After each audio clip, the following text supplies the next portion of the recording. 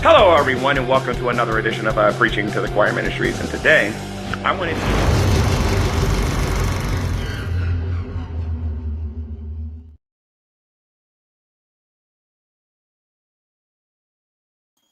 Hello, everybody, and welcome to another edition of Preaching to the Choir Ministries.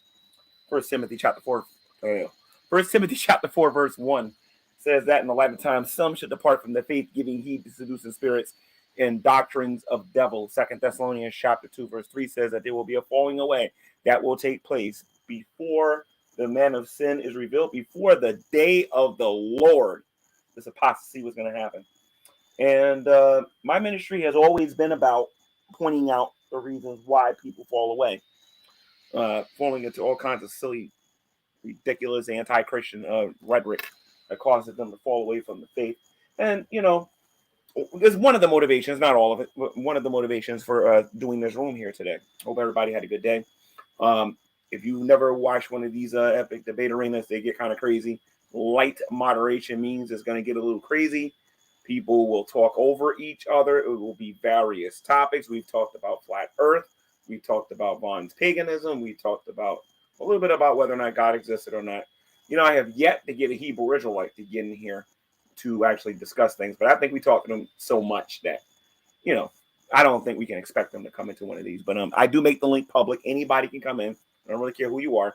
If you find yourself blocked on one account, I suggest you use your sock account. For the most part, I did go into my account and unblocked everybody who desires to come in. I know Lubis has been saying that he wants to come in, but let's keep it real a little bit. So all you want to do is just watch. You don't really participate in anything. You don't conversate about nothing. You just sitting there chilling, and this is not what this is about. This is about people coming in, you know, and debating and having conversations and stuff. And it does get a little crazy in here. I do got one rule for these shows, and that rule is no cussing, a rule that is constantly broken on this channel. I also ask that nobody bring up anything political and stay away from the hot topic words, which, you know, YouTube don't want us talking about. If you can't make a code for it and you feel like you're going to say it, please understand it's not personal. I'm going to have to remove you from the room because, you know, well, quite frankly, I'm trying to make sure I don't get one of those little encyclopedia things put in the bottom of one of my shows, especially when it's a good show and we're all getting along, you know. If you're a Hebrew Israelite and you've always wanted to come in here and talk to me about whether or not you're Israel, you can do that. If you want to talk about evolution, you believe that it's actual science, you can actually do that. If you want to come in and you want to talk about flat earth, you can do that. I let you do that on here. If you want to come in here and you want to talk about anything, including Shani and Rev, and by the way, for those of you who may not know, from what I understand, their Twitch was taken down for whatever reason it was. Some people are saying because they violated TOS.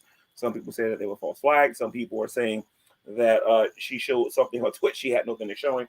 But you got to admit, when you're screen sharing as many copyrighted material as they was doing, that was bound to happen anyway. So I'm hoping now that they got some free time on their hands, that they'll go out there and look for a job and actually try to provide for themselves. If not, it'll be more of the same.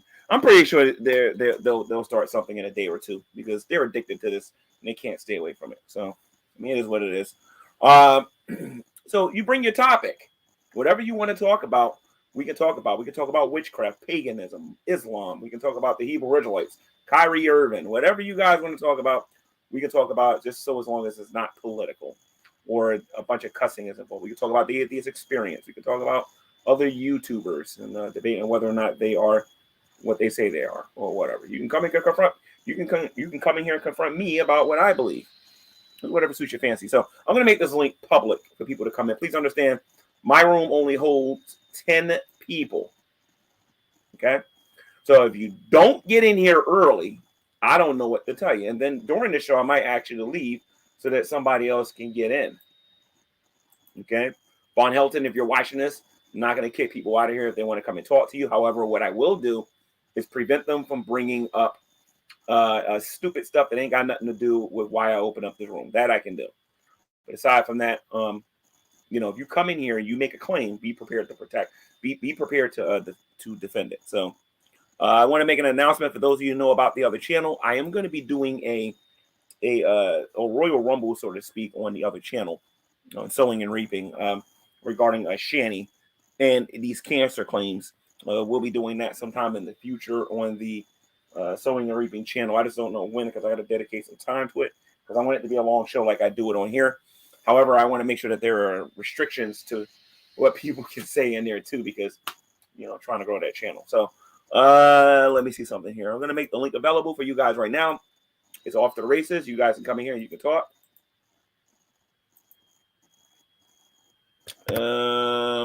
We can even debate. You know what would be a little bit different that we can do in the beginning, maybe to lighten the mood a little bit.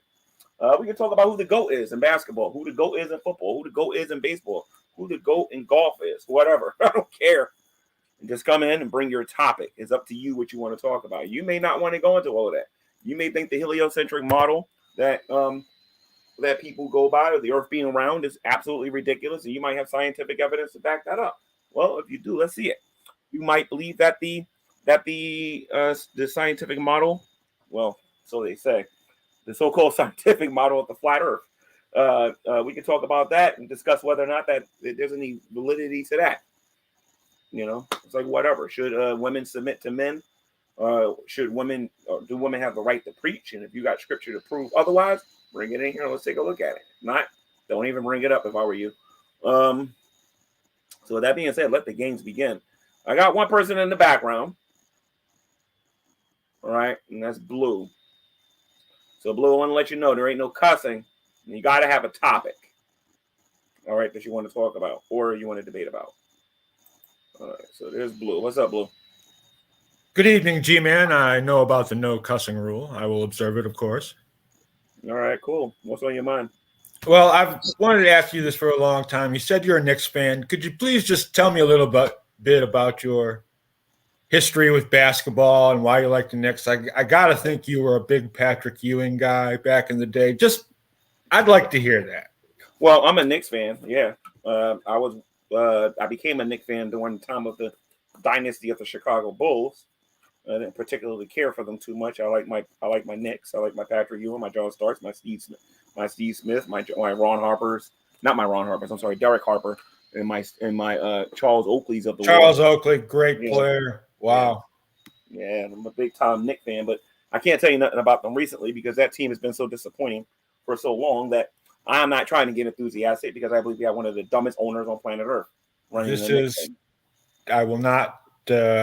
I would lose if I tried to debate that. I would lose in the debate coliseum for sure. There is some light at the end of the tunnel for the Knicks. They're starting. I mean, Julius Randle was a great pickup. He's a fan favorite. Quentin Grimes is another fan favorite, great young player. I think could do something for the Knicks. So even with that owner, there's hope. I got to tell you. I think when the LeBron era ends, that's when the Knicks are going to start getting good again and start getting relevant. I know one thing. I want them to keep him as far away from the Knicks as possible.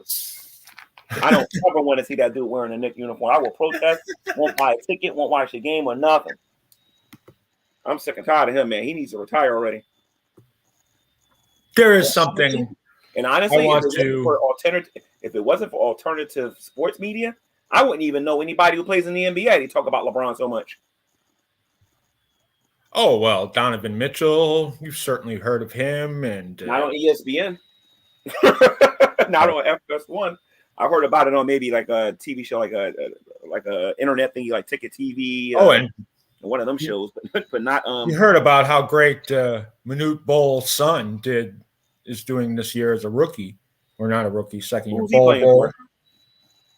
Oh no, he's been there is something I would like to mention to you, G-Man, and I would like you and everybody else to bring this up the next time you see Von Helton. Yeah. Because there are a million things I could kick that guy for. But his claim that Jefferson and Washington and none of the founders owned slaves is revisionist crap, and you need to hold him.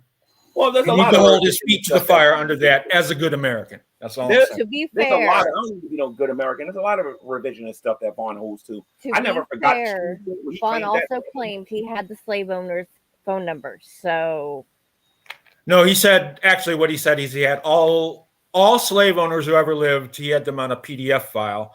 He then later claimed that most of them were. yeah, and he said that he had their phone numbers. But if you just stuck to the claim, as a good American, as a good historian, as a good Christian who values truth, G-Man, letting him spread that lie is unacceptable, and people need to hold his feet to the fire. And I hope you do as soon as he comes in here. All right. No, he comes in here. Right. No. You gave me the rules. I'm about to cuss. I'm so sorry, G-Man. I'll leave. Anybody making an outrageous claim in here has got to be able to defend it at the end of the day. So, Bella, real quick, Shani's mother's email. What was that? What was her email called again?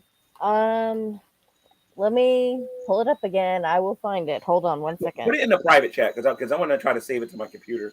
All right. So I can go on because it's on my other phone and I have to go to a certain channel to go into my emails and then I'll be able to find it. Because when I find it, I'm gonna do a nice long stream about that one. Because I think she emailed me at least 5 times. I even offered to give her money one time. I think I did donate to her. Come to think about it.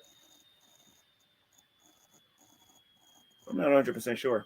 But anyway, if you guys are watching and you got a topic and you want to come in here and talk about whatever, the link is out there. Come and join. I didn't really send the link out to nobody yet. I'll be doing that soon. I actually have something here prepared for Christian witchcraft today. And maybe this time I'll actually be able to get into it. I have the Christian response and I have Valerie Love and her nonsense going on here. And I actually one day want to show similarities between what Shani and Rev talks about to what she holds to prove that they do hold to a form of witchcraft, not to mention we actually have them actually saying that Christianity does not prohibit it. Does not prohibit it or whatever. And we do. You know what I mean? There's nothing positive about witchcraft in the Old or the New Testament. As a matter of fact, you'll be condemned if you're practicing it. If you are a Christian or not a Christian. When I say condemned as a Christian, I don't mean like you're going to be going to the lake of fire. I mean like it's going to be say, look, okay, fine, you're practicing sin and you need to stop doing it. You know, some people struggle because they can't define what witchcraft is, and that's probably because they don't focus on it enough. But if you go to your Bible will actually define it for you. The Bible will define divination, sorcery, tarot card reading, all that stuff as being witchcraft in the eyes of God. So, and rebellion is even, although it's not witchcraft, the Bible says it is as the sin of witchcraft. So it's a pretty grievous sin. You know. So, all right, I posted it in the side chat for you. You got it. What's this called? Is that the only email address she has? That's the one she sent me with emails, yes. And she went by the disgruntled gardener. That's the search term I use when I look for it. All right, so I got it now. All right, cool. Because I want to show everybody what she actually said to me, but it's buried under a ton of other emails. And once I get some people in here talking, I'll get my phone and I'll also start looking for it. But I got to get some people in here first. So, we need to talk about something, Isabella. You got a topic? Because if not, I'm going to go into my topic. You go ahead into your topic. I'm going to leave real quick. I was just coming in to see if Bruce was in the back room. All right, cool. Do me a favor, share the link with some people, all right? Already done that. I'll share it with some more people. All right, thank you. All right. So, guys, you guys hear me talking a lot about this Christian witchcraft. So, what I want to do, and by the way, Beckel, God bless, bro. I see you out in the chat. I see Sabella. I see Kaita out there. How you doing? I see John Red, Twisted Skeptic, Nick Bravo. I think I got everybody. Unless somebody came in late. How you guys doing? I'll send Von Helton. Matter of fact, let me send him the link now first and foremost. Let me send him the link. Gmail. I probably should have did this before I went live. This is what I usually do. Ah, crud.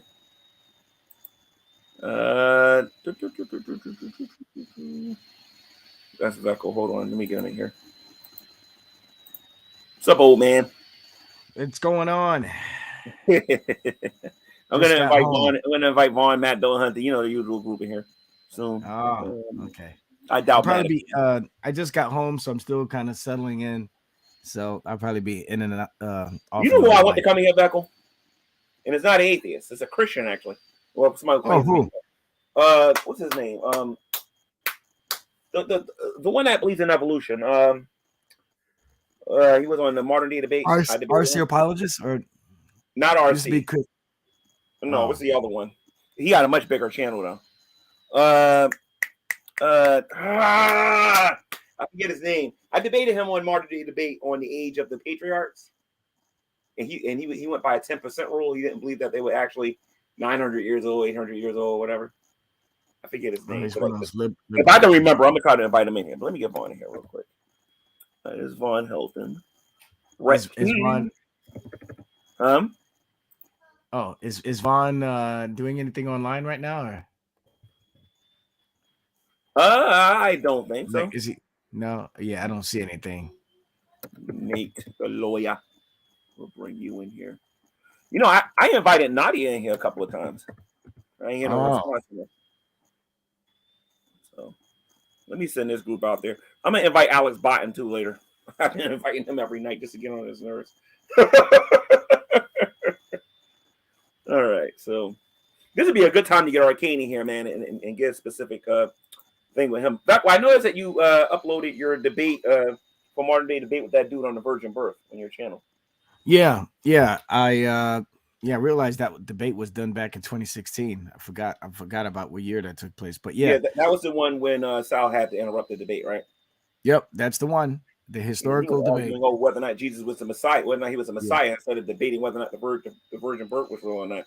Yeah, and in case anybody's interested in listening to that, it is edited because I know most people who are familiar with Debate Talk for You, they'll get a lot of these long commercials in between some of the segments, and it's annoying. So I edited all those long commercials out. So Von Helton's here. Is Debate Talk for You still up? You know, good question. I don't know. That would be a perfect place for Vaughn because then nobody would be interrupt him and he can debate with the Hebrew Israelites. That's something I would like to see. Vaughn versus the Hebrew Israelites. Yeah, Vaughn versus the Black Hebrew Israelites. Oh, that God. one I'd destroy them with one hand behind my back. Ooh, that's cool. You better hope they're not watching this, man. You better know they ain't no watching about it. If you're gonna debate any one of those guys, you got to know the Old Testament front to back. All I got to know is that ain't no mystery tribe in the Israelites. No, there was only 12 tribes. Wasn't no mysterious tribe out there somewhere unbeknownst to everybody. That's a load of hogwash. All the tribes were clearly delineated in both the Old and New Testament, and so no bullshit, man. I'm sorry. Yeah. How you doing, Miss Lemon? Who's Miss Lemon? Oh my gosh. Yeah, that's Lee Lemon. Wow. Who's Miss Lemon? Okay, hold it. Who's Miss Lemon? She's been around for a while. She's been around longer than me. She's never heard. Had a channel that was, because she's an atheist, but she also does other things. Oh, she's an atheist. Oh, yeah, but she's a really nice one though. Oh, but she's nice. She tastes like different. Does that even exist? She was in the military, Vaughn. She was. Yeah. She was in the military. She's mad cool. She lives abroad, and she's really smart. She's a teacher. Obviously we disagree on some things, but yeah. She says, "Yeah, I'm not a jerk." Yeah. I'm not a jerk. I was actually her fan base wanted me to debate her. I remember. Wait a minute, wasn't she living in Korea or something? You live in Korea? Yeah. Mm-hmm. Really? No, Yeah. yeah, You ever Miss talk Lemon to her? was She would Consider, like wouldn't to talk to consider converting a freedom religion, would you? Big like Zebra she's fluent. the atheist. Huh? Like she's fluent in Korea, right? Korean language. She does right? live in Korea, she says. Well, Yes. interesting. Yes. Mhm. She mad cool. She mad cool. We just disagree philosophically on, whether or not God exists or not. But for the most part, she's one of the few atheists on here I actually understand and get. We all have a crush on her. It's okay. Huh. A crush. Oh yeah. By the way, Miss Lemon, happy Lunar New Year. Why is No, it- no, my luck. She's Hold on a married. minute, Bethel. Why is it that every time I compliment somebody on here, I got a crush on them? Never mind. She's probably married. Because you're anyway. single. That's why. Yes, that's exactly why, because you're single. Well, hey, I'm single too, but I don't see anybody crushing on me. Well, she is cutie. She is a cutie. So. Well, that's an avatar. I don't know if that, But if you No, guys I've want seen to take it. a look at her older stuff, you might. Yeah, have to, I've seen video footage of her before. Oh, you've yeah. seen video footage of her? Yeah, and she's strong Well, too. She got the I am partial to Asian women, so. But she's But, not Asian. She's not Asian. She's American. Oh, she's not Asian. Yeah, Oh, she's She's American. she's Yeah. Caucasian. Yeah. That picture right there is how she looks. really? But back in the That's day, a- she looked different. That's a Yeah. drawing. Minus the pointy ears. Well, I was Yeah. going to say that's a drawing. That's a No, drawing. I don't know. It's Maybe not real. she got an operation. And Oh, got, she's having got it. no pointy ears, Okay, goofy. my bad. maybe she's trans. Raised in a Confucian-based she's culture. transhuman. Oh, very good. Oh, it's not a drawing. What? It's What? not. She That's says not a she's half drawing? Asian. It's not a drawing. It's a photo. It's a photo. Well, it looks like it does kind of look doctored. It looks very That's dark. what her channel. It looks Type in like a Lemon. drawing. Like we know that's her face. I know that's her face, but the image itself looks like maybe Your some makeup skills be good. Okay. Yeah. All right. Oh, she said it's not a Oh, drawing. she's half Asian. She says Yes. she's half Asian. Okay. I Yeah. think you're going to have to come in to settle their debate on whether or not it's a drawing. No. We don't gotta come Spent here. like a whole hour talking about She's out there. the She wants nature to of debate this about woman. something. I try not to debate her, but if she comes in here, it will be a first. Who so- said anything about debate? I just want to find out if she's legit. That's all. That's all. Go to her channel. Type in Go Lee to her Lemon. channel. I don't even know where her Lee Lemon. channel is. Let me show everybody who I'm talking I've never about. here heard of real this quick so everybody person. can see. Hold on. a I've minute. literally never heard of this person. Are you serious? I haven't I'm heard from her in serious. years. She's still She doing was a stuff on pretty her big channel. channel back I've in the been day. around since the beginning. I've never heard this person. No, Oh, I didn't okay. know this person existed. No, she. Of course, I'm not in I atheist have circles her either. channel So in my chat. I don't. Let me I'm show not in everybody the Lee Lemon. atheist circles, so that's probably why. Yeah. I'm not, Oh boy, I'm here not we an go. Hold atheist. on. Obviously. Oh, here we go. I found her channel. Hold on. I am not an atheist. Nope. No way. She deleted a lot of her stuff though. She had a lot of Seen like. way too much stuff to be an atheist. Way too I'm much. sure everybody stuff. Lee Lemon here real quick. She came on my channel a couple of times.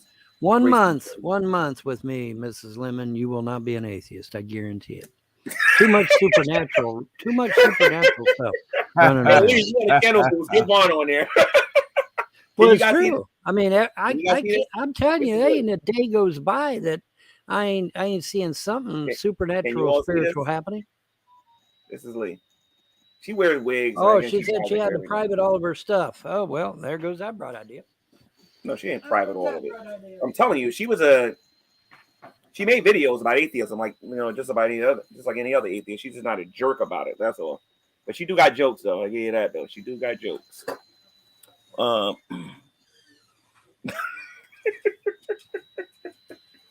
So Vaughn. You got a topic you want to debate today, or should I go to Veckel to bring something up, or somebody else? Yeah, Veckel, I'll debate you about something. Just to get things going. What'd you want? You got a topic I'm here. that you want to talk about? I'm still here. Yes, I'm still here. You got I just a have- topic? I had to let the I did dog a in. live stream earlier, Who let the dogs out? Who- Yeah, just kind of criticizing some non-Calvinists You had a what now? who always say, don't call me an Oh, she Arminian. deleted her videos because she didn't want to show her tattoos and everything that she got. Yeah, I forgot. Oh. She told me where she works and everything. That could be an issue or something like that, I think. Oh, Freddie McDonald, by the way. Who's Admiral 6K? No. That's Bruce. That's your husband? Yes. Are you sure? I'm looking right at him. Yeah. Mr. Shepherd. That is Well, his that's- new This account. is going to be interesting. Let me get That's a him in. voice I haven't heard from in a while. I can't bring him in here because for some reason it says devices are not connected. So he doesn't have it. He's not connected. He said he's gonna fix it. Okay, gotcha, Lee. Gotcha. Oh, there we go. Okay, here we go. For those of you who don't know who Bruce Shepard is, he had an epic debate a long time ago with Bionic Dan. He was called Wolf King back then. Remember that one, Beckel? Oh yeah. Oh my God, the rage in that one. Woo! Bionic was mad that day. No raging. I gotta find that video and show everybody what I'm talking about one day. Who's that? Echo. Who's the one with the echo? Who's that? Is that? I think that's Admiral. I'm in the same room with Sabella, so when she speaks, I'll have to mute. Bruce, it's good to hear from you, man. Long time no hear. I talk to you all the time in the chat. You don't ever respond to me. Like I'm shadow banned or something. I'm over there agreeing with everything you're talking about, Beckel. And wait, what's your name on the side chat? It's Admiral Six Killer. That's my YouTube channel now. I play Star Trek Online game. You play Star Trek Online? Yeah. I left that. I'm a fleet admiral. I have my own fleet. I left that game. So you're a All right, Trekkie, somebody huh, needs Bruce? to bring up a topic. Somebody. Vaughn, if you don't have to pick on you, man, pick up a topic. Somebody pick up a topic. Anybody. Pick up a topic. Pick a topic. Well, you're gonna have to be a you jerk don't like and do it. politics. I was kind of curious to see if Bruce was a Trekkie or not. You don't like politics, though. Oh, I don't like politics, but the last time we was in the room, we was talking. What was talking about? Well, actually, I want to get I Vaughn's have an opinion. interesting topic. Since Vaughn's here, I'd like to get his opinion on something. Yeah. Vaughn, what's your thought on this Steven Crowder situation? Yeah. Do you think he messed up, or it's, are you on his side? What do you think? Well, I'm trying to get a full. Candace absolutely went off on him the other night. Yeah, she did. Wow. I tell you, it breaks my heart, man. I tell you, I don't like this stuff, this infighting amongst conservatives, man. It only serves to help the other side, obviously. Yes, it does. They're loving I can kind of see both points. I mean, especially why is a terrorist in the room? Oh my God! Vaughn.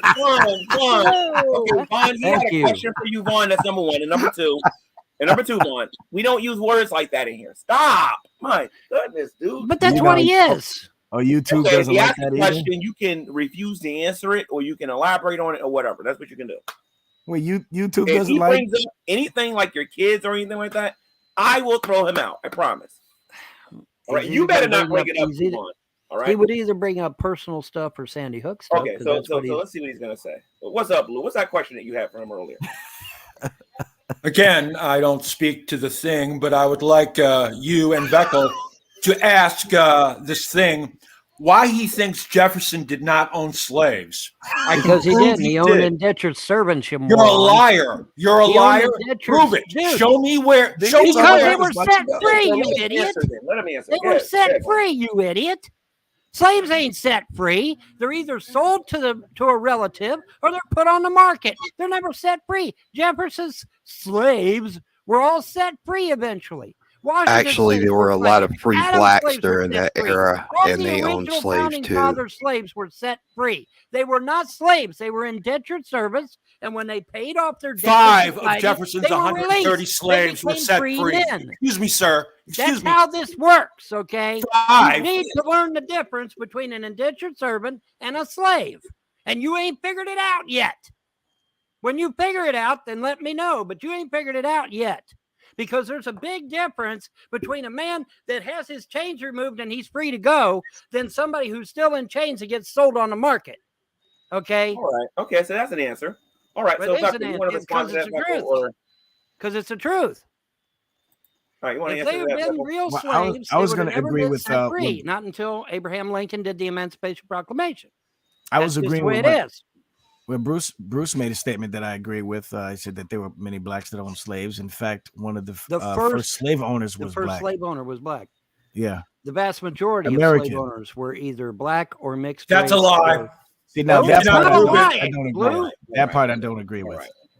Actually, show me with evidence why you think Jefferson did not have slaves. All you've done is run your mouth. Show me. Quit it with the white guilt, okay? Show me. Because there's tons of books out there. No. There are no on books that say Amazon that. Show me. State that it wasn't. And they're by black authors, I might add. Hey, Von, have you ever heard of the word manumission? Have you ever heard the means word to set a slave free. So your claim that slaves were never set free is a lie. And they had to be paid when they were set free. They had to be paid. That is not true. You have to repay your They debt were to paid society. 1 So these cent Africans a who were year taken for over to one Europe person. owed a debt to society. Excuse me? Anybody that was on board a ship, Blue, had to pay for the ship.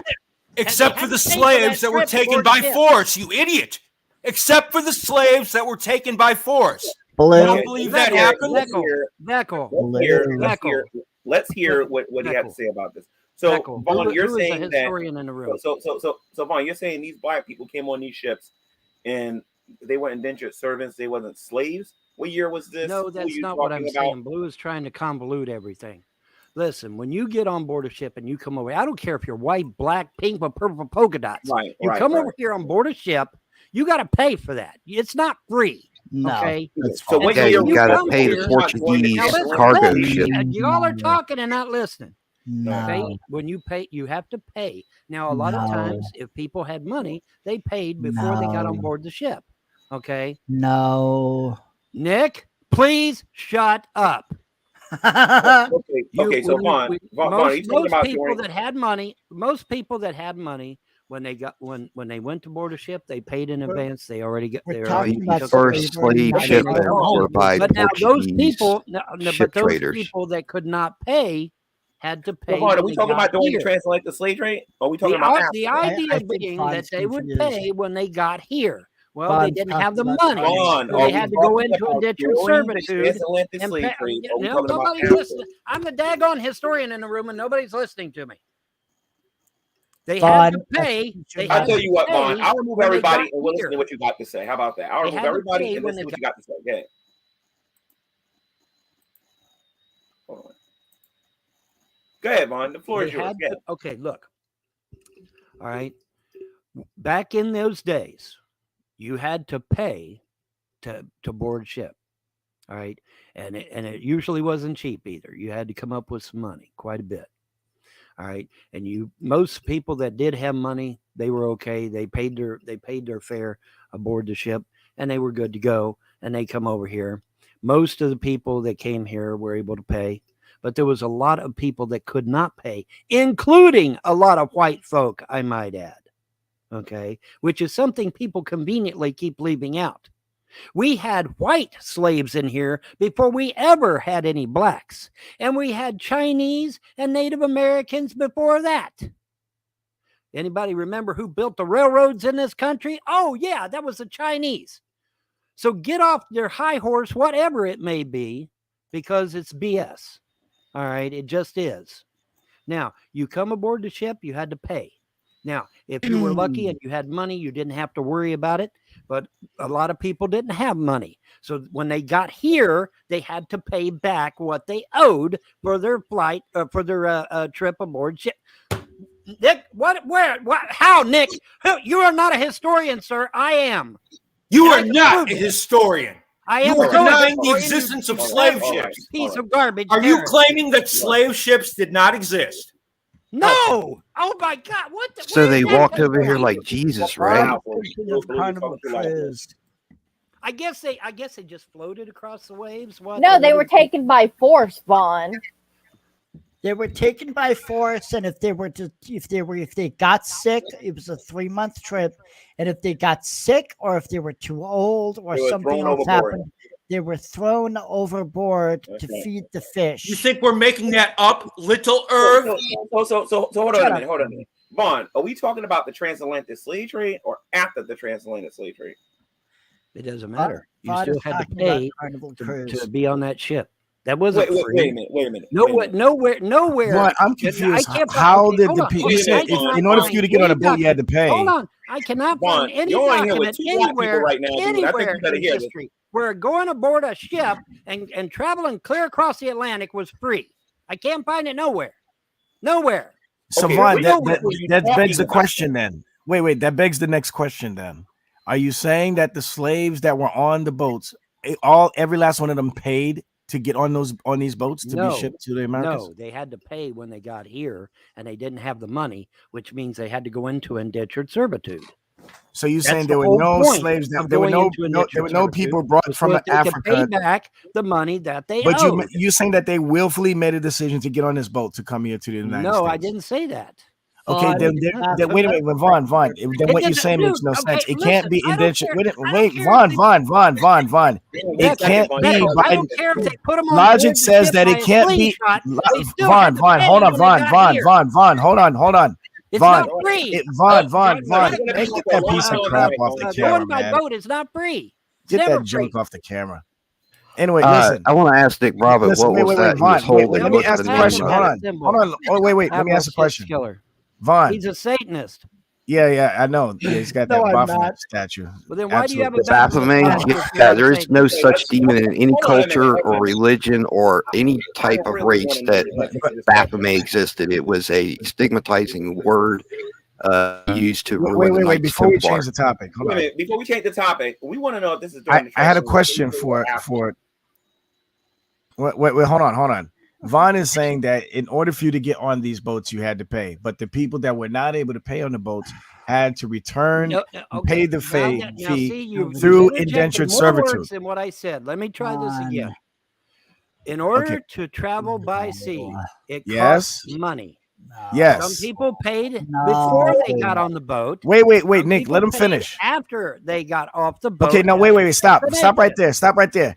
Now, that still begs the question, though, because we're talking about people being brought here via slavery. They're still going to have to pay for that trip they took, whether you like it or not. But it wasn't through indentured servitude, my friend. No, it was not. It was indeed indentured servitude. That's exactly. So then, wait. If it was indentured servitude, wait, stop. Vaughn, this is the problem with theologic. If it was indeed indentured servitude, that they use this as a means to pay back for the trip to get here, then by logic you are person that came here was wait a minute. Then by logic you are asserting that these people made a willful choice to get on the boat. That's where let me turn my mic up. This dude's there was different types of slaves. Could you mute this guy because he's obviously not listening. I am listening. So hold on a minute. All right. Everybody that came here. Hold on a minute. And bring everybody back in here in a minute, okay? Because I'm a little confused, and this is an important topic. So, Vaughn, are you saying that during the transatlantic slave trade, these were not slaves that was being brought to America? These were indentured servants that was being brought here. If you are saying that, you need to define what is a slave and what is an indentured servant. Then I'm going to let everybody, Sabella, Bravo, Admiral, serial killer, myself, we're all going to respond to it, but we want to know the differences between a slave and an indentured servant, and what years are you talking about? And then when it's time for us to speak, the same way you want everybody to be quiet, dude, you got to be quiet next. So go ahead, Vaughn. I didn't ask for anybody to be quiet, but I just want to get my point across. But here's the thing, okay? The whole time, whether there was slave trade going on or not, you had people that had to pay for that boat trip. That boat trip was not free. Now, if you're going to insist that the slave owner paid for the boat trip across, well, then that doesn't make any sense, because then as soon as they got here, they would have been free men. Their debt would have been paid. You understand? If the slave master had paid for their trip across the Atlantic by boat, they would have been free men as soon as they stepped off that boat here in America, because that's how our laws were. You understand? They couldn't have been a slave. Because their debt to society had been paid. Vaughn, so we understand what you're saying now, Vaughn, we understand what you're saying. Now I'm gonna you gotta let everybody respond to what you just got to say. I don't care who I'm bringing everybody back in here. I know what I'm talking about because I've been researching this. Vaughn, when they come in here, Vaughn, to see how everybody's in the background, that's where you're going, and I'm gonna let everybody else come in here now. Okay? I don't care. Just give me a second, okay? All right, so let's just get everybody in here now. All right, can I please respond? I didn't get a chance. Wait a minute. I was in the middle of responding to and even asking him a question, and every last one of you interrupted me. Let's go clockwise around the room. Okay, I wanted to point out that as far as black slaves, the transatlantic slave thing, those were not owned slaves. Nobody owned them. They were products who were going to be sold once they reached North America. While they were on the boat, they were just products owned by the traffickers that had purchased them in Africa. They were not owned at that time. They would not be owned until they had gotten to North America, put on the auction block, and sold. They were products to be sold. If they were weak, if they got sick, if they were determined to be inferior, they would be thrown overboard to feed the fish. Vaughn is wrong. Vaughn is an idiot. Okay, and that was going to be part of my question. My question was, he keeps saying that in order to get on this boat, you had to pay. No, okay. He did not. No. I know that. I know that. Hold on a second. Just wait. I'm trying to respond to what he's saying. He was saying that in order to get on this boat, you had to pay. Everybody heard him say that. Mm-hmm. Okay, but that begs the question: what about the blacks, the slaves that were on this boat? Were they slaves at the time that they were on this boat? Mm-hmm. He doesn't answer that question. He just keeps saying that you had to pay. But then he follows it up by saying, once they got on land, then they were submitted or subjugated to indentured servitude. Why? Because they were unable to pay for the boat ride. No. That's what he said. That's what he said. So I know what he said. He's wrong. Beckel. So I know. I agree with you. I'm just reiterating what he's saying. So now that begs the next question. Are you saying then these people, these slaves, or well, whatever you want to call them, you want to call them slaves, whatever. These people that were brought on the boats and then subjugated to indentured servitude. Are you saying that these people were on the boat by their own volition? And that's what I'm trying to get Vaughn to answer. He hasn't answered the question yet. No, I know he hasn't. That is what he's insinuating, that they're by their own exactly. Volition. So he has to assert that if it was indentured servitude only comes by way of volition. Okay, it's something that you deliberately submit yourself to in order to pay back something that you owe to somebody. So if that's the case, then you have to also assert that the slaves or the people that were submitted into indentured servitude willfully got on these boats to get here. Right, but I want to see him answer that question. Then the other guy go next. Probably you gotta wait. Let Bella and the other guy go because I want to bring Vaughn back in here. It's confusing. The indentured servants. The indentured servants were typically white people between the years 1700s to about the early 1900s. As far as the black people from the transatlantic slaves, those were basically sold to slave traffickers by other African tribes because the slave traffickers, being European, could not go into the heart of Africa because they would die of disease or predation. So other black people it sounds like some capture slaves. They would have to capture blacks of other tribes, sell them to the slave traders. So it sounds like Vaughn is conflating two various different issues. That's exactly what he's really know what he's talking about. Okay. It wasn't a Disney ride over here like they had to have tickets or a wristband. They captured them. Yes. Or the actual tribes themselves would sell some of them that were squatting on their land. Yep. That's right. Right. Exactly. Right. Sabella, anything you want to say, Sabella? No, that pretty much covers it. He is confusing indentured servitude, which was a totally different thing, with people who were taken by force and sold to slavers and then transported here against their will. Oh, and by the way, I define servant as slave. A slave is a servant. Not all of slavery is bad because you have forced slavery. You know, you have different types of slavery. You have debt bondage slavery, like in the Bible. That's just paying a debt. Mm-hmm. So, I mean, there's just because the word slave comes up, everybody thinks it's a bad thing. But the problem with American slavery is that was captured and purchased, human trafficking. All right, so I'm gonna bring Vaughn, help him back in so he can, and he looks like he's got a screen share up here, so we're gonna look at that.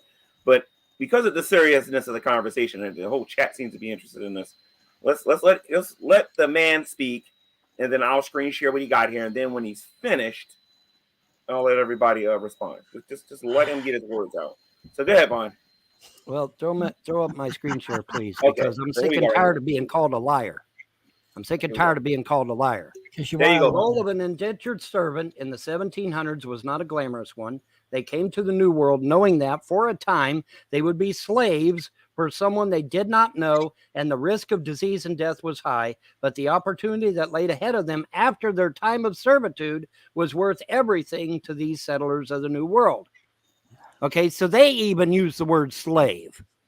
Okay, so where are you and that's what I was trying to get at. Blue kept saying that indentured servants and slaves were the same thing. No. And even this paragraph uses the word slaves. No. Now, I don't believe that, but everybody else does. And that was the point I was trying to get across, is that indentured servants and slaves are not the same thing. But Blue kept insisting they were. That was what I was trying to get across. So the question is, but as you can see here, Vaughn, are you talking about the royal perspective in black and white? So the question, Vaughn, but as you can see here in black and white, are you talking about servants that were they had to pay royalty? They had to pay when they got here. No. Okay, so Vaughn, the people that was in spaces, Vaughn, and then were once they they paid their debt to society, they were free to go. Okay, so Vaughn, the slaves that came over during the transatlantic slave trade, were they chattel slaves? I'm sorry, were they chattel property, or were they indentured servants? There was a lot of there was both.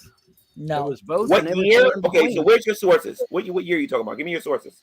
Well, I'd have to go to Amazon and look the books up again. He may be talking about already integrated slaves that were servants and probably either messengers or they were traveling. Well, I don't think you know the difference between an indentured servant, dude, and a chattel slavery. I don't think you know the difference. You're mixing the two. I do know the difference. That's what I'm trying to tell you. Blue was the one that was saying that. Hold on a minute, Vaughn. Calm down, Vaughn. Okay, let's back up to what I first said. Vaughn, this definition that's originally what I said. Because Blue came in here saying that servants and slaves were the same thing, and I said no, they're not. Blue, an indentured servant pays his debt to society, and then he's done. You're talking to me, Vaughn.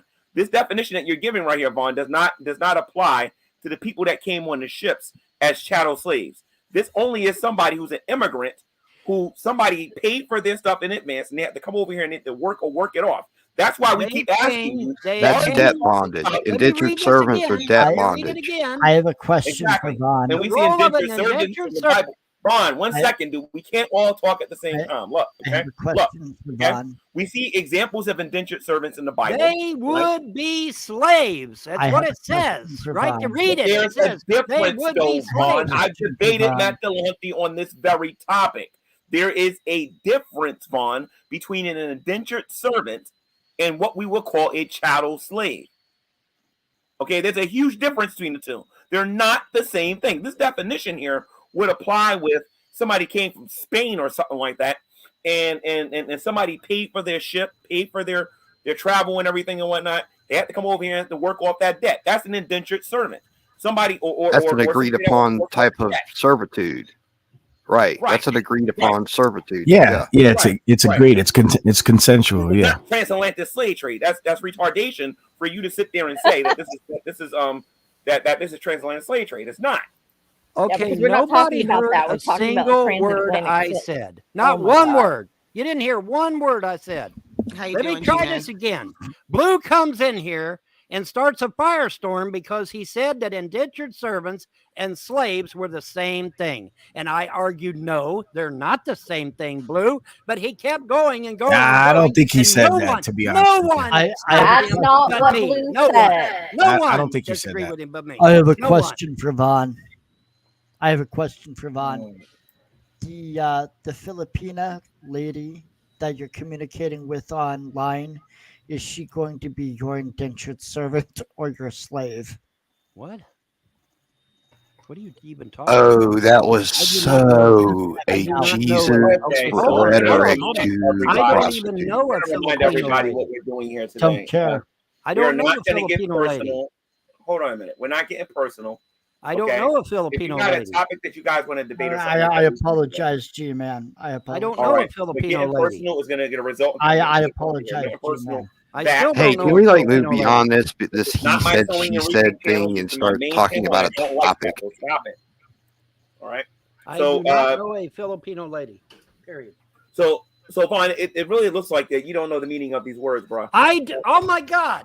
Let's try this again for a fifth time.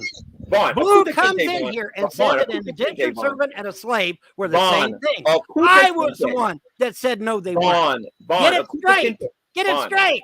Vaughn, I Akuta was the Kinte. one that said they're not the same thing. Vaughn, G-Man. Akuta Why do you keep Kinte, saying Vaughn. that I'm saying that Vaughn, slavery and indentured servitude Vaughn, is the same thing? That's not Vaughn, what I said. That was Vaughn, what Blue Akuta- said. Akuta Kinte, chattel slave or indentured servant? Which one is he? Oh my God. Which one is he? Never mind. Just never mind. Never mind. Okay, I'll You've tell you never what. heard a single word I I'm said, gonna go back and I'm gonna go look never at this. mind. And the next time Blue comes in here, you can argue with him, and I'll keep my mouth shut. I don't There's want to something argue with moving Blue. behind I'm Nick- asking you a Nick question. You're Bravo. being emotional. There is something moving behind Nick Bravo. What is that, Nick? Akuta Kinte, chattel slave, What is that? chattel slave or indentured servant? Which one? I was explaining the fact that Blue said that slaves and indentured servants were the same thing. It was Blue that said that, not me. Blue said they were That's the great. same That's thing, Blue said not that. Okay, me. Blue Blue said said that. they were the same I thing, not me. have to be Are honest, we man. I getting didn't, now? I didn't, Are we I didn't getting hear it that one. now? Though. That's great. Blue Vaughn. said they were the I don't- same I- thing, No, not me. I don't think Chattel I Blue said said they that. were different things. Chattel slave. But I had or to No. counter indentured Blue servant. because Blue was coming in here I saying they don't were think both Blue the said same that, damn bro. thing, and they're not the See, this is same. why this is Vaughn. Indentured Answer my servitude, question. you pay. Vaughn, Akuta Kinte, chattel slave or indentured servant? Please pick one. Which one? Oh my God. Pick one. You're not listening. You are literally not listening to a single word I said. Blue came in here and said that indentured servants and slaves were the same thing. Go So back you said and that they're watch not the the same. video. Then.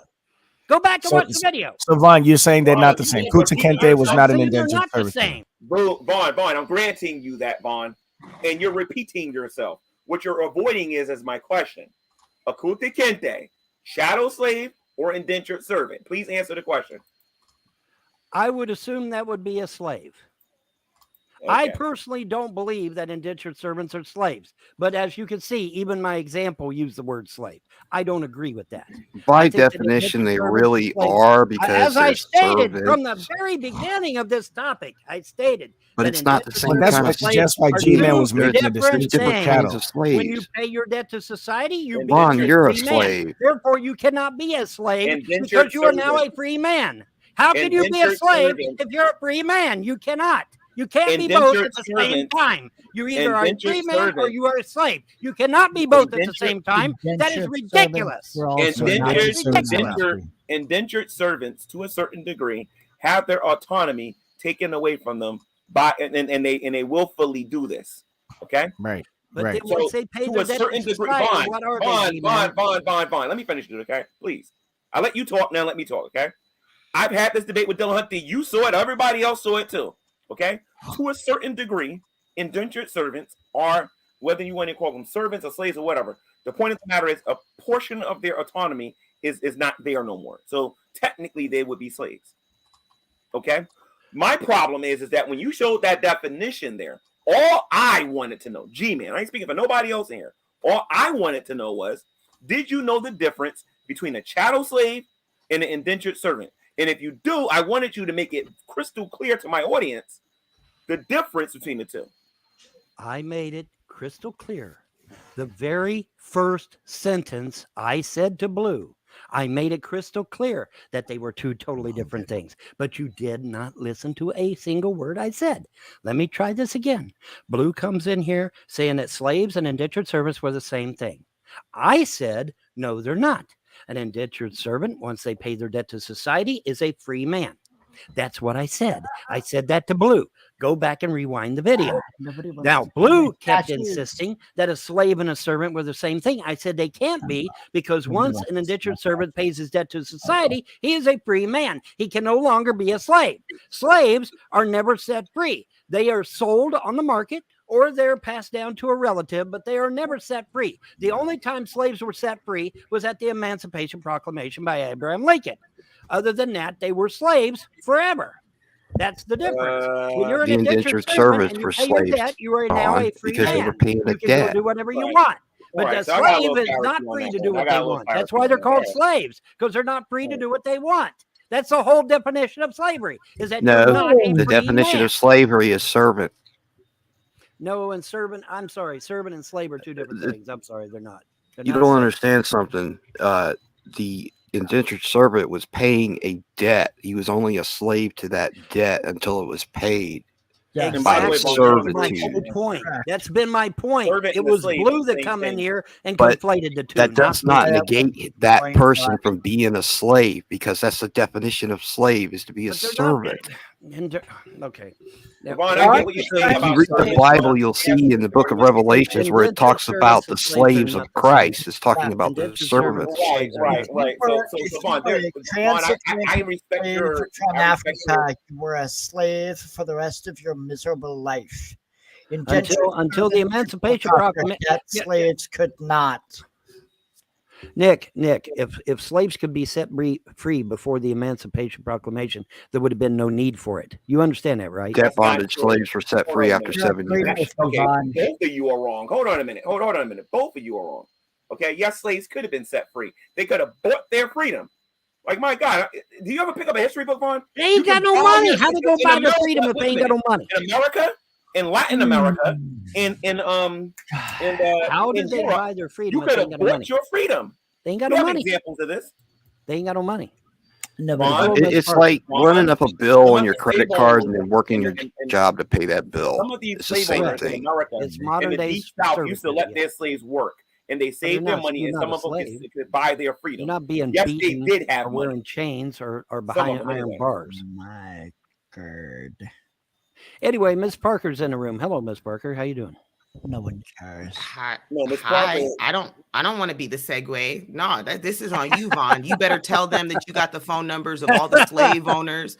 Tell them how Jefferson really didn't have sex with his slaves. Go on and tell them all because Vaughn knows everything about American slavery. So you tell them. I'm not saying he did or didn't, but I just don't know because I wasn't there. I just don't know. Here's the problem. Here's the problem with Jefferson having sexual relations with a slave.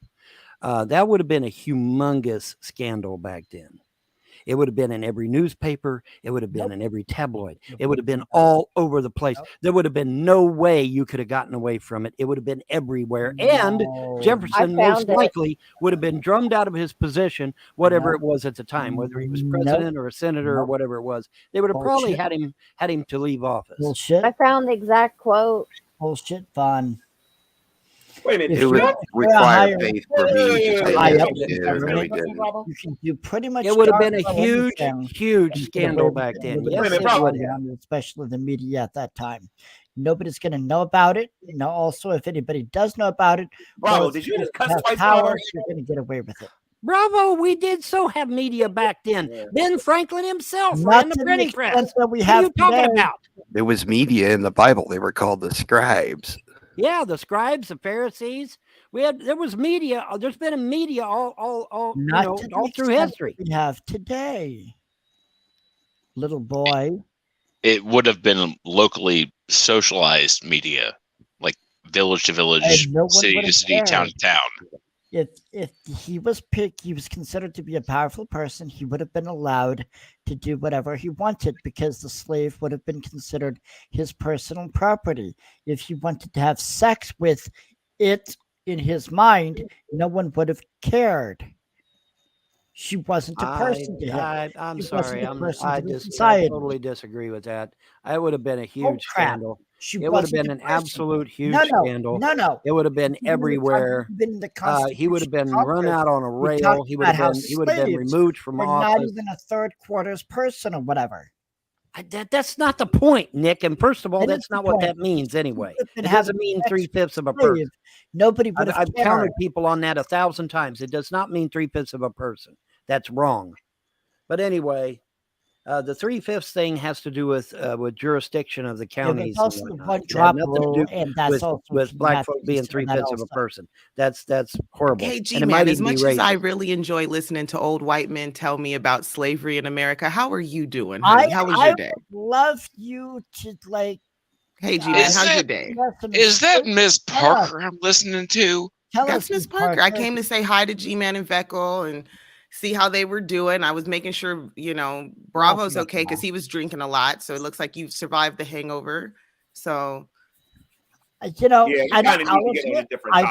as much about. Thank you, G-Man. I'm trying. In the early 1700s as I would like to.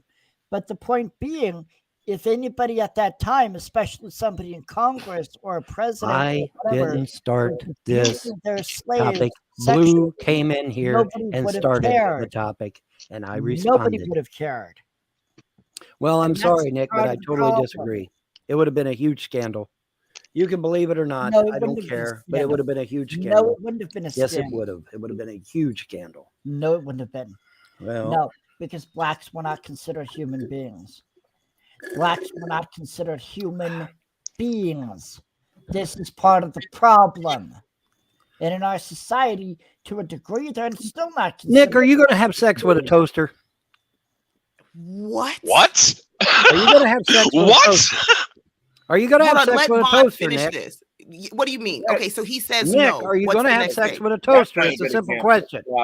Did you just compare people to toasters? Bravo's correct because Bravo was just mentioning how black people in those days were treated. Bravo said that black folk back in those days were not human beings; they were property. They were not treated like human beings. They were I'm muting. They were either human or they were not. No, they were not considered human. Okay, they were not human. Okay, so do you have sex with a toaster? Yes, some people would. That's a horrible example, though. No, nobody would have sex with a toaster. Nobody would have sex with a toaster. Wait a second. Wait a second, Vaughn. Did you just say? Did you just say it makes no sense for someone to have sex with their slave because their slave is akin to a toaster? And who would fuck a toaster? They would. Is that what you're saying? No, he did say that. You have to. Holy shit! You have to look how things. I'm so sorry. They didn't think like we think today. They thought completely different the way we think today. And they would not, just like I would never have sex with a toaster or you deserve better. Don't let him disrespect you. They would have never had sex with any property they own, whether they be a human being or not. They wouldn't do it because it's the mindset.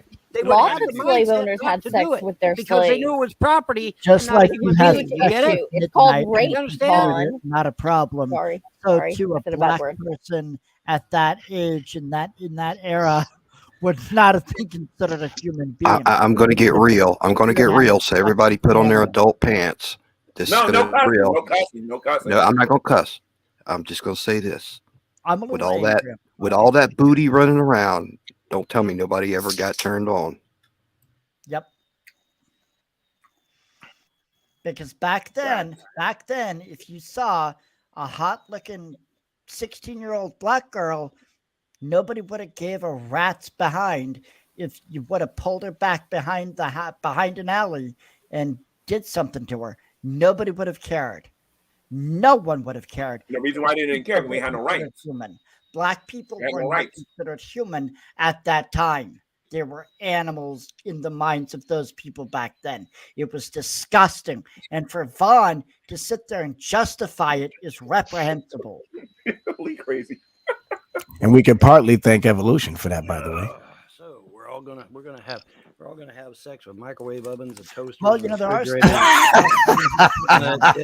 No, Bob. That's real interesting. That's not. And why do we have? I'm sorry, Wilson at take. Vaughn, are you saying that it's a slippery slope? Why do we have him in? So if black people are toasters, and if you have sex with a black person, it's akin to having sex with the toaster. So you might as well just have sex with a microwave. Your logic is wild right now. This is wild. What in the world? Well, the reason I'm here is because I wanted to ask, people like G-Man, people like Veckel, do you agree with Vaughn's claim that the majority of the slave owners in the antebellum South during the 19th century, they were in fact black? He has the phone number. No, absolutely. Wait, what you say? he has the phone numbers to the black slave owners that were the majority of the slave owners in America. No, not that. Vaughn The slave owners were black. Yes, the majority of them were black. So says Vaughn. Wilson, if you were here maybe months ago when we had this discussion with Vaughn the last time, you would have saw how G-Man was going off on him because of that. So Like hold on, since I seem to be the topic of discussion here. Well, I'd like to. Me and Indigo Butterfly did 3 videos on this topic, showing every book, every paper, every document we could find where it was black folk, mixed race, Native Americans. This book was at the very bottom of the list. And they did not have hardly any amount of slavery compared to everybody else. No, I remember actually watching that video. In fact, I was going to do a video response to it, and you didn't show anything that validated it. I think Vaughn should have wait a minute. We showed the authors of the books and everything. Where are you getting it invalidated? We showed the authors of the book. I watched part of your video because I was getting ready to do a video response to it. And you, if I remember correctly, you didn't show one iota of evidence of your claim. Not one white person wrote any of these books. They were all by black authors saying that blacks, mixed race, and Native Americans made up the majority of slave owners in the United States back in those days. Yes, they did. I can contest that. Book after book after book. Me and Indigo Butterfly went through every book in Amazon and absolutely confirmed that was true. We're not disagreeing with you that they weren't black slave owners. About 4% actually owned slaves. If it's okay, I would like to add clarity for you guys. Because so we found out when Vaughn did those videos, we went ahead and we did the research into what he and Indigo Butterfly were looking at. They were looking at census reports. Okay. Those census reports, because African Americans at the time were not considered to be freed. So if you were, say, I'm a freed slave, I can then purchase my family and they would be my slaves. So there is a time in American history during or their family members. Okay, exactly. And so that's where the census reports were coming from. With all these black authors misinterpreted that information, and he read those books. The white man was he didn't really read the books. He just read the back. Let Ms. Parker finish. I'm not going to play the game, guys. I'm not going to argue about something that I really don't give a rip about. But me and Indigo Butterfly, we went through this with a fine-tooth comb. We found numerous books by black authors saying that no, the white man, Gone with the Wind was flat out lie. But Vaughn, what Miss Parker is saying though, why don't you let her finish? I did let her finish. No, you didn't. You cut her off and you what's left of your social media career by saying this stuff. You need to be careful with it, honestly. You need to be real careful. What's left? I appreciate that. Well, actually, the Cherokee tribe, I do know other tribes did, but I don't know which one, so I'm not going to mention any names. The Cherokee tribe did what Ms. Parker said. It was a common practice. It was a very common practice for indigenous They had integrated people. them as Cherokee into the tribe too. And that was a way there's for political. There's a lot of black people today that don't know that they got Cherokee roots. And here's the thing. No, actually, I don't know about that, man. Growing up black in the 80s. Wait, before we go into that segue, I just wanted to clarify the information that Vaughn was looking at is accurate information. He just doesn't understand the year differences. There are differences in the years, and he's not understanding that. He's not taking that into account, and he's looking at census reports.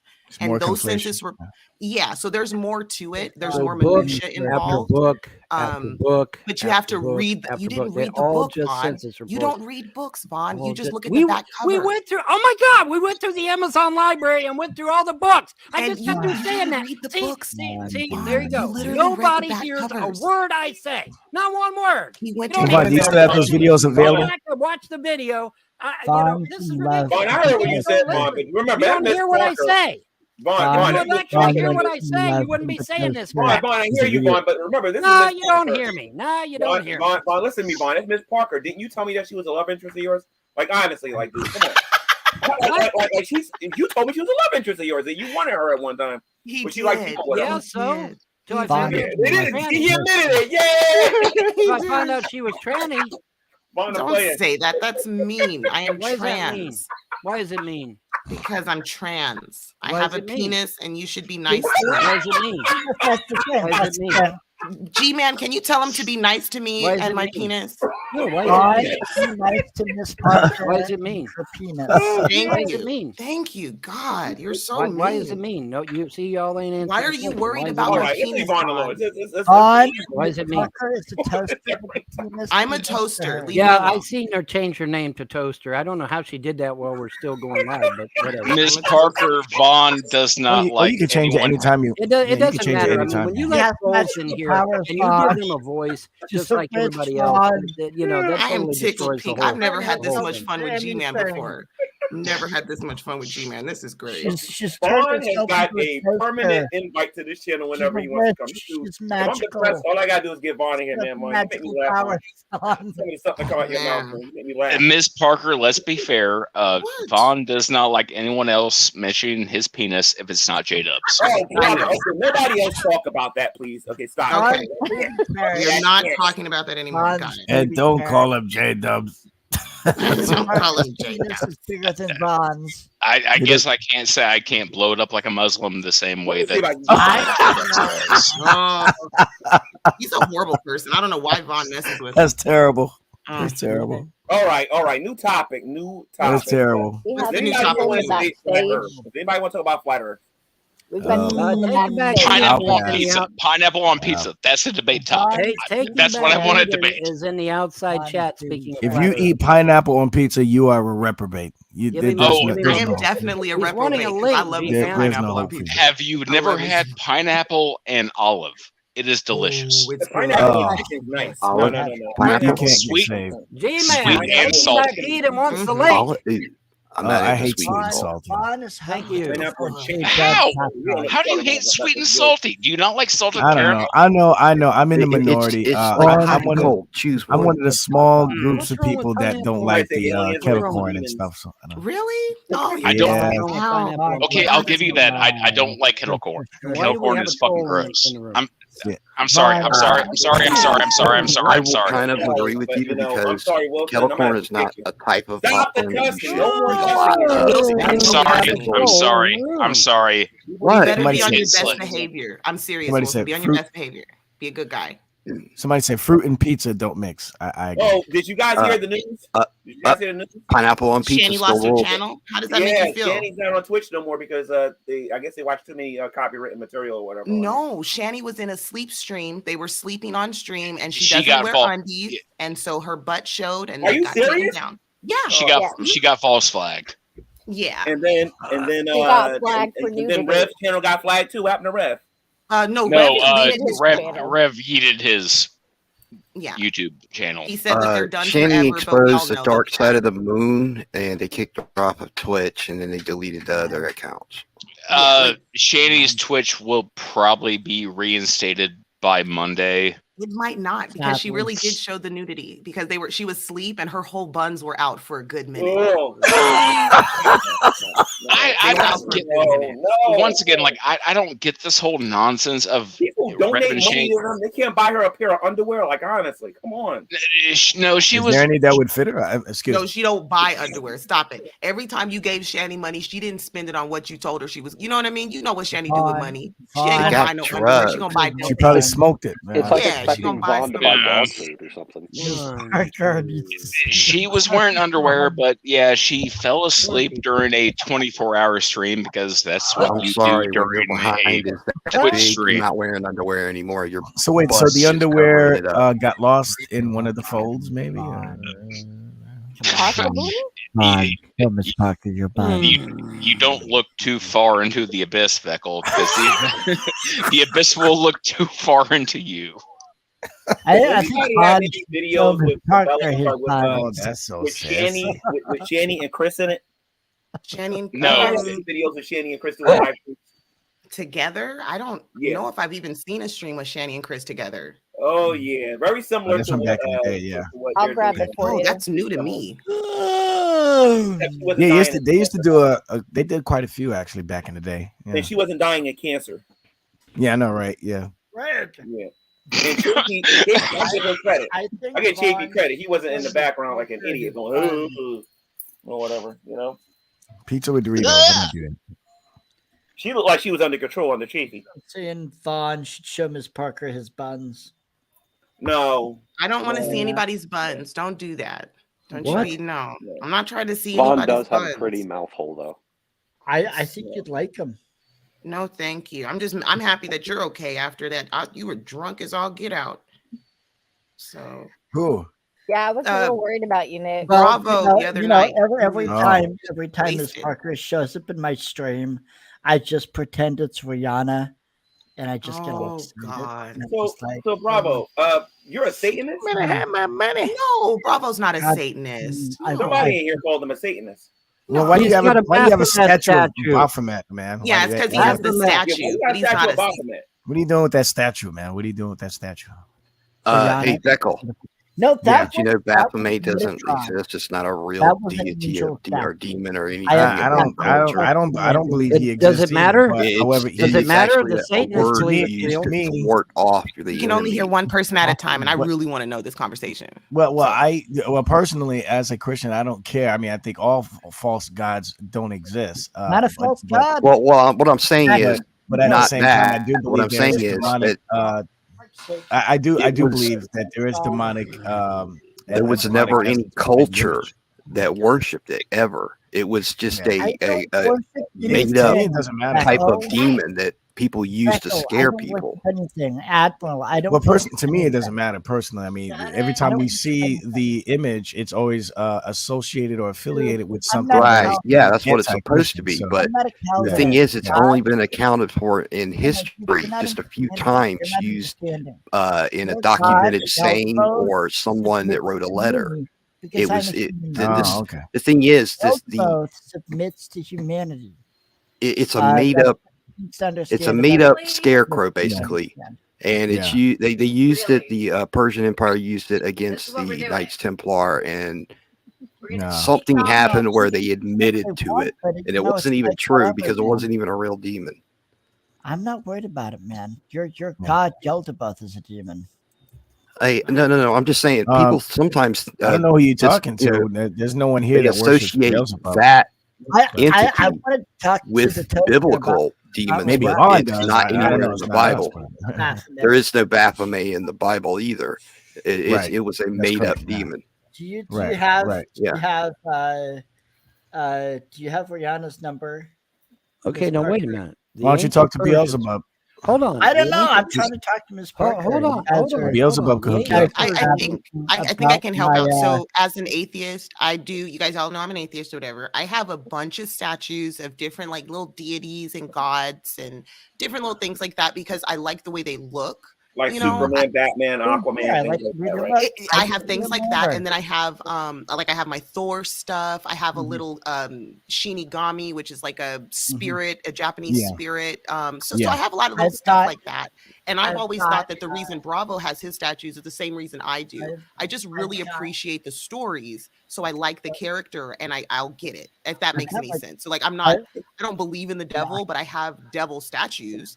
Yeah, I don't I- believe I don't believe in owning a Darth Vader. statue is idolatry got, in any way. I've It's just got well, it Athena, depends on I've what you got do with it. Metatron. But Seriously. I have like a few god statues, and then I have a bunch of Funko Pops. I have Zombie Hunter Spider-Man, who I think could easily kick Yahweh's butt because he's Zombie Hunter Spidey. So I have a bunch of Funko Pops. You must be talking about a different Yahweh then. Miss Parker, you should subscribe to my channel so you can see my Funko Pop collection.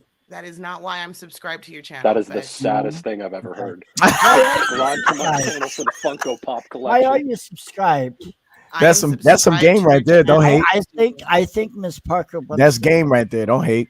I'm Miss subscribed to your the channel so Funko that I Pop can to see get you the get games. drunk like this. That's why I'm those subscribed. things, those types of figures like that, with the Don't big hate. head, Don't hate on they're that game, You got Jason. Miss That's Parker with game. her gods. Miss You got Parker, Bravo with you're his gods. married. And you got Vaughn with his racing cars. Buckle was a big Batman fan. You know I love my comics. You know I love my comics. Yeah, I like Batman. Oh, I love I comics. don't have that. I don't have the Batman. Actually, Daredevil's my favorite though. He's a good one. He has a really fun backstory. Yeah, I've always loved Daredevil. Wait a minute, a blind guy that all right, cool. His Parker wants to He watch. has Yeah. a lot of obstacles to overcome, so I I've can always see why loved people Daredevil. really enjoy him. He always seems to figure out a way to overcome his obstacles, be it physical or mental. He's a really cool character. He really Talking is. about, wait, you talking about Batman? Just not No, be I'm able to talking cut the about red line. Daredevil. Weapon X. Daredevil. The TV, the Daredevil TV series was doing awesome there for a while. I don't know if it still is, but it was doing great. It was getting Well, rave reviews. I'm my biggest fears, and a lot of people's biggest fears is right now. Now Disney Everything going woke yeah. Disney has got its fingers on Daredevil right now. So Yeah, God help yeah, us it's all. Well, I will God say help this. us Now, all. Becco, let me ask you this question: do you read comic books? Not anymore. I haven't. It's been a few years. I will say this. Now, this is an argument that comes up a lot when people see their comic book characters put on the big screen. If you are a comic book fan, on the page, there's a lot of LGBTQ stuff. If you remember your comic books, they've always done that. You know what I mean? So it's just the media, like mainstream media, is finally catching up to what comic books were already doing. When Incredible Spider-Man, I see where you're going, but I disagree. I see where you're going with that, and I already disagree. I understand, but let me finish if it's okay. Just being polite here. What I'm saying is, if you're looking at like Golden Age comic books, the very first homosexual character came out in 1960. And then we started to see homosexual weddings, and then there's trans superheroes. We see that all through the 80s. So now here we are in 2023, and these characters are getting on television. They're becoming, you know. So I gotta stop you there. Go ahead. I gotta stop you. Okay. Miss Parker. Now here's wait. Let me respond. Let Becca go. Because this is the thing that really bugs me about people on the left that are trying to, force this On the left, nonsense. politics. Listen, we don't have people. Most people don't have a problem with LGBTQ content being put in comic books. What they do have a problem with, though, is the swapping. Okay, you're taking traditional characters like Captain America, Wolverine, Batman, Superman, so on and so forth, and you're deliberately pandering to a minority of people, most of which you don't even really care about the source material. When it's blatant pandering, and you're taking away the traditional elements of it that made them popular and beloved in the first place, just so that you can put some sort of virtual signal for the minority that don't care about it. So if you want a gay character, go ahead. If you want a gay superhero, you want a gay superhero. If you want a gay superhero, then fine, let them be gay, but don't take the characters that already exist and make them gay. Like, for example, they're doing that with Superman. They do that with Wolverine. Wolverine. They try to make Wolverine gay. They try to make Captain America gay. They try to make Wonder Woman gay. Well, and the Joker is pregnant now, guys. The Joker is pregnant. He's going to The Joker is pregnant in one issue just recently. Yeah, the Joker does go. The Joker does get pregnant in the comic book, though. Can I chime in for a brief second? Yeah, go ahead.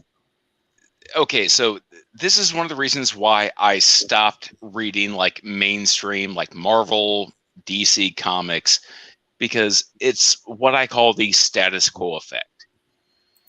Whenever they try to change a character or like evolve a character, they change it right back. Like with the death of Superman, that the death of Superman was a monumentous moment in comic book history, and then they retconned it because Doomsday didn't beat Superman to death; he just beat him into a sleeping coma, a coma that where his heart beat every like week or something, once a week, but something like that. Spider-Man. When they did Spider-Man One More Day, I hate that comic. I hate it with an absolute passion because that was the afterfalls of the Marvel Civil War when Peter Parker revealed his identity to New York, and everyone knew that Spider-Man was Peter Parker. And then he made a deal with Mephisto, which is the Marvel equivalent of the devil, to retcon history. So you don't like the retconning and stuff, right? You like things to be in its finality, right? Like just leave it alone after. Is that what you're saying? Yeah. I want to see characters grow evolve, and then sadly eventually die. And There's- bring in new characters, right? See, When- and that's what most people want. We want new characters. Nobody, you know. Now, I obviously, as a Christian, I would say, you know, LGBTQ content is a no-go. However, as an artist, I do want people to be as genuine as they possibly can. And listen, if you want to create a gay superhero, fine, go on ahead and create the gay superhero. Just don't mess with these old characters and make them gay or trans or something like that. Leave these characters alone and come up with new characters. That's all we're asking for. A lot of it is lazy writing, because if you look at like how many actual black comic book characters and villains there are dozens of them. But the problem is Hollywood isn't writing stories about those because they're bad writers. They're lazy writers. They don't know how to write anything worth a good story. Right. So what they have to do is they're basically stealing the brands off of this stuff. And then like what's a perfect example? Something they just did recently. Show. I want to say it's, oh my gosh, it's on the tip of my tongue. A show with a carry on. It'll come back to me. Okay, so Veckel, do you remember the death of Batman? No, actually, I don't remember that one. Yes, I remember. Bane broke his back. No. He actually died. He was in an explosion. I think he's trying to save Robin, right? Was that the one? No. Darkseid hit him with the Omega sanction, and Batman died. But turns out Batman didn't die. He just traveled back in time. So we had Caveman Batman, we had Pirate Batman, we had Robin Hood Batman. Are you serious, really? Yes. Remember when Robin died? I remember when Jason. Every Robin has died. All of them. Yes. Jason Todd died. Now Wilson. All the Robins the difference died that though. There's only one Robin that didn't die, and that's the female Robin. She's the only one that didn't die. No, as far Dick as Grayson never died. Todd Drake never died. Or Tim Drake never died. Todd Jason was the one that died. Look it up. They all died. Wait. No, they didn't all die. The original Robin died as Nightwing, but he still died. The second Robin died. On HBO Max. All of them died. The Because original died as Nightwing. I don't remember that. Grew up and became Nightwing, and he died. Horrible, right? Yeah, that's Dick Grayson. The third one died. That's Dick Grayson. The only Robin that hasn't died is the female Robin. She's the only one that hasn't died. Or Dick Grayson, who became Nightwing. He died. Dick Grayson didn't die. He died as Nightwing. Yes, he did. No, he didn't. Yes, he did. Where? In the comics. I don't know. You might got me on that one. I don't know. I never heard that one. Wait, which comic book?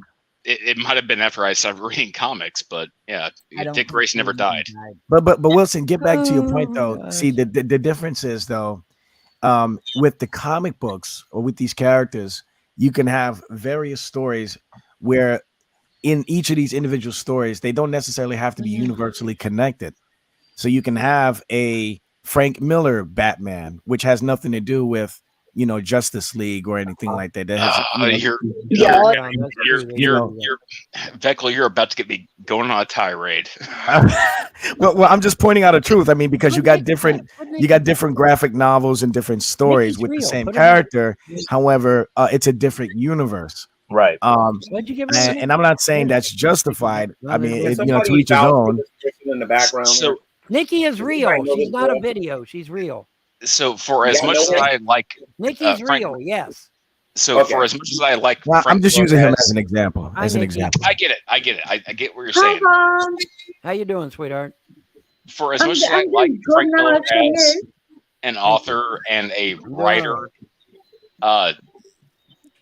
the Dark Knight Returns is absolutely non-canonical. How's the what? Okay. Yeah, but that's what I'm saying. You can have various comic books that are released with the same characters that are not canonical necessarily. So they don't really affect the essence of the character per se, or even the universe for that matter. Because it's a separate story, like James Bond movies, you know what I mean? But then we get movies like, Batman versus Superman, which is Zack Snyder's interpretation of biting Well, off which one? each Yes, much Snyder? he could chew. The audience wants to know when the debating is going to start happening on here because man, I was having fun. Well, Man, don't get me started talking about comic books and movies, man. I won't stop. but anyway. Juan, who is this girl that you said is a real person? Nikki is real. She's been on me and John's show a few times. She's real. You the UK friend. I'm friends with Nick as well till he stopped being my friend. Oh, you're the UK lady. I don't know if you're Scottish. Yeah, Nick fell out with me because I super chatted BGTV. Oh, okay. All right. So somebody needs to debate something because the title of my show is Debate Arena. And Wilson, man, I'll debate Nick Bravo. Well, I want to get into a room and pick Wilson's brain about this stuff maybe another time. But yeah, I can talk about this stuff. Thank God for comics on your channel one day. I don't know. Yeah, man. I start live streams, but nobody comes to those discussions, so that's fine. I saw the one that you was doing. I got a question for you though.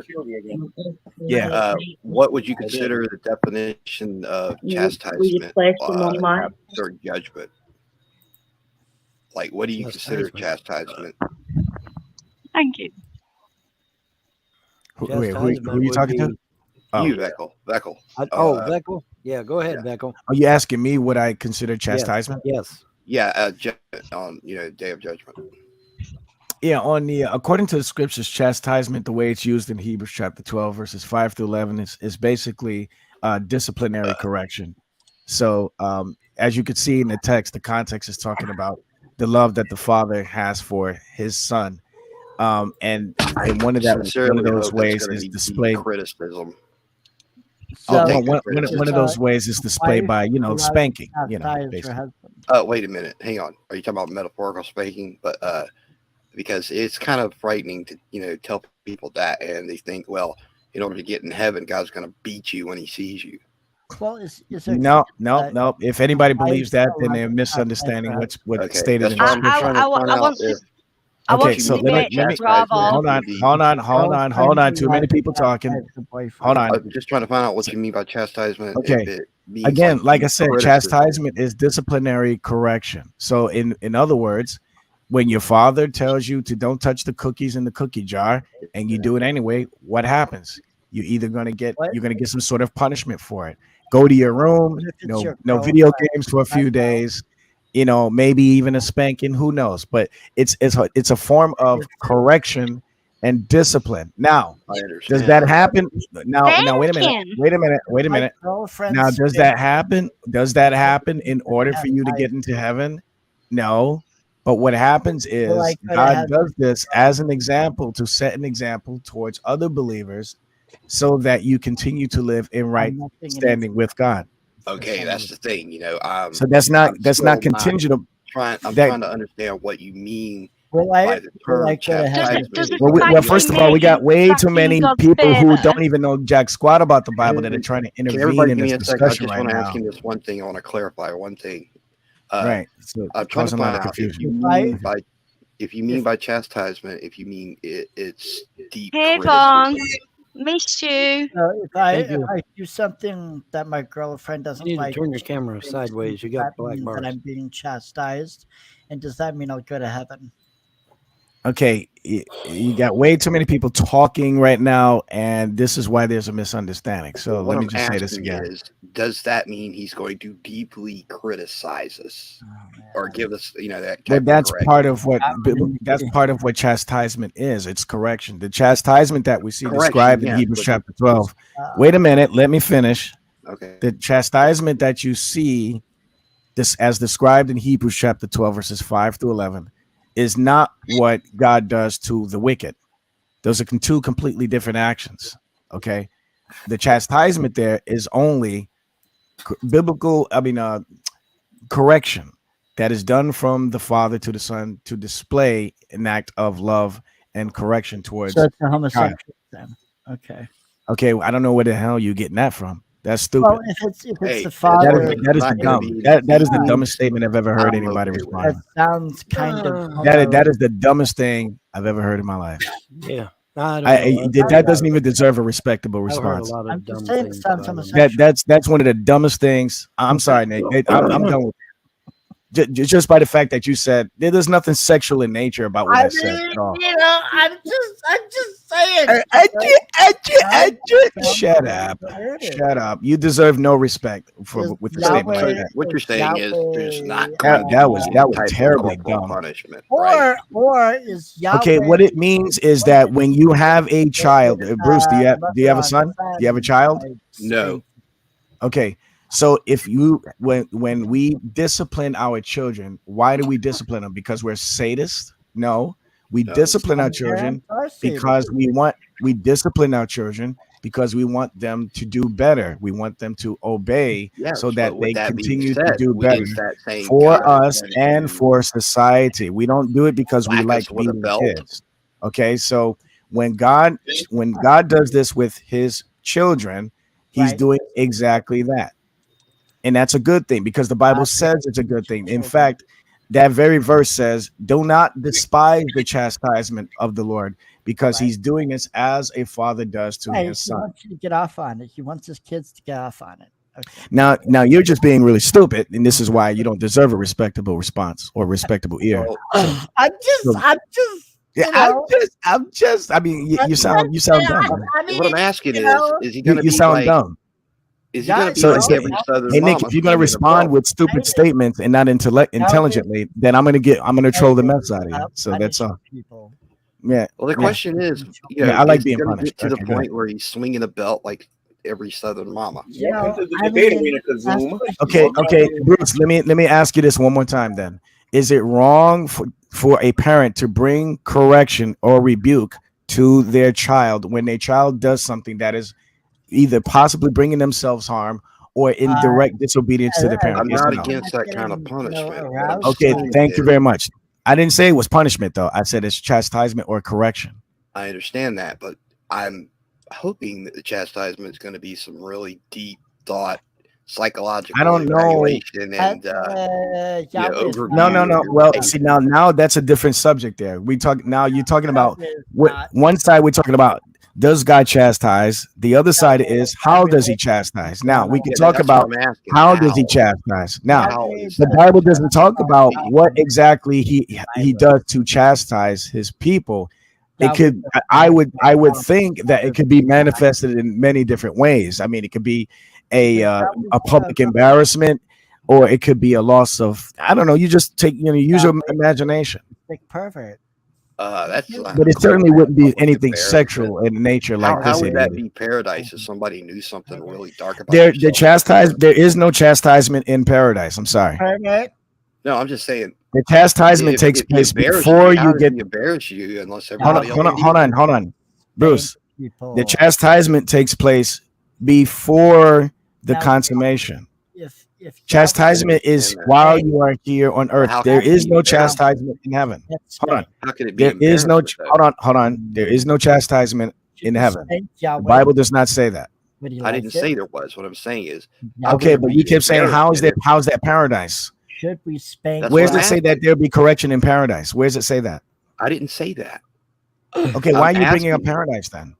My initial question is, I'm asking, what kind of chastisement are you talking about? I just told you. Wait, you said something about embarrassment. Well, how can it be embarrassment? I said no.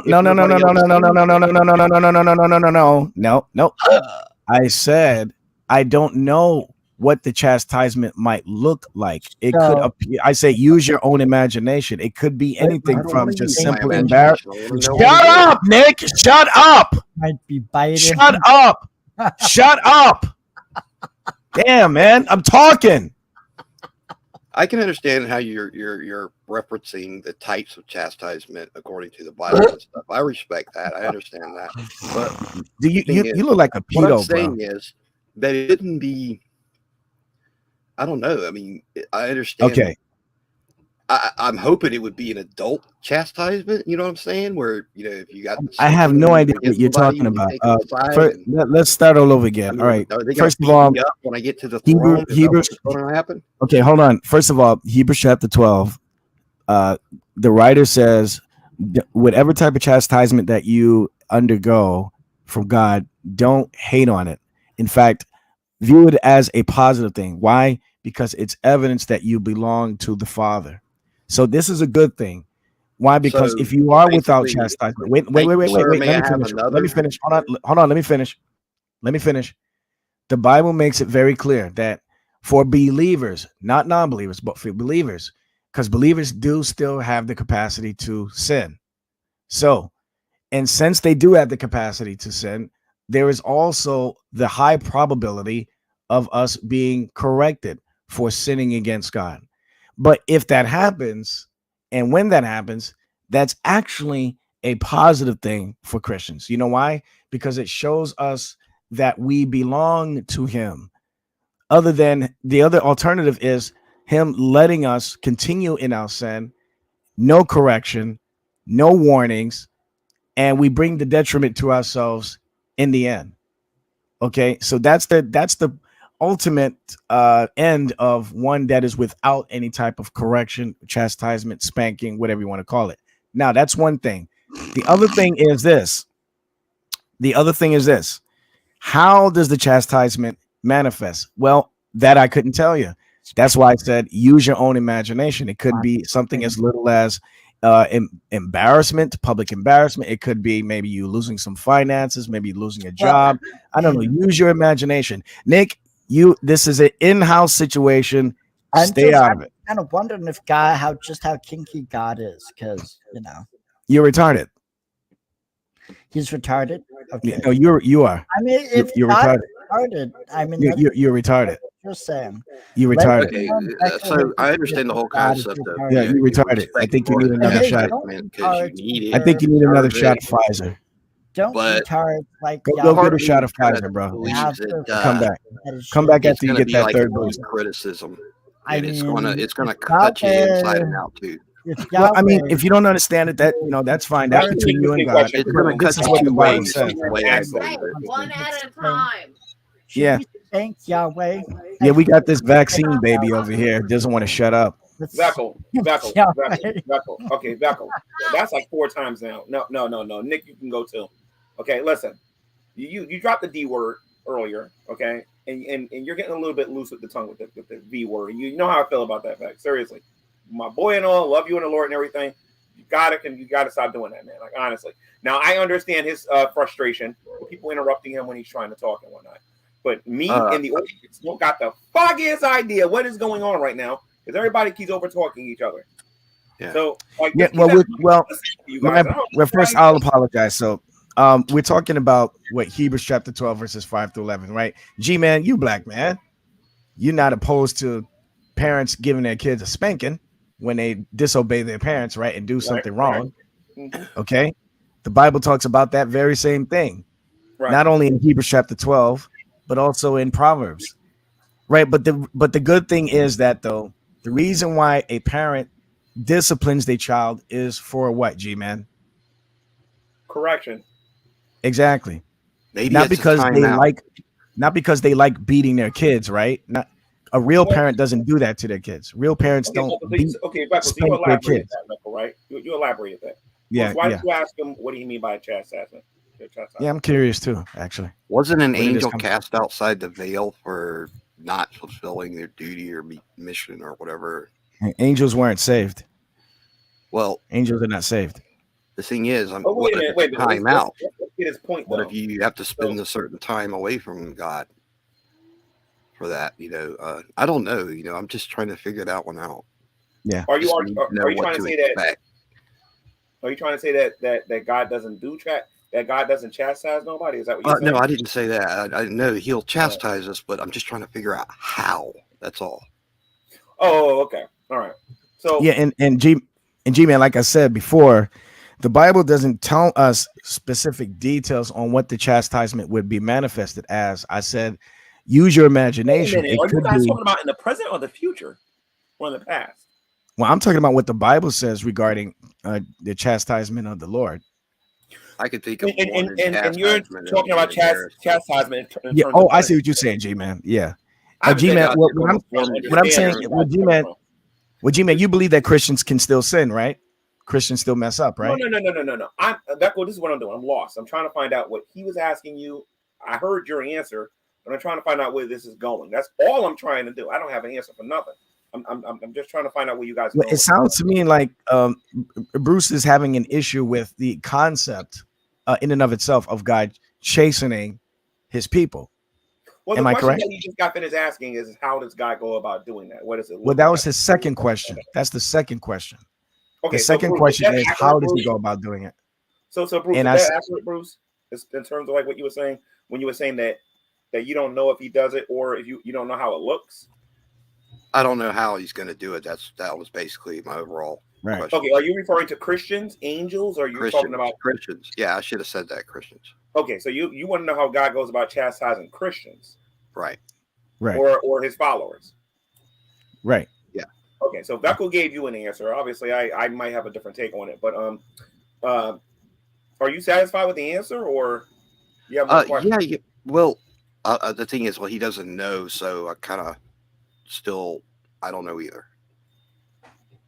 Well, yeah, because he's asking for some specific, which I think is a fair question. However, no one on the face of the earth is going to be able to answer that question, because God. Are you Christians? No, yes. Are you talking about correction? Okay, hold on. Yeah, because G-Man is G-Man is still. I have no idea what the heck y'all talking about. Okay. He asked. There's two questions that's being asked. First of all, the first question is, why does God chastise His own people, believers of God, believers in Jesus Christ? That's number one. The other question is, what does that chastisement look like? How is it manifested? Okay, you're saying that you don't believe that God chastises His people. He talking to me? Yeah. Yeah, because that if you go to Hebrews chapter 12 and read verses 5 to 11, the chastisement spoken there is only in reference to the relationship between the Father and the Son. It's a personal relationship. And this is where he's speaking of the Father as in God and the Son being we, the church. So okay, so you made an example between like God and Christ then, right? So no. Between God and us, the church. How are you using the word chastisement though? Because like I said, I don't have an answer for none of this yet, because I don't know. I'm still trying to figure out what people are talking about here. So are you saying okay, chastisement. What type of correction are you talking about? Okay, hold on. All right. Chastisement means you're bringing correction. Right. Okay, you're bringing rebuke and or correction because something was done against some violation was committed in some way, shape, or form. So, for example, when I tell my daughter to don't talk back to mama, and she does it anyway, what do? I chastise her. And you don't believe that God do that to Christians? Why do I chastise her? Because she shouldn't be doing that. It's a violation of our law here in this house. Now, that's exactly what God does. That's what God does to His people. Because when Christians sin, what does God do to show us that He loves us? He brings us correction. He says, He slaps us on the hand and says, don't do that again, Christian. Right? Now, He doesn't do that to the wicked. He doesn't do that to non-believers. Okay? At least not according to this text. Because this text here that we're talking about in Hebrews chapter 12 is speaking about an intimacy between God and the church. That's why He doesn't talk about the wicked. Not a good example then for that then. But you're saying that God doesn't correct the wicked? No. I said in this text, the context in this text. Oh, in that particular text. Okay, got it. Yeah, in this particular text that we're talking about, because he's bringing up the word chastisement. In this verse here in Hebrews chapter 12, the chastisement is only in reference to God's children, not to the wicked, not to anybody else, only God's children. And why is he using that language? It's all based on Hebrews then. Right. Now if he's asking why does God bring chastisement to his children, it's really simple. It's because his children still have the capacity to sin, and therefore when they do sin, he slaps them on the wrist, proverbially speaking. Bruce asked the question, and Bruce was asking in reference to Hebrews then. I guess he wasn't really specific. I didn't even know it was in Hebrews what he was talking about until he started, right. I brought it up. Right. All right. Right. No, I would agree that text might suggest that he only does that with people that know him. But in the Old Testament, we do see God correcting or calling, like for example, if we look at Jonah, when Jonah had to go to Nineveh and tell them to repent, right? Now, would that be a little bit different, or are you specifically just keying in on Hebrews and not no other passages? To me, that's a good question. We have to make a distinction between chastisement, as in correction, and judgment. So, and that's a whole other discussion right there. Now, about judgment, speaking of the separation of sheep and goats, it says he'll judge all the nations. So that doesn't seem like it's, for the individual at some point. At that point, that judgment would be like a widespread judgment at the same time. But you're talking about, would this be an individual judgment, the chastisement? Well, how will the chastisement be manifested? I couldn't tell you. It all depends on how God chooses to manifest it. So, but either way, however it's manifested, you again use your imagination. Okay. The fact of the matter is, we could say that it's happening because it's God's way of bringing correction to you. I understand that you want to use my imagination, but I would rather find something to build my thoughts on that's solid instead of letting my thoughts wander. Well, so all of this is based on Hebrews, then, right? You're not looking at no other passages, no other example, right? You're not saying in the Old Testament God never corrected a non-believer before, right? Right, because unless Bruce is going to be a little bit more broad with the term chastisement, then we can say, okay, fine. We can see examples of God bringing rebuke to non-believers or to pagans in order to set an example of his power. But in this case here, I chose to focus on Hebrews chapter 12, even though that might not have been Bruce's intention. However, he did ask me, why does God chastise his people? What do I think the word chastise means? And I do agree that I think that if you become a Christian and you mess up, I think that is in line, that needs to be done. You deserve it. Correct. Now, it's not your salvation is not contingent upon it, though. I mean, it's just God's way of telling you that I love you, like what G-Man just did to me just now, right?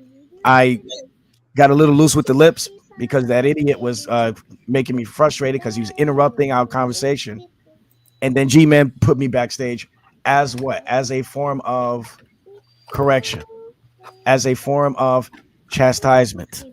Right? Because why? I violated one of his rules, right? It's one of these scary things about life too. It's like when something is out of your control that's going to happen and you can't do anything to stop it, so you might as well take it and not be afraid of it.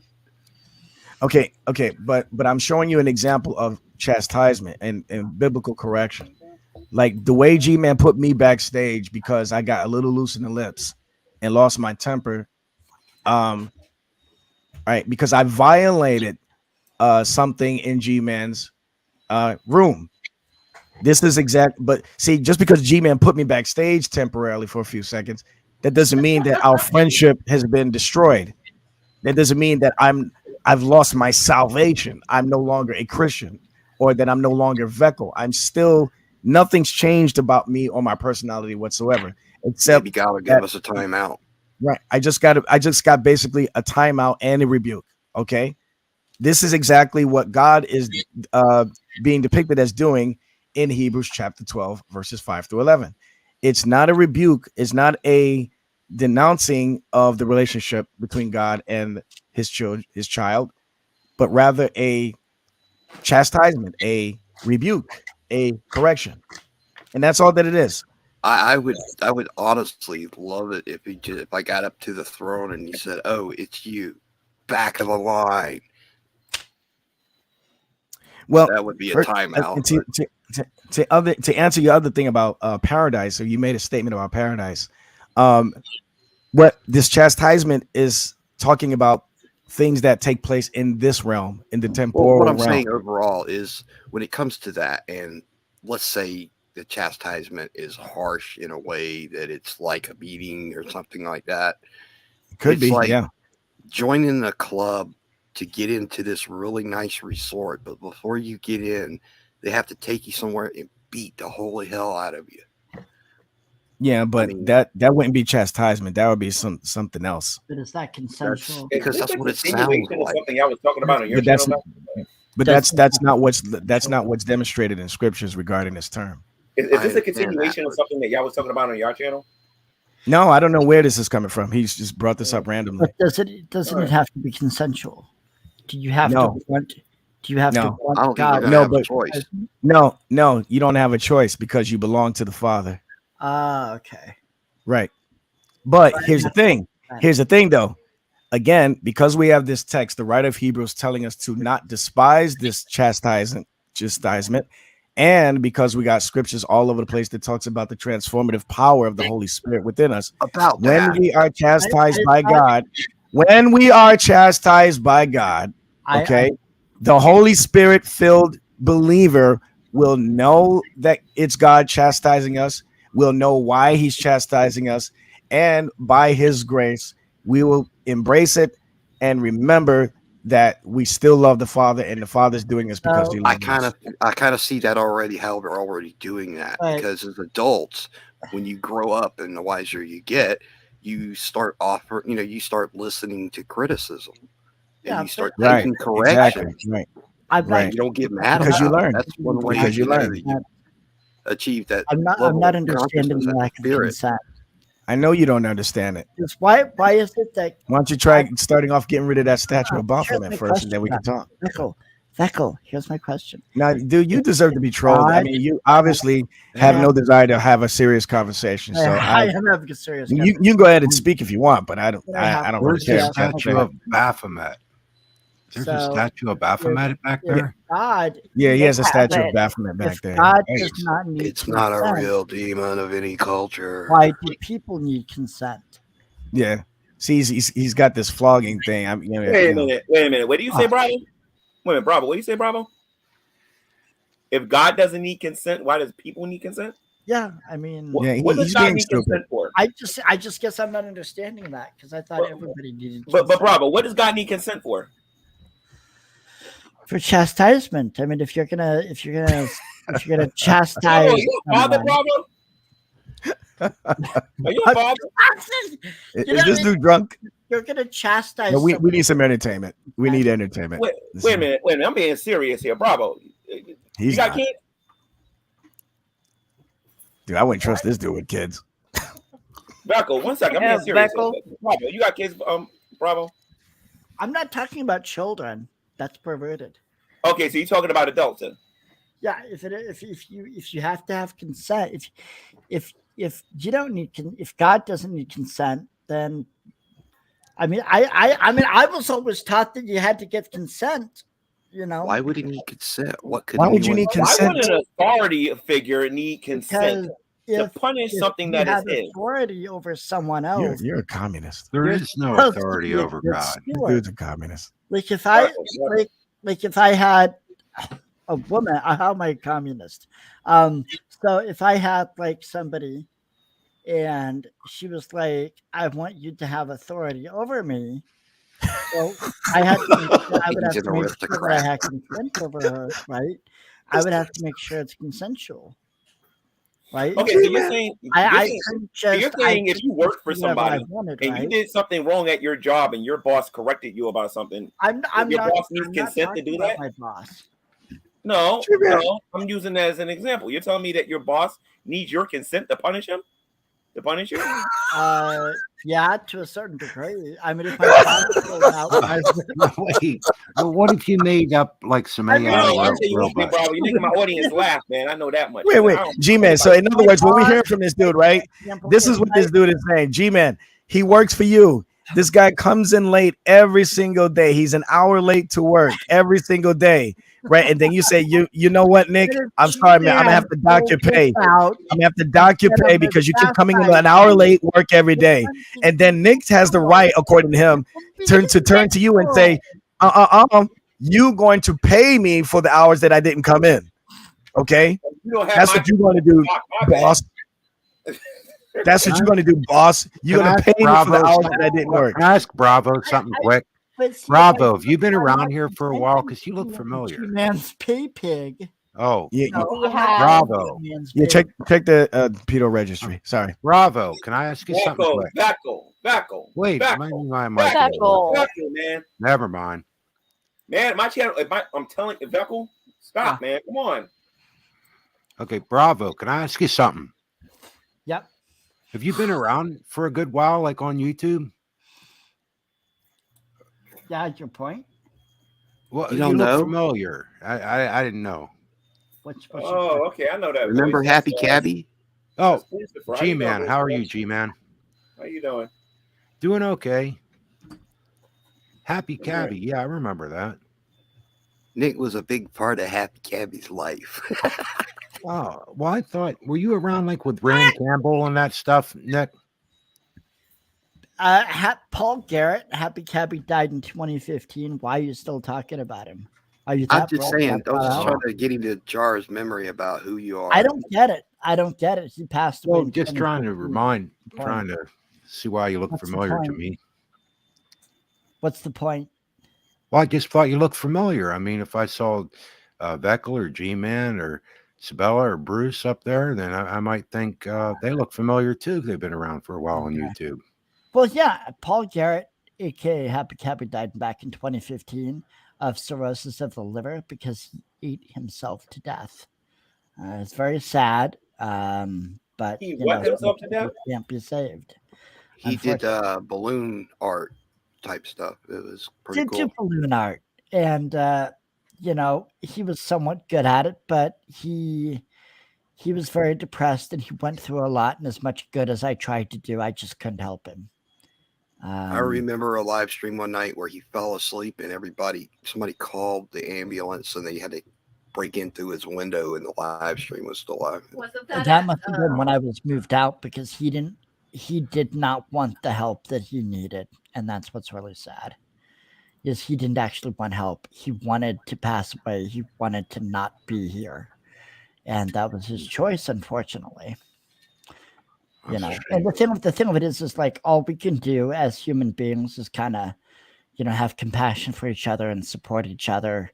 I mean, yeah, we can joke around, like, we come to G-Man's, stream to joke around and, have fun. But at the end of the day, it's like if somebody's suffering, we're going to try to do our best if we're good people, if we're Christ-like, to try to help the other person, feel better about their life and lift them up in some way so that they, are able to better their lives and not, destroy themselves like Happy Cabby did with himself. So wait, so why if that's your that sounds awfully noble of you, but why is it a problem when God does it with his own children then? Because I've read the Bible. So wait, so now you're going to contradict yourself then? No. Wait, so it's noble for you to talk about these things so that people can embetter themselves in their lives, right? Which is exactly the same reason that God does it with his children. But when God does what you're saying is a noble thing to do, now all of a sudden is a bad thing. I got you. No. I hold humans to be far superior than any god or deity. I don't care what you think. Wait a minute. We're talking about your hypocrisy here. Go ahead. No, He's it's a not humanist. hypocrisy. So he's a humanist. No, it's not. So go ahead, Bravo. So you hold humans hypocrisy. As human beings, all we have is each other. It's a straight up hypocrisy. Thank you. The Old Testament deity hates humanity. It already tried to kill us all off once.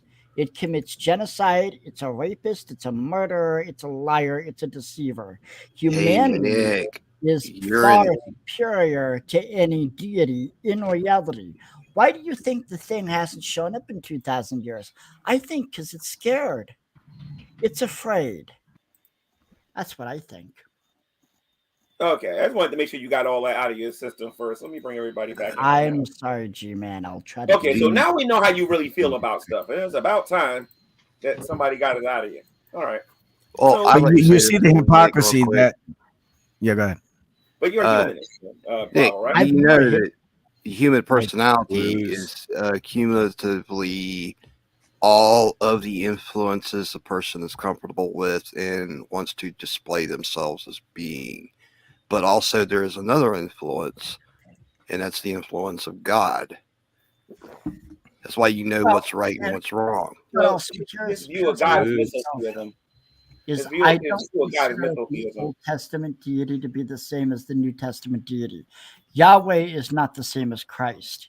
In fact, no, it's Yahweh. It's Yahweh. I'm sorry, Yahweh chose to usurp the message of Christ using the Apostle Paul, using Calvinism to spread the message of Yahweh, which is a false doctrine. Do you know how Jesus and God are one?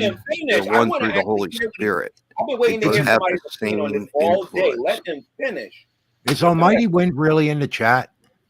Yeah. Hey, Bruce. Sylvester, hi.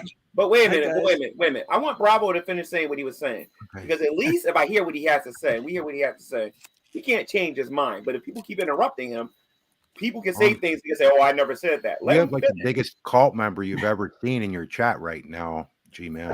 Seriously, that's really Sylvester? That's no joke. Go ahead, Bravo. So I follow more of the Gnostic belief, which Yahweh, also known as Yaldabaoth, also known as the Demiurge, was created by the Aeon Sophia because she wanted to create on her own without her male partner, and she created Yaldabaoth. She hid him in this pocket dimension, and supposedly he created all of us. But he is. I do not believe you know what the meaning of dimension is. He is a broken. Can I finish? He is a. Let him make the claim first. I want to hear the claim. Identity. And I'm speaking to the audience too. We all want to hear the claim. Go ahead. Can I finish? A lot of Gnostics will tell you that it's not humans who need God's forgiveness. It's Yahweh's. It's Yaldabaoth that needs our forgiveness, because we're supposed to save him, because he needs our salvation. And that's the nature of reality. I know Christians aren't going to believe it. I know Abrahamists aren't going to believe it. But so far, that's what I've learned to be true. Okay, where in any religious books does it talk about dimensions without it being coming from a cult? Because the other dimension is just a perspective of measurement. It's not an alternate universe or a reality or anything like that. That the sci-fi genre. What you're saying is you don't understand Gnosticism. It's just a perspective of measurement. It's not fine. It's fine. You can, if you don't understand Gnosticism. Well, that's the thing. That kind of thing poisons reality when you have sci-fi writers that don't even know the meaning of the word themselves, and they iterate that into all of their writings about, portals and other galaxies and other universes. That word doesn't even mean what you're talking about. Misrepresenting what I just said. Well, I'm just saying. That's your choice. I know you're when that's part of what you're saying, then it's flawed. You're simping for a criminal. You're simping for it. You're simping for an entity. I'm just trying to correct you on the understanding of one word that you said, and that being a part of what you're talking about makes what you're talking about flawed. This is a dirty little secret. Because so Bravo, you don't like the God of the Old Testament. Bravo. In eternal hellfire for eternity. That's because. Okay, so Bravo, you ain't that crazy about the God of the Old Testament, then, right? All I'm hearing is emotion. That's it. I'm not hearing anything logically consistent. I am. Can I ask you guys something real serious? If this cult hasn't been around for years, like they've been gone, and they were probably the biggest, most dangerous. Yeah, can we really ever on Christianity can also be considered a cult. You want to ask them, G-Man, who talked to this Almighty Wind guy? All I want to know is the claim. I don't know the man's claim. I'm not going to say nothing to him until I hear the claim. What is the difference between a cult and a religion in your view? All I'm hearing is a bunch of whining. That's what I'm hearing about. Pastor Well, George wait a minute. You G. went from being goofy to serious. Just a Sunday. Wait real a fast. few And I can see Well, this is misotheism in it. serious. So I'm what gonna is But I your don't say- know. I view? don't know where this What is man your stands, and view I'm not going of to the jump on him difference until I hear the between claim. a Red cult and Smoky. religion? Shame. What is the So difference? Bravo. between So cult and Bravo. You religion? clearly don't like the God of the Old Testament, right? I feel like you're not either not listening or you're ignoring the question. What is the Who, difference, me? in your opinion, between a religion and a cult? You talking about me or Oh somebody else? well, cults they Anybody? want to Answer separate it. you from society. What? Religions are more free. That's Cults no, they want to dictate what you say. no. They want to dictate your behavior. Mormonism is Yeah, considered a religion. It I doesn't agree with that. free you Yeah. from Mormonism anybody. was written by Or a is fictional Jehovah's writer. Witnesses. I Lots also of believe the groups mothership call is coming to themselves get them. religions. They don't free you from society. They don't free you from anything. They think the kingdom of God coming down from heaven is a big mothership, and only 144,000 people get to go. It's a I really don't messed think you up know the science difference fiction between a Yeah, cult don't religion. forget or that they believe that black people were cursed too. So Yeah, yeah, the Mormons believe that. Yeah, but they can also call themselves a religion. and if you notice, a lot of Mormon males have very feminine voices. Mhm. So Okay, Guys, can we please? can somebody give me a recap of what his position here's the is? thing. Corporate. I talked to I've talked to a lot of people of different religions, different belief systems, and why it's do I like they find it don't hard to even know their believe? own belief system. They can't even understand basic questions. So it's like, what I is don't the know why I difference find it hard between to a believe. I don't religion know. and a cult? Hey, did you know that the Is it Cherokee number belief one? that I'm the going to take creator is off. very similar to that You of mighty wind Bruce. guy. I hope things work. All right, Bruce. Thank you. All right, cool. So, what is your position, Bravo? Bravo, what's your position, Bravo? The what? What is your position? I'm one of the few people in here that actually want to know where you stand, because I'm not going to claim I know what your arguments are or where you stand. Oh, until I that's see fine. it. What is it? Position specifically on what? Okay, I heard you talk about the God of the Old Testament. You said that you think that the God of the Old Testament is different than the God of the New Testament. And then after that, everybody started talking, and I have no idea where you stand on anything. So what's your position? Okay. He's So definitely an atheist. So the God of the Old Testament, in my perspective, is a demonic entity that has basically conned the vast majority of the people in the world. Christ, Jesus Christ, Christ is an archetype. It is what humans are capable of becoming. Christ came to show us how to be like him as an example of. The problem is that idea was usurped by the church and by others who, for whatever reason, wanted to promote the Old Testament deity. Do you follow the New Age movement? Did you personally conceptualize this, or did you read this in a book? No, I've studied religion. I have a bachelor's degree in religious studies. No, he sounds like a New Ager. I've heard this before. That I have Bravo. Are you a New Ager? I have back there. Can I finish? Most of those books I have there are religious texts, and that's about maybe half of my collection. So I've been studying this religious stuff for like 20 years or way more. I'm gonna hold you to that. 25 big years time. I've been studying this. Oh man, I study a lot of boy, am I gonna hold you to that. Interrupt me, so maybe you want to shut up. Boy, am I gonna hold you to that. Here's the thing of it: if you look at, for boy, example, you have no idea. The book of Exodus, there was a group called the Sethian Gnostics who believed the God of Exodus to actually be the Egyptian god Seth, because basically the book of Exodus Who wrote that book? Aaron Ra. Such as the frogs, the plagues, the blood, the darkness, etc. Those are all symbols of Seth. So do you believe? So wait, are you an atheist then, Bravo? Bravo, are you an atheist? I'm not an atheist. No, I would consider myself more of a Gnostic. That's what I kind of figured, because I figured that you might be a New Ager, a pagan, very different than Vaughn. Now you could also call me a humanist, in that I do believe humans are the supreme species. Yeah, I kind of figured that too, and I also Definitely noticed gathered that. when Yeah. you made we your do need statement to about the God of the Old understand it. Testament, and you made your statement about the God, you make your statement about Jesus.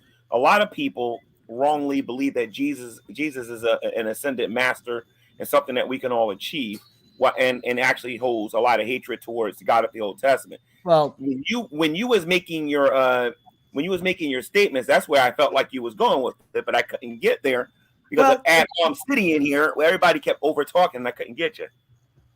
But I disagree. I disagree with you big time, though. Christ was an example. It's somewhat similar to the concept of Buddha. The thing of it is, though, is that most people misunderstand what Christ was trying to teach. Also, in relation to that, if you follow Christ's teachings, you're no longer a slave to the church because now you're focused on the true God, living in the spirit, which is above. No, because see, in Gnosticism, you have what's called the aeons. Well, that puts us above the old in another lawmaster. realm. Do you hold the dilemma? And then their purpose is not to enslave humanity. But that doesn't mean you can keep breaking those laws and become equal. And thankfully, one of the disciples. We should still take care of it. We should still be good stewards. We should do all that stuff, right? But the thing of it is like we're not going to be coddled and controlled in the way that the Old Testament God or the way Satan of the Satanists are going to try to control us. Do you follow Madam what's her name? Madam Blavatsky? Blavatsky? Yeah. I've read some of her books. I don't agree with all of them. Well, I'd like to say about this about Gnosticism. You admitted that you read some of it because some of the stuff that's coming out of your mouth is this is purely just my opinion, but Gnosticism. Out of the way she thinks. I do think she had some connection to God and some connection to Christ. At the Which same one? time, humans are going to interpret which God. Humans are going to interpret the Exactly. divine He's getting this information according to their own perspective. Yeah. Well, hey Nick, this is only personal opinion. I believe that Gnosticism as a dictatorship or a theocracy before the return of Christ is the most dangerous ideology on the planet. It's not a theocracy. As a matter of fact, the Apostle John spoke against it when he was speaking to the church at Asia Minor in his epistles. Well, and we also have to realize he was a biased source. And also the church had... Of course, everybody's biased. Are you kidding me? Or Gnosticism, because Gnosticism was also promoting reincarnation. And what Bravo, would you be interested in having a debate on this, Bravo? Just because you see similarities between thought patterns, it doesn't mean that there's one borrowed from the next. And if you don't obey I'm sorry, it doesn't work that way. It doesn't work that way. Had the church promote. So you're gonna have to substantiate that claim if you're gonna make some sort of. There's a kid in China that's drawing a sun and a flower, and there's a kid in America drawing the same thing, and they don't know each other. For the people that don't know what he's talking about and don't understand, I'm talking to the audience real quick here. Just let me do that real quick. For the people that don't understand what some of the stuff that Bravo's talking about, this is a lady called Madam Blavatsky, and she introduced some. You're gonna get mad when I say this, Bravo, but it's called theosophy. Yeah, she introduced some really horrible teachings, calling it Christendom when it really wasn't. But people, you guys need to go look at that. It's really interesting. Well, had a lot to do with Charles Manson and some of his thinking and some of these other folks. So. Yeah. I would love to. Here's the thing, though. Is that your left hand or your right hand? You keep doing those double. I'm in my stream, man. They might not know what you're doing, but I know what you're doing. Charles Manson was MK Ultra. That was a CIA project. And his personal doctor was Dr. Julian West, an escaped Nazi that the CIA hired. He was a poison expert. And he gave Charles Manson the LSD. And Anton LaVey, too. Yeah, bravo. Quiet. So basically, the idea behind Gnosticism and even theosophy is you're supposed to have a one-on-one connection with the divine. Now, the part of the problem is, though, if their consciousness is more geared towards evil they're going to flow in that direction. If somebody's consciousness is more towards Christ, they're going to flow in that direction as well. So if you look at somebody like Manson or Crowley or whatever, they were more towards authoritarianism, fascism, etc. They were going to flow towards that way. Have you ever read any works of Rudolf Steiner? Because Steiner talks about what's called the eighth sphere. He talks specifically about Moloch and Ahriman, which are two deities who Steiner, basically that sounds Moloch very is the fourth familiar. Was he female that is. associated with Anton And LaVey? Ahriman was basically the Zoroastrian Satan. So, and they basically want to keep humanity down and keep them as slaves. Wait a minute. You said Steiner, right? That he was a Steiner, writer. Rudolf Steiner. Was he associated with Anton LaVey in any way? No. No? No. Wow, it sounds very familiar because in the MK Ultra project, it was Gottlieb, who was a poison expert, head of the CIA, and he had you think you were Jack Parsons? an ex-Nazi, which was Dr. Jolyon West. I think you're either. He was actually Charles Manson's doctor and visited him in prison, and also Rudolf visited Steiner was dead before Manson was even born. What the heck are you talking Jolyon about? West. Dude? No, Jolyon West wasn't dead. Steiner was dead before Manson was born. That's Steiner. I'm talking about Dr. Jolyon West was the LSD doctor that gave Manson and Anton LaVey the LSD. And he was an escaped Nazi, and the CIA caught him and they put him to work. He killed an elephant with LSD. It's just that's incorrect. But see, now they don't have to use LSD to brainwash people. They just get under their skin and gaslight them and trigger their emotions. Steiner was part of the Theosophical Society. He did promote the teachings of Christ.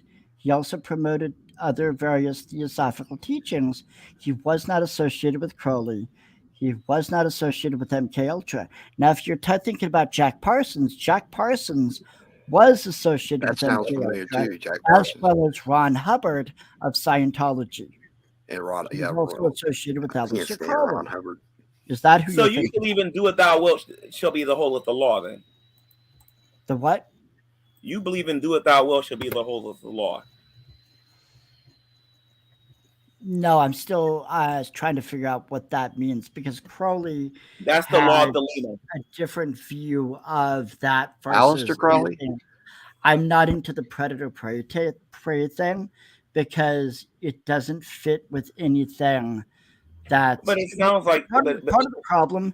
Part of the problem is a lot of people, they'll get something from the divine. They'll get a message, whether it's channeling or inspiration or whatever, and they'll completely misinterpret it, or they're not getting it from the divine. They're getting it from something else. I'd like to as pick far your as brain. what will is the whole of the law, then that's not even the entire phrase as somebody's. Oh, I know it's not, but it's a foundation of Satanism. No, because that's why I figured you're New Age and you're definitely not atheist. I figured that. I've got the book. I'm trying to. I've got the book on Thelema. I'm trying to think what exactly the phrase. I got the. I'm about to share the link to everybody. So in a minute. So so when I say what I'm gonna say later, I don't. People yeah, but it's do that thou wilt. The law ultimately the law is love or whatever. The will, because it's basically about love and will.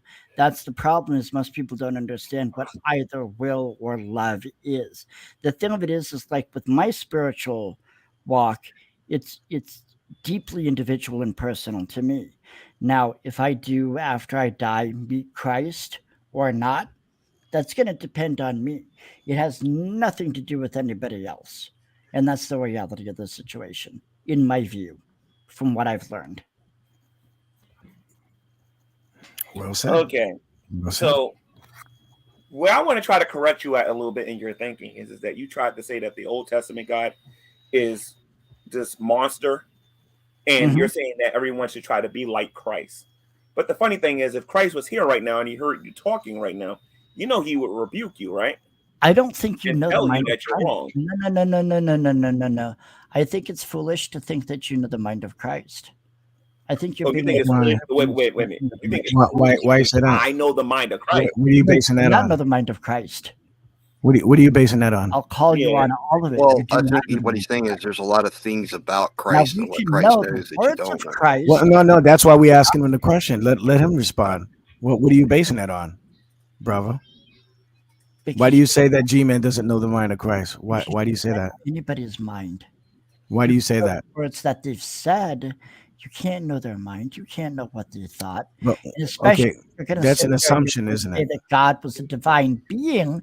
If you're going to say that Christ was a divine being, whether or not he was Yahweh or not, you're going to sit there and you're going to tell So me. you haven't given us a law that demonstrates that we can. No, see, you're making positive claims that you're not able to substantiate. Veckel, shush. You're going to You're make not substantiating anything, shush. sir. Shush. I'm asking you a simple question. How do you know that G-Man doesn't know the mind of Let Christ? me finish. Go ahead. Do it. Do it. You're gonna Do it. claim, And I want you to be substantive. Do it with substance. You're gonna make the claim that you Give some think sort of you know the resource. mind Do it with substance. divine being. That is, I don't want to hear no empty claims that you're not able to substantiate. Give us the claim that the God of substance. the Old Testament is a demon or You're making a positive claim. You need to substantiate it. Now do it. know the mind of Christ. Don't sit here and tell G-Man that he doesn't know, that he can't know the mind of Christ, and then you don't substantiate it. Tell us why. And how do you know this? Because Christ is a divine being. All we have of what he said and what he thought are a few words out of a few gospels. He said a lot and did a lot more than what was Does written. not mean no. That does not mean that you know the mind of Christ, because a lot of what he did and said is still hotly debated today. It's still misinterpreted today. We're still having conversations about to. what He did told us mean? about that. What did he say? What exactly did he do? How did he do It it? is. But no, you do not know the mind of Christ any more than you can know Pure the mind speculation. We haven't of heard the an answer yet. person who checked out your groceries at the friggin' store earlier. So we haven't today. heard an answer You yet. don't know Gotcha. anything about the mind What of you're Christ. saying is No, we're you ignorant can to all of the thoughts of in the Christ. Yeah, Of course we are, haven't but heard it. not We haven't to heard know a his will. substantive He answer yet. displayed his will. First of all, since Jesus is divine, and we do say that the Bible asserts that he is God incarnate, then that also means that he has the ability to let G-Man know his mind. Okay, that's number one. Number two, we have to also determine what does it mean to know the mind of Christ? What does that mean? It's the same The thing. entire New Testament is Christ devoted revealed to knowing himself the to will me. of God through No, Christ. no. There you go, no, right no. there.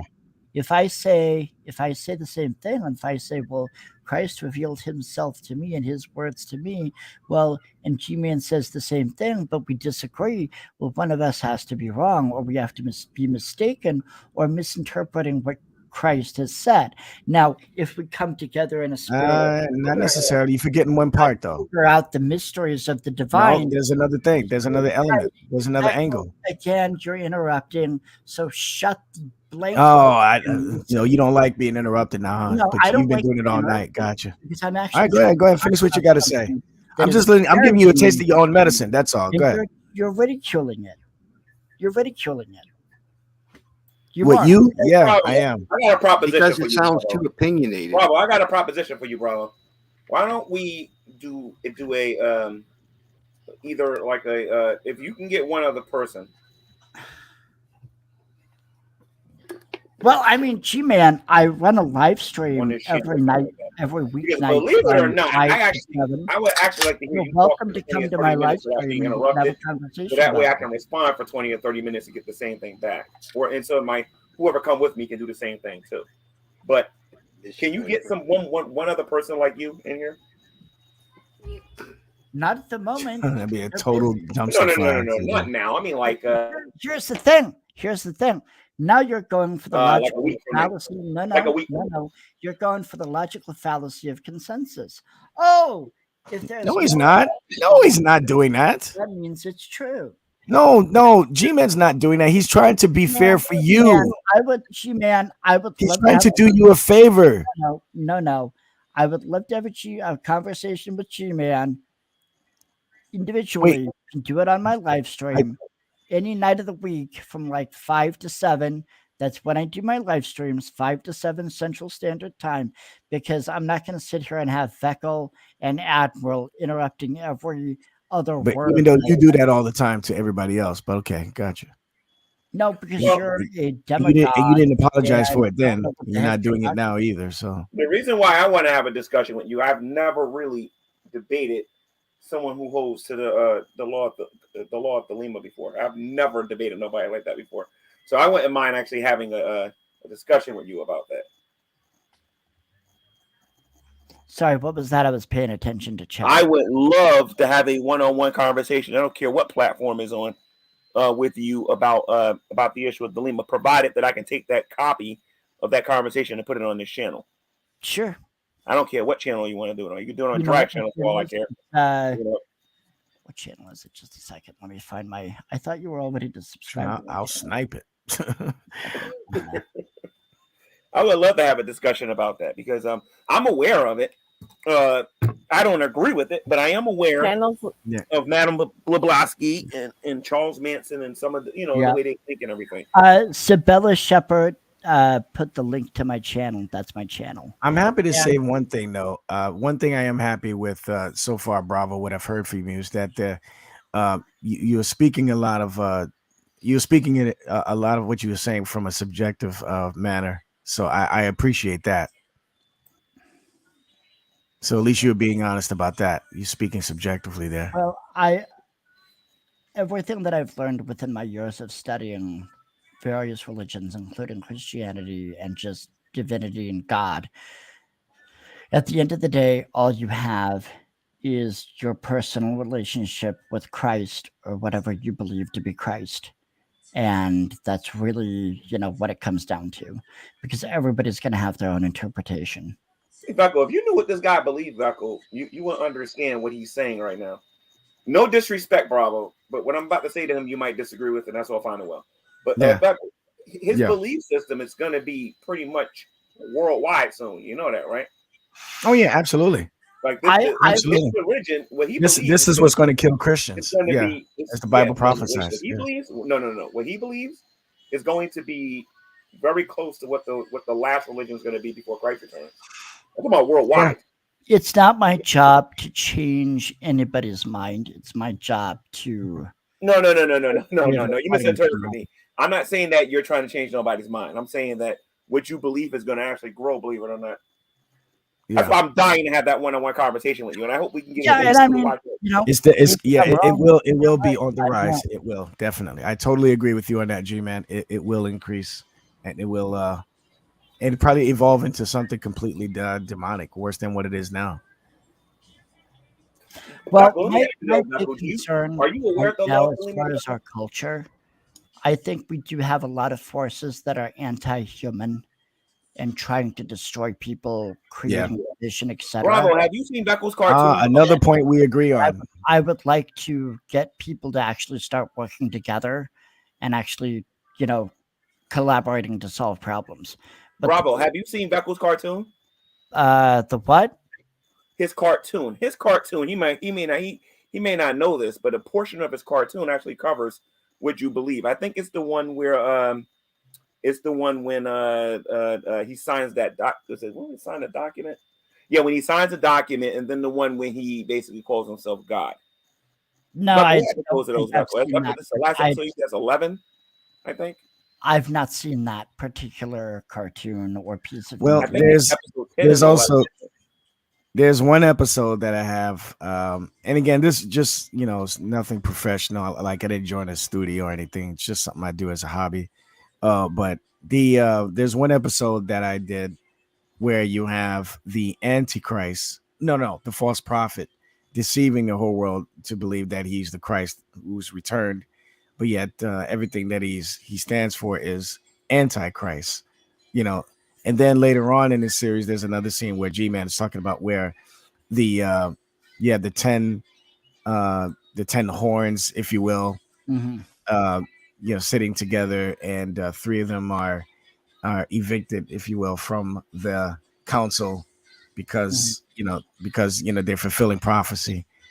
And then from then on, as you'll see in the final episode, the world just gets progressively worse because of this overtaking of this demonic religion and position. Well, and my concern is that, is the Antichrist the future Pope? Is it somebody from the World Economic Forum? Is it China? Is it somebody else? We really don't know. And that's the biggest part of the problem. You're not talking to an atheist. This guy right here is a prime example of what the whole world is going to be like before Christ returns. I'm telling you. Because it's funny, you know about the Antichrist, you know about the false prophet, you know about the arguments for the Pope being there, but you reject Christianity and you hold to a new form of it. Christ is a force. Christ is not an individual. Christ is a God. Yeah, you're definitely the Bible why that's wrong. You're definitely a Gnostic. No. Because Christ himself in the Bible says there will come those who are greater than I. Nope, he didn't say that. He does say that. No, he did not. No, you got it mixed up. I think what you meant to say is that these things that I do, you would do even greater things than this, and you will all be amazed. That's what he said. But remember, greater does not mean better in quality, but rather in quantity, in number. The New Testament. See, here's another issue that I have. We have so many different versions of Bibles, so many translations. None of them say that, though. That's going to be the issue because, like the King James version, King James had that version created because he wanted the ability to basically fornicate with other women other than his wife. And then you have the language. Where in the world are you getting? I think you're confusing James with exactly where is that documented? Yeah. I think you're confusing James with Henry VIII. And even if it were true, what does that got to do with the legitimacy of the integrity of the text? It has nothing to do with that. Because if the integrity of the text is lacking, then it's not integrity. Wait. The integrity of the text has no bearing. His sexual prowess has no bearing on the integrity of the text. I'm sorry, sir. Let me say this again, since you're over-talking me. His sexual escapades, whether they were legit or not, have no bearing on the integrity of the text. Okay? If you have documented evidence of this being the case, I would love to see it. Go ahead. It's common sense, dude. It's common sense. I knew you were going to say that. Oh, come on, dude. Come on. That is weak. Not that common. I've never heard that. Wow. I haven't heard You see what I mean, folks? I don't care. You see what I mean, folks? This is what I'm talking about. Why? Because I'm calling out the. It's a non sequitur fallacy that you committed. You're saying that because King James was gay or he had some sort of weird sexual escapades with other people, therefore the Bible can't be trusted. Do you see how stupid that is? That was not my argument at all. Okay, but you're talking about somebody's sexual escapades, and you on the other side you're talking about scripture. I'm trying to find out what does one have to do with the other. Echo, you continue to do this. You misinterpret people's arguments. That's why I'm asking. I'm making a statement in the form of a question. I don't think you're misinterpreting people's arguments because you're ignorant. I don't think it's because you understand. It's a question. I think doing it specifically as a malicious tactic. You understand it's a question, sir. And why did other people laugh at the silly statement that you made? Because you're trying to frame the argument. You understand it's a question. I'm an atheist. You were the only person laughing. You understand it's a question, correct? Little man, you were the only person laughing. You understand it's a question, correct? So, okay, here's the thing.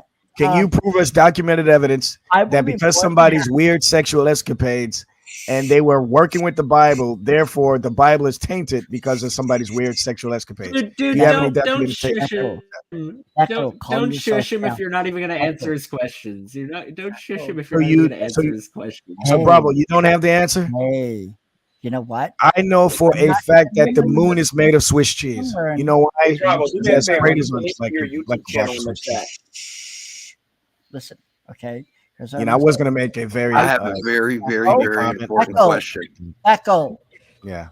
I don't have the case closed answer to those questions right now.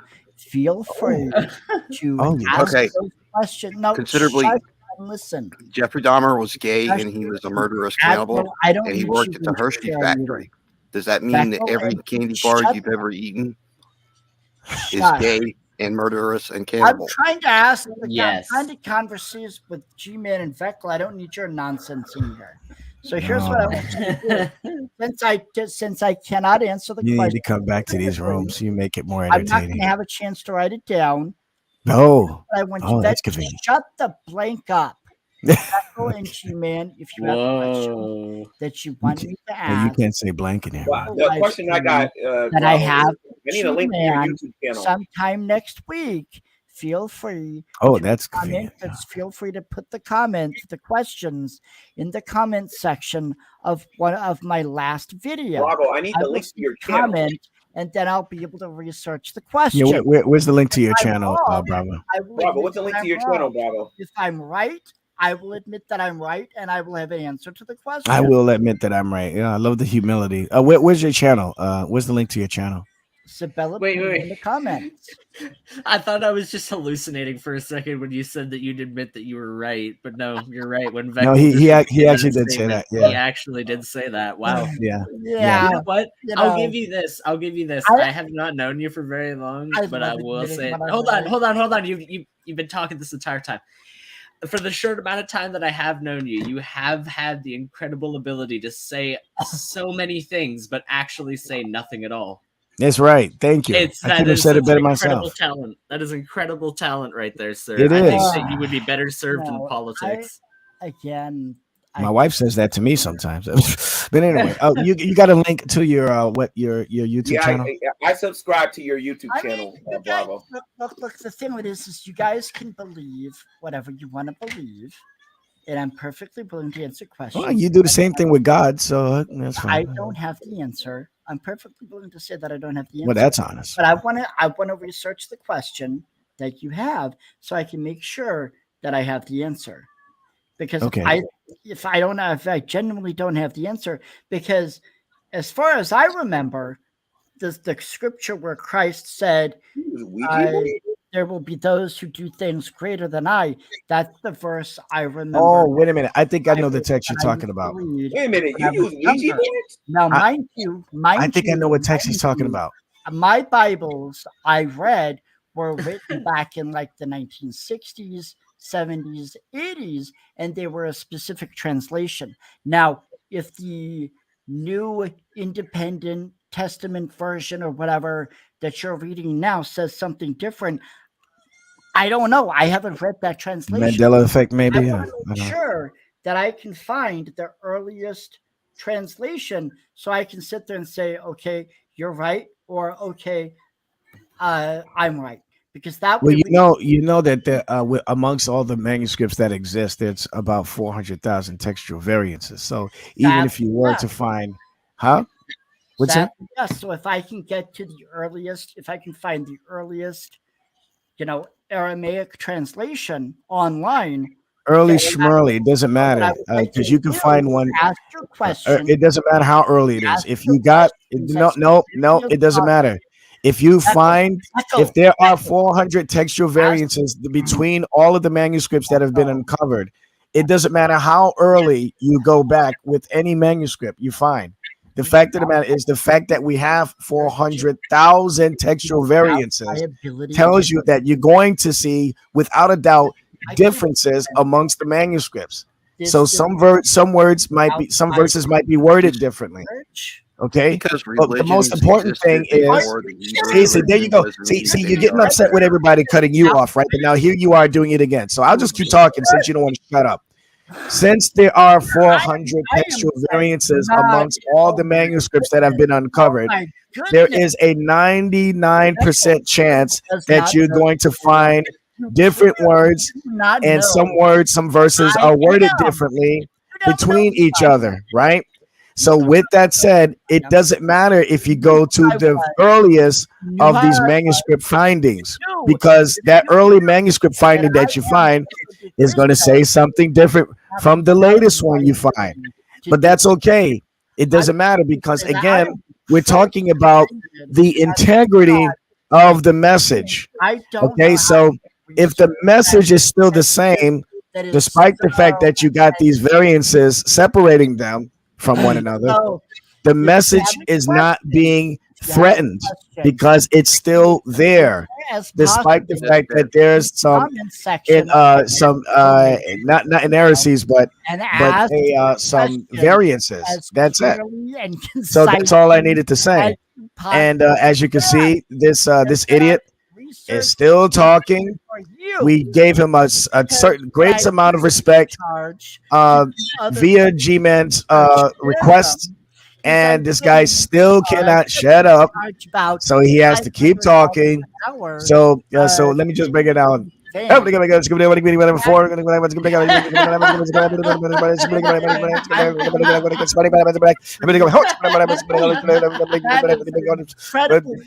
$140, sold over here for Admiral 6. Do I hear a 650? Do I hear a 650? 379. 649 over here by the 6 killer over there. Do I hear a 650 over here? 8 is sold at 8 is over here for. Okay, that's great now. Okay. All right.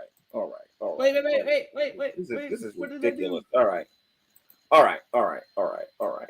Okay. So, Bravo, I subscribe to your YouTube channel. I noticed that you play Ouija boards on there and everything. And I'm not gonna hear the end of it later, man. Okay. Beckel, I'm telling you, bro, I don't want to hear no correction or none of that mess later. I just don't want to hear it, dude. I don't want to hear it. Like, honestly, when I mess up, I don't want to hear it. I don't want to hear it. Well, you understand that this guy is being deliberately unruly. We gave this guy a great amount of time for him to say what he had to say, and he still. That's why I'm gonna schedule something for like a 1-on-1 or like a 2-on-2. Yeah, I have a very this guy's not built to be in an environment. That's what we're gonna do. Bravo, I subscribe to your YouTube channel. I'm gonna be talking about that channel on my other channel. Condolences, G-Man. Is there any scripture I also do that references? I got some questions that you leave in your radio show. If you can give me the schedule. Nobody interrupt him, please. Can I have the schedule for your radio show, please? 5 p.m. to 7 p.m. Monday through Friday. Eastern Standard. Central West Standard Coast. Time. Central? Yeah. So I'm an hour behind you in Pennsylvania. Okay. If you have specific questions that you want to ask, feel free to put them in the comments of my last video. That way I can research them, and that way I can let you know. And if I am mistaken or incorrect about something, I'm more than happy to admit it. Are you willing to invite people to your channel for like a discussion like this? Yeah, it'll be a stream card. And I'll put the link in the top of my whatever. All right. No. I have a very important question for Veckel about a reference. About who? I need you to help me find a reference if this is something that you would agree with. I kind of have this feeling, and this is just a base feeling, belief. I'm not sure if it's true or not. That the reason why God gave us music was because he wanted us to be happy. And you won't believe where I heard this from. Wait, God gave us music because he wanted us to be what? Happy. Oh, happy. It's music is proof that God wants us to be happy is the original statement. And you won't believe where I heard it from. Was it from an atheist? I don't know if the guy is. He doesn't seem so. Andrew WK. He's a musician, punk rock, metal. He writes these very uplifting sounding songs. Mm-hmm. Oh, okay. And he said in a concert live that music is proof that God wants you to be happy. Oh, that's interesting. I'd like to see if that's verifiable in scripture. Mm-hmm. I don't know a single verse except for the passages that we see in the Psalms that talks about giving praise to God through singing and also playing instruments and music and stuff. They don't specifically say that God made music for us to be happy. However, we do see God receiving praise through people singing, people dancing, people playing instruments.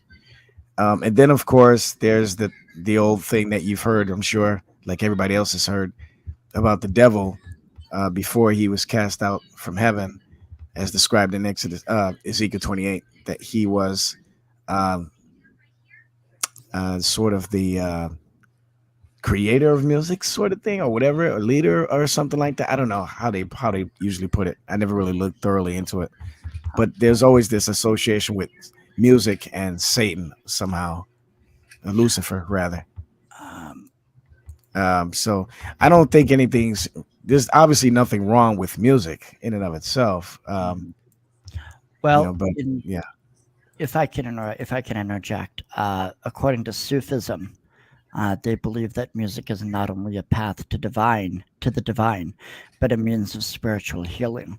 And there's been quite a few works by Sufis and other Islamic oriented people that basically do promote music as healing.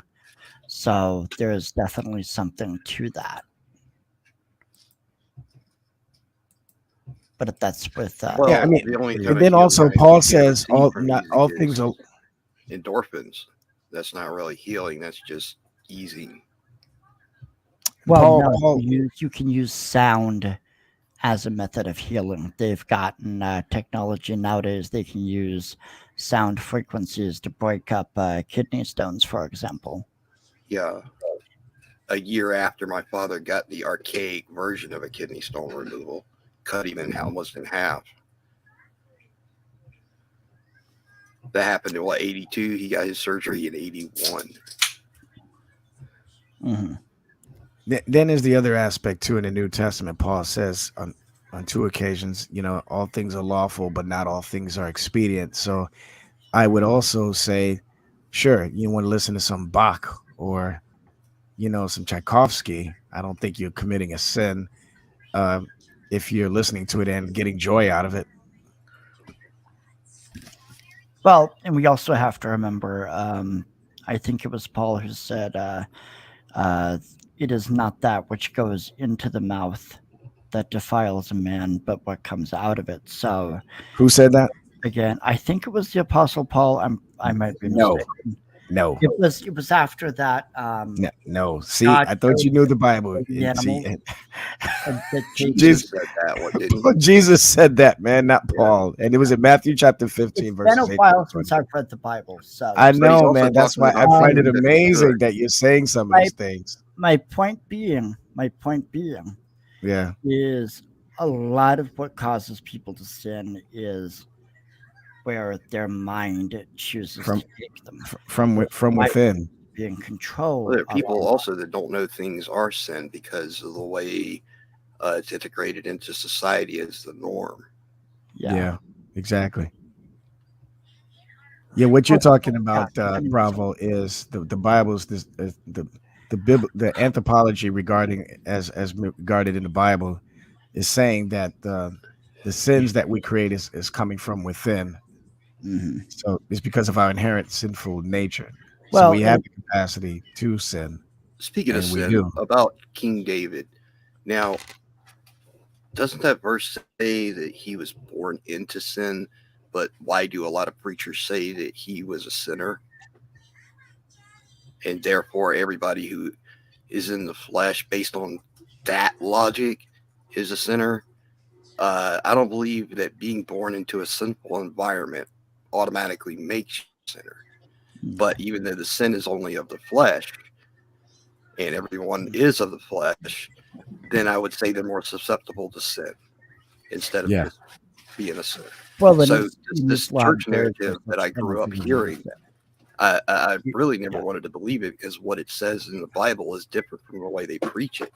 They're saying because David was born into that environment, then therefore he is sin. Well, that's like saying, well, a newborn baby dipped in a bucket of paint becomes paint. That doesn't make any sense. Exactly. Yeah. And the Muslims. So we weren't sinful at birth. I don't understand that. Don't believe in why they would say that. Yeah.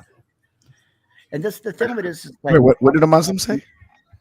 part of the issue is there's so many discrepancies between Judaism, Christianity, and Islam. Just those three faiths together, there's so many things that they can argue about. It's the same Godhead, but here are the differences. Judaism doesn't believe that Christ has come. Christians believe that Christ has come. They believe Jesus is the Christ. And Muslims believe Jesus was just a prophet and he did not die on the cross. That he was but they have a lot of good things to say about him. That's they always say, blessing to him. Peace be unto him. Yeah, peace be unto him. Yeah, they say peace be unto him. Yeah, right. Yeah. Yeah. So yeah. Bruce, you believe that Islam's got the same Godhead? It's the same God of Abraham. They read the Old Testament. It's the same God. It's just they have a different view of Jesus than we do, and a different view of the Judeo laws. So what's your opinion of Islam? I'm sorry, Chrislam. Islam is also separated too. Yeah, the Sharia law. I'm sorry. What's your opinion of Sharia Chrislam? law is like the worst and most vile law under God that ever created by humans. Because what's your opinion of Chrislam? Of what?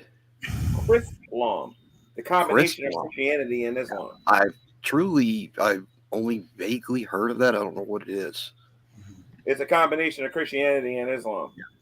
Huh. So it's an abomination. It sounds like something that fans of the movie The Last Temptation of Christ would follow. There's some cuckoos out there, trust me. Yeah.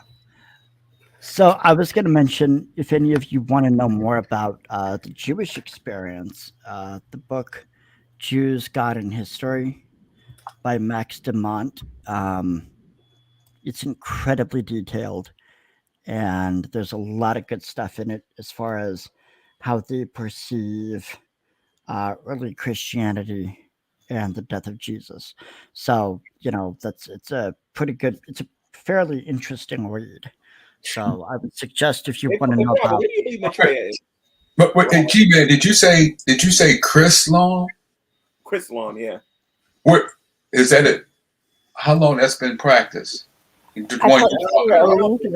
heard of it before. Yeah. It's a combination of people who claim that they're following after Jesus, but hold to a lot of the traditions of Islam. It's a merger.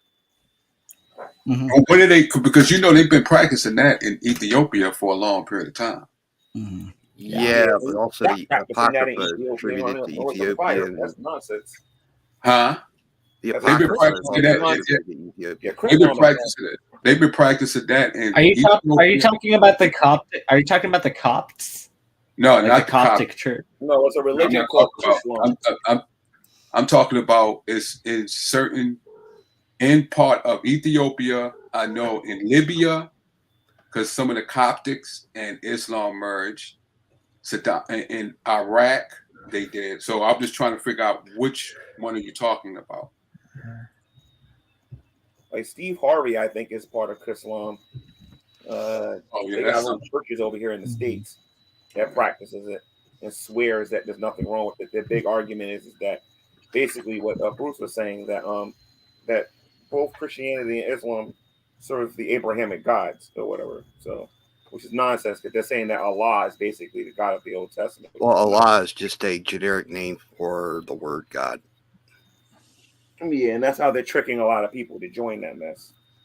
They're trying to take all the so-called good things out of Islam and all the good things out of Christianity and make religion out of it. It's not so bad as long as it doesn't include Sharia law. Sharia law is like completely sexist. It's brutal. Well, it's antithetical to Christianity. Anyone that believes in Islam is going to the lake of fire. I can tell you that right now. I wouldn't say no that. hope for you. You can look it up. You can type it up on Google, and you can look at what I'm talking about. Here's the deal. Hey, G-Man, you can believe in Christ, be a follower of Christ, and you can practice Tai Chi. And you're not going to go to the lake. Oh, no. I'm not saying that you can't practice some type of martial arts or something like that. Well, it's not that. It's you're practicing something from another culture. You cannot be part of Islam and claim to be If you could philosophically mix the two without perverting But Christianity, it depends on which that's one. That's not possible. Hey, Admiral.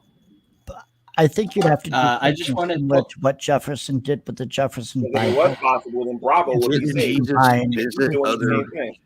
religious cultures believing in Hey. God just a different way? Didn't he Yeah. observe other cultures? Yeah, but they're He going didn't to have offer to much bring in criticism some of to the them. stuff and preserve others. That's the question. What are they going to get rid The of? thing that you're saying with Islam and Sharia law, the only problem with what you're saying is that sure, it sounds nicer if it doesn't have those things, but Sharia law is fundamentally baked into Islam. It comes from the Quran, the Sunnah, and the Hadiths. Mhm. So Yeah. it's fundamentally baked into the foundation of Islam. Yeah, and and it's based anybody on a that is fear a of Muslim women. has to But it's acknowledge it. considered radicalism these days because it's so severe.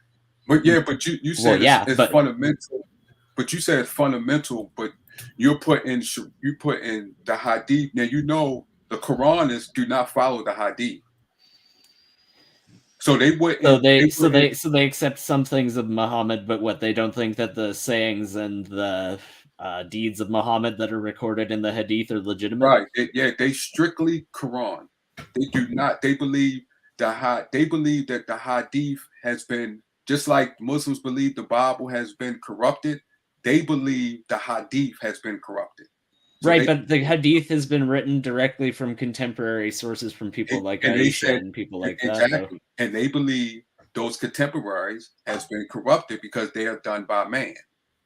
So they strictly believe in the Quran. They call Qurans. As if Muhammad isn't a man, but whatever. That's a Yeah, well, that's Wait. So what is the Hadith exactly? What is the that? Hadith is the collected sayings and deeds of the Prophet Muhammad. It's basically purported for Sunni and Shia Islam to be where the Quran is mainly focused on religious laws. This one's a bit more contextual as far as if a man breaks this law or does this thing, then this is what you're supposed to do. Oh, okay. And plus, it's some things that you cannot get out of the Quran. They go to the Hadith to get the specific interpretation. So the Quran has a mixture of teachings as well as historical context, whereas So the Hadith Hadith is the just Old more Testament. didactic, right? It's like a resource to reference the new. Yeah, pretty. Okay, gotcha. Yeah, you can say that, but it goes more into it because it's the Hadith is so much. I mean, it's a monstrous. Yes, it's text. yes. But that's the reason why the Quranists don't believe in it. Is it true? Go ahead. I heard somebody make a joke about this. I don't know if it's true or not. I heard is it true that in Islam or somewhere in either the Hadith or the Quran that if you fart while you're in the middle of prayer, you have to stop your prayer and then start all over You have to again? restart it. Yes. Yeah, you have to restart your So prayer. that's real? Yeah, you have to restart it because that right there. If you do that in the middle of your prayer, sorry, my I friend, seem but to you have have heard just that before. blasted. So what if if you continue praying without saying "Excuse me, Lord, let me start all over again"? You're gonna go to hell? Yeah, you're basically. I forget what the name is, but it's like the opposite of jhana, basically. Oh, okay, gotcha. That's funny. I mean, jhana is kind of. It was just a combination of Christianity and Muslim belief, and I had not heard about it. I looked it up online, and I just wondered if you could tell me who's involved with that and actually what it's about. Well, actually, it's a term that's very, very fluid. So it can fit a number of different situations, circumstances, organizations, etc. The science fiction author Arthur Clarke actually used the term in a futurist novel back in 1993. The novel was called The Hammer of God, and he used it to refer to a blending of Christianity and Islam into one religion. But the word is also a word that refers to various religious cults from the West African nation of Nigeria, which blend elements of Christianity and Islam. So there are a lot of different ways in which that term is being bandied about or used. But here's the bottom line. There is no way in which you can harmonize Christianity and Islam. The two simply cannot find any coherence, one in the other. Because at the very beginning you have Islam saying that Christ is not God. And to say that Christ is God is to commit the unforgivable sin of shirk.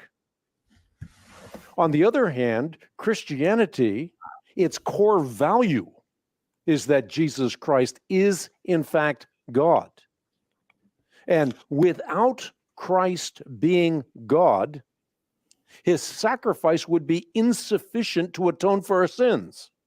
So at the very root of it, you see that there is no way that these two religions can be harmonized. One religion which is rooted in history and evidence, the other which is rooted in the mythology of its founder, Muhammad.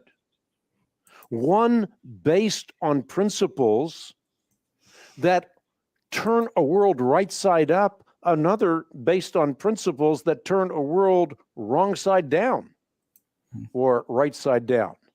I mean, this is a very bad idea, the idea of trying to cohere two religions that simply have no commonality.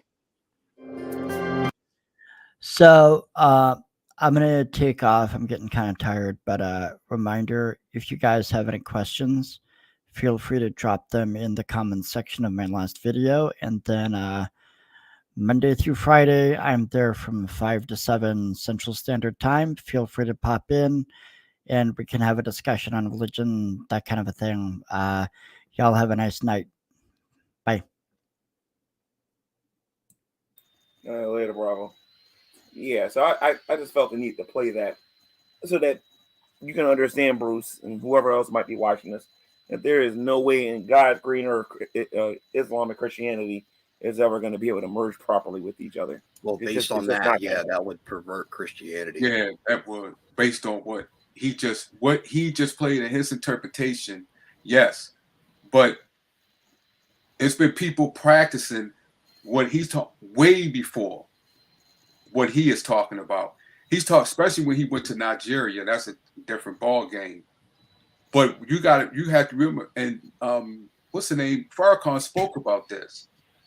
When his disciples, Muhammad's disciples, went to Ethiopia when they was escaping persecution, they was protected by a Christian king, and they believed in Jesus Christ. And he said, "Well, you can't touch him." If you look at and research Bilal, the one who made the call of prayer in Islam, he went away from Islam due to what this guy is saying about what Islam is all about. This is Bilal, one of the first ones, the foundation of Islam. So he's talking. Islam is false religion. Say it again. Islam is false religion.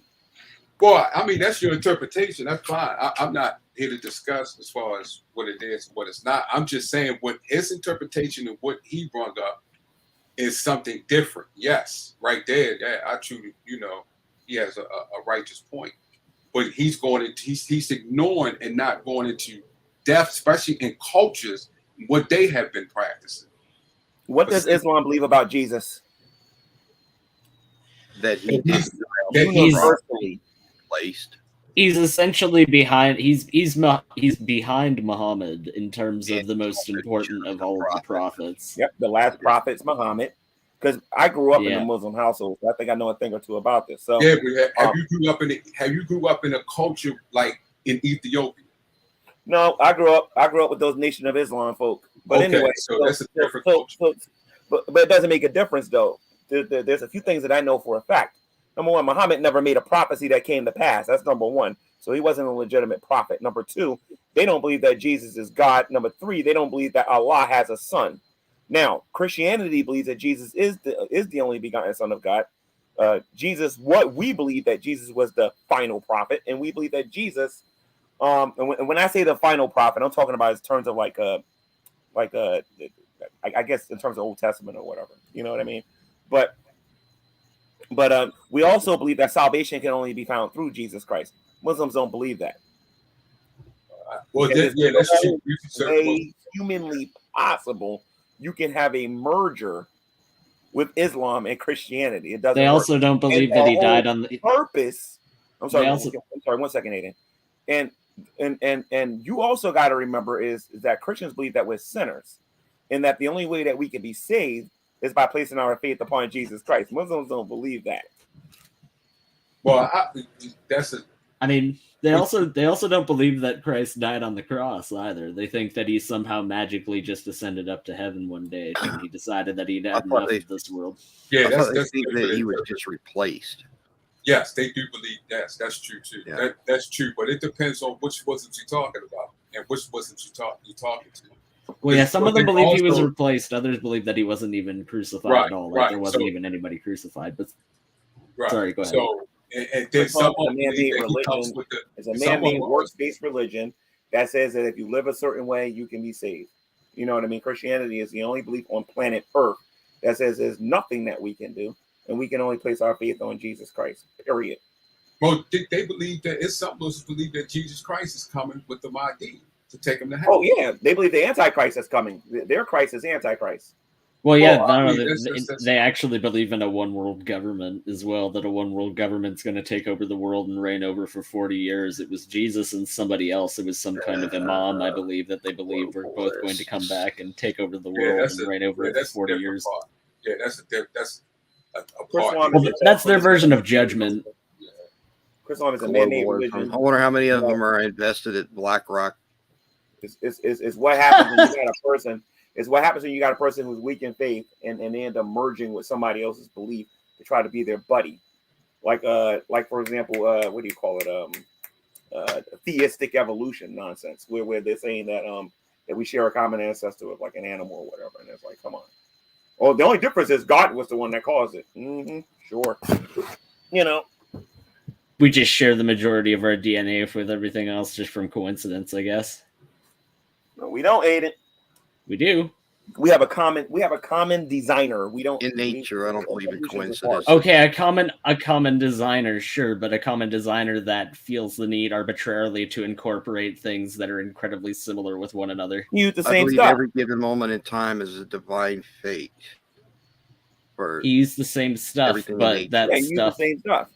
Everything was cultivated to happen, including vestigial stuff that has no point. And I can show you the Bible verses where it's predicted that people would have their faiths combined with others. It's right there in the book of Acts. In Acts chapter 20, it says, upon my departing, that grievous wolves would come in, not sparing the flock. There's a bunch of scriptures that would suggest in the Bible that false teachers would come in, cause people to lose their faith, and end up either outright joining another faith altogether or combining what they believe with another belief system. I mean, that's not a very difficult prediction to make, to be fair. It's just to say that there's going to be other people that come forward at another point in history and try to adulterate. I know you're not using that. But that already happened. It happened on YouTube. A lot of people fell away from the faith because of the population of the atheists rose up. Well, sure.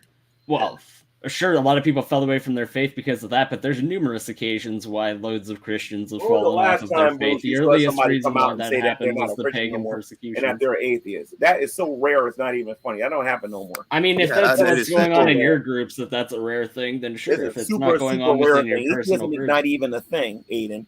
Okay. I know you don't want to have that discussion with me. Gone back. I mean, people that don't affiliate with any kind of religion whatsoever becoming a larger portion of the population over time would indicate otherwise. But atheism, make that argument. Is not even a real ism. I mean, sure. What about just if that's what you want? Right. Alien has a point. Scientifically.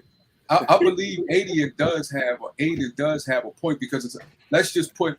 You got Islam. It's a lot of people that's heading to, like what he said, as far as what the church, especially a lot of Christian church, has been done over time.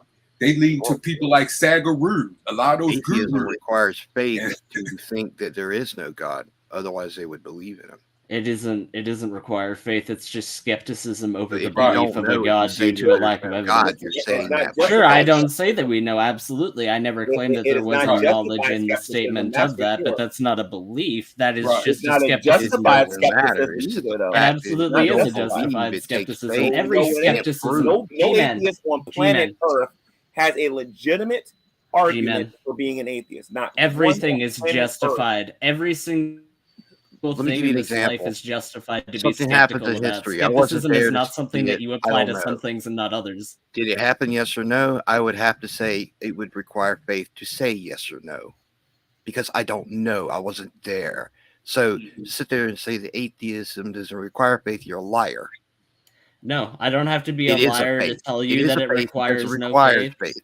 In order I for don't you have to to be not a believe in liar to God, tell you that there you is have to have not a some sort of It's by premise faith of that you say understanding. that there's no there is God. not a You can't prove it. faith-based assertion that comes into Yes, there play is. when you simply say Because that I've you're heard many skeptical. No, you atheists can try to claim that assert it's that a all you fairy want. tale. You can try to assert that all that you want. I never tried to claim that. When did I say I didn't that? say you did. What I am saying is that Okay, in so order you're for just you to applying that decide to whether or me. not to believe something, either way of not believing it or believing it, it requires faith. If you One don't second, have guys. any evidence, If you don't, if someone doesn't believe there's enough evidence for a God, that doesn't believe that they believe strongly that there is no God. It just means that they don't. There's not enough evidence for them to believe there is something. They're not the same thing. Those aren't the same beliefs. not to believe Thank it you. yet Thank because you. you don't Thank know. you. It still takes faith to What? not believe it. No, it doesn't take faith to not How does believe it- something. how It does takes it take it take no, wait, no. How It's does it- different to say To think it's something based on a lack of knowledge. No, you're it's not. That doesn't it's don't have believing there's not, something or and if not there is, either believing way, something and not believing are different things. I know that, and what I'm Yeah. saying is, if you have a No, but you lack say of they have the knowledge of same outcome, though. Aiden, will You you say they please have shut the up same when we outcome. finish? If you have a lot, see, this is what they did back in the great debate community. They run over you when you try to explain to them how they're wrong. Calm down. All right, just chill out. All right. Here's the deal: Just sit if down. you What's your argument? if you lack information and you are put in a position whether you are prompted to choose if you believe it or not, whether one of the two that you decide, you're going to do it on faith because you don't know. You're gonna if you don't know something, then you're probably going to default on the notion that this might not be true. So do you have faith? He said it takes faith for you to not. Every human being on the planet has faith. Right. Does it It's take part faith of our for you not to DNA. believe in leprechauns? It depends on what you have. It depends on what you have faith. Yes, but it depends on what you have faith in and why. Well, that's not what I'm saying. That goes into then you're going into. What I'm saying is, if you lack information, I'm sure to choose whether to believe it or not. Right. Because you lack information, either choice is going to be made from faith. Right. He said the lack of. He said no matter saying what. This for like 10 years. He said that you can thing, and when you're ready, I'll have a talk with you about it. He's saying no matter what, if the lack of information or the information that you have, whatever, it's going to be faith that you use to believe in it, because you believe this, even though you do not have all the information, you believe in it, and you have faith in it until information. Hold on. But not believing in something is very different than believing in something. Those are very different things. Choosing not to believe it, it's going to require faith. Hold on. Can I say something? Can I say something, please? Hold on.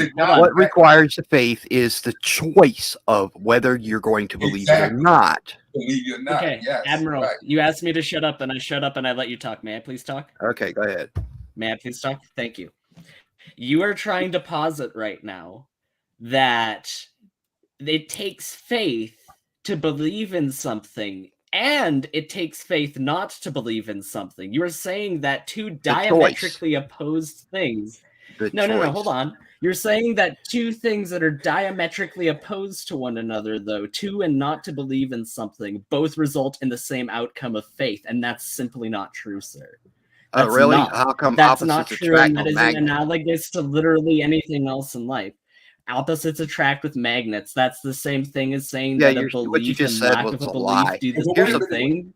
You're misconstruing what I was saying No, earlier. hold on. You're going to I'm saying the equivocate choice what you I'm make. saying right now with magnets, and then you're going to say that I'm lying. Okay, go ahead. Yeah, because you just said that's patently absurd, and anybody that's you listening just will stated know that that two that's opposing patently things absurd. can't be in the same. You're Right, you're but Aiden, wrong. you said the outcome. Yeah. You cannot take a left and a right down a road and still end up right Yeah, either men and way. women don't belong together. You sound really right, don't you? Right, Aiden. But you said the outcome. What? That's not what I'm saying. But you just said two opposing things don't belong together. Well, hold on. There's too many things in this world. Okay, so just extrapolate that to everything else in this world. Okay, but Aiden, you said the outcome would be faith. The outcome would be faith if you do believe in He's something. misconstruing what I said earlier. He's not saying. He's saying for you to you're bringing faith as an outcome. Admiral is starting with faith. He is starting. What I'm saying is, it's not whether you choose yes or no. It's the fact of the choice itself. Yes, he's going to require faith because you can't prove yes or no. Hold on, Admiral. What is that choice based upon, though? Hold up. Examples. I'm just trying to get to because it's basically on who your interpretation, but I'm just trying to show you Admiral's interpretation. He is starting off with faith. With your analogy, ended with faith. He is starting off with faith. No matter if he goes right, left, believe or don't believe, his truth point at the beginning is faith. Your analogy came in as the outcome of faith. That's different interpretation, different outlooks. He has one and you have another. Faith is believing something without any evidence. In either way, the choice. The choice you and make, not having yes or evidence, no, and not having evidence, belief, and whether not it's yes or believing no. in something, and not having evidence, and not believing in something because But there the is choice no you make evidence is going to be is your different. belief. Is different. The choice you make is going to be your belief. It's no different. The Yes, choice it you is. make. You can try and posit that this is the same thing. Okay, all if that somebody you want, gives you but it's not. a limited amount of information and you say you don't want to believe it because you don't have enough of the rest of the information, in order to not believe it, it's going to require faith to not. Okay, so that's just God of the gaps, is what you're saying. Okay, we don't have information That's on everything. like God of the gaps, and y'all made Y'all made that garbage up. You know, I did a lot of research after I left the great debate community, and about 90% of the garbage I heard from you people is all made up and lies. From my people, see, that's what I love is that you conflate us all as like one big monolith. Shut up. You just said that. You can tell me to shut Everybody's up. got to make it about themselves. You and your culture. And well, your yeah, people. sorry, we're actually individual people because unlike religion, we're not. No, you're not monolith. individual because you got offended at your people. Yes, we are. Yes, we are. I didn't actually. I just said that you're the one that said you people. You're the one that just said it, sir. No, hold on. You're part of a changed mindset. What I said. I made the claim that atheism wasn't really a thing, and that atheists don't even exist. Right, it isn't a thing, but it's also a monolith. I believe that you have a totally the choice different itself belief. is going to be your belief, whether it is a belief or it's not a belief. It doesn't matter. Not atheism. It's never been atheism. You choose something based on what you believe in. You know, that's beautiful that you just said that it doesn't matter because you just don't want to directly admit that you what don't you're saying. believe. You want to make up some argument to keep Christians pissed off. I don't believe in Christianity the same way that I don't. You don't believe in it because why? Why? Why don't you just tell everybody you're gay, aren't you? You're gay. Why don't I? Yeah, you're right. I love background. Yeah, you're right. Hold on. Stop calling these people. Listen, Bruce. Listen. You guys are supposed to be debating whether or not atheism is actually a thing. All right, that's what you're supposed to be debating. But I know, and I'm trying to. That's just ad hom attacks, dude. Come on. Right. Those are just ad homs. There's much easier ways I just want to deal with them. You ain't My got to point was do that. and nobody. It doesn't matter. It doesn't matter I if ask your you the choice question? is a disbelief or a belief. It's the matter of making the choice. Can I'm I not ask talking Aiden- about the choice Yeah. you make. I'm talking about the making of the choice. Can I ask you a question?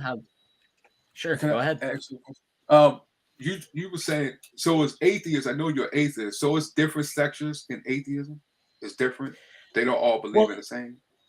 They don't all believe in the same thing as far as having any kind of dogma. There's no dogma in atheism. That's not true. It's not a dogmatic belief. That's not true. There is fundamentalism There's out the nothing, yin yang there's in nothing atheism. Are you in kidding? atheism. There's nothing in atheism that is dogmatic. Aiden, Hold on. There's- Hold on. there's- Wait, let me finish. Wait, let me Hypocrisy. finish. Something was posed to me. Something was posed to me. And I'm trying to finish what I was saying. That's all I'm trying to do. All right. So the simple lack of a belief in deities, not specifically the Christian deity, but just deities in general, due to a What lack does of lack of evidence belief mean? thereof. It means that you don't believe in something. So shut up. I'm All tired of right, hearing that.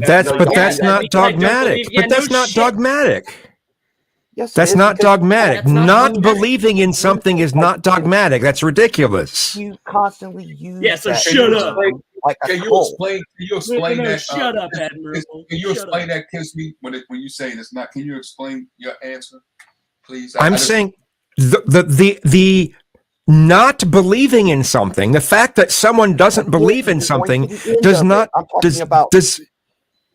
Man, it's the making of the choice of whether to believe it or Okay, not. but can it has nothing to do with the choice. What I'm saying is, I got that, but when okay, you can he make please? the Can choice.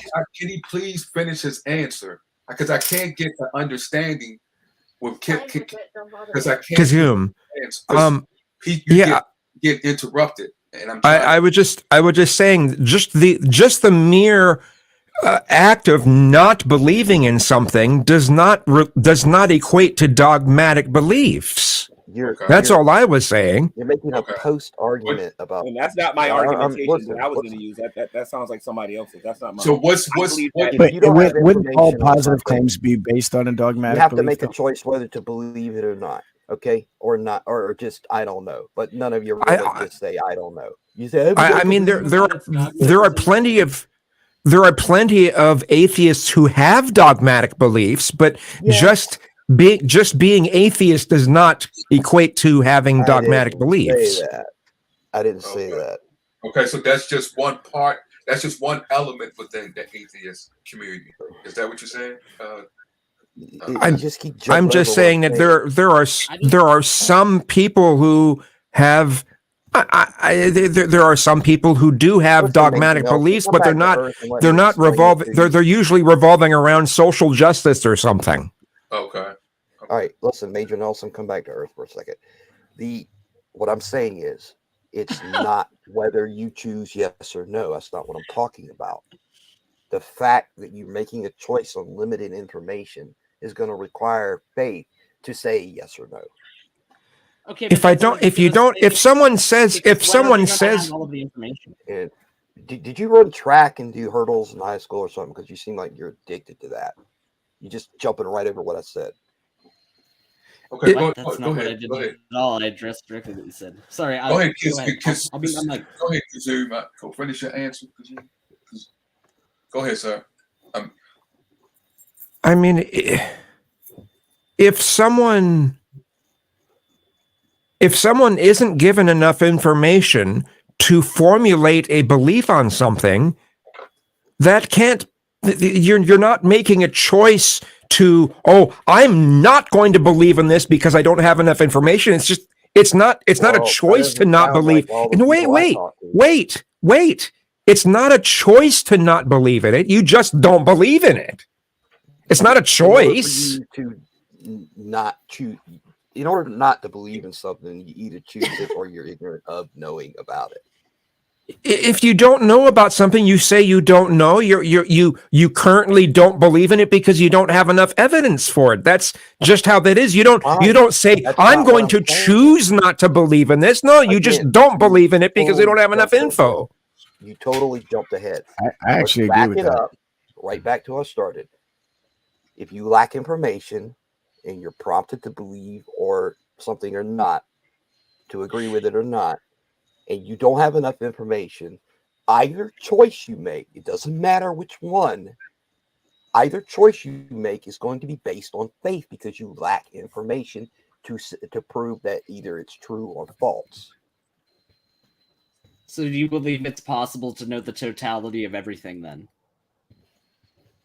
You believe that it's possible to know literally everything that there is to know out there? Because you not must. in this human mind. That's a necessity of this. Well, if it's impossible to know everything, then how can that even be that's just there isn't even a there's not an alternative to what you're saying. Well, I mean, but you're talking if about the entirety of all knowledge cannot be achieved, and what you're saying is it requires the entirety of all knowledge to meet the standard of what you're saying, then that's not even moving the goalposts. That's putting the goalposts so far above everything that nothing can Can I reach it. suggest something here? And I Real think quick? that's only for you ridiculous. because you don't want to agree with some factual proof. Bruce, I think even denying something without enough evidence. Bruce, I could be wrong requires with this, faith Bruce. to Bruce, I deny could be it. wrong with this, Bruce, because you're the one making the argument. But there's a possibility that you may be making the argument the wrong way. The only time what they're saying actually, and Beckel, you can correct me on this if you want, and the rest of you, he could be making a faith claim if he's taking the strong stance that there is no God, and he's not even trying to like make an argument against it or whatever. You know what I mean? But it's not a faith claim simply because he says he's an atheist. You Well, know it has nothing to do with that. I'm not even talking about God, believing and he's not providing I'm talking any about the fact or whatever. that if you don't then it's have a enough faith. information to I'm not believe saying that they're an something atheist. is true. But hold up, Abel. Well, I mean, you don't. If you don't have enough information to believe something is true, then it's not an issue of you saying, "Well, you think it's false." It's just the information. It's just that you don't have enough information to prove that it's true. Those are different things. Hold up. Hey, G-Man, can you finish what you were saying? Because what you were saying, it brings wisdom. Can you finish? Because I couldn't hear you because you was. No, what I'm saying is a person coming in a room and saying that they're an atheist is not a faith claim in of itself. Right. Where I think a lot of Christians like myself will say that atheists are displaying a faith is when they're making a positive claim, a strong claim that there is no God without providing a strong rational, a rational argument for their atheism. For example, you can't just come out and say I'm an atheist.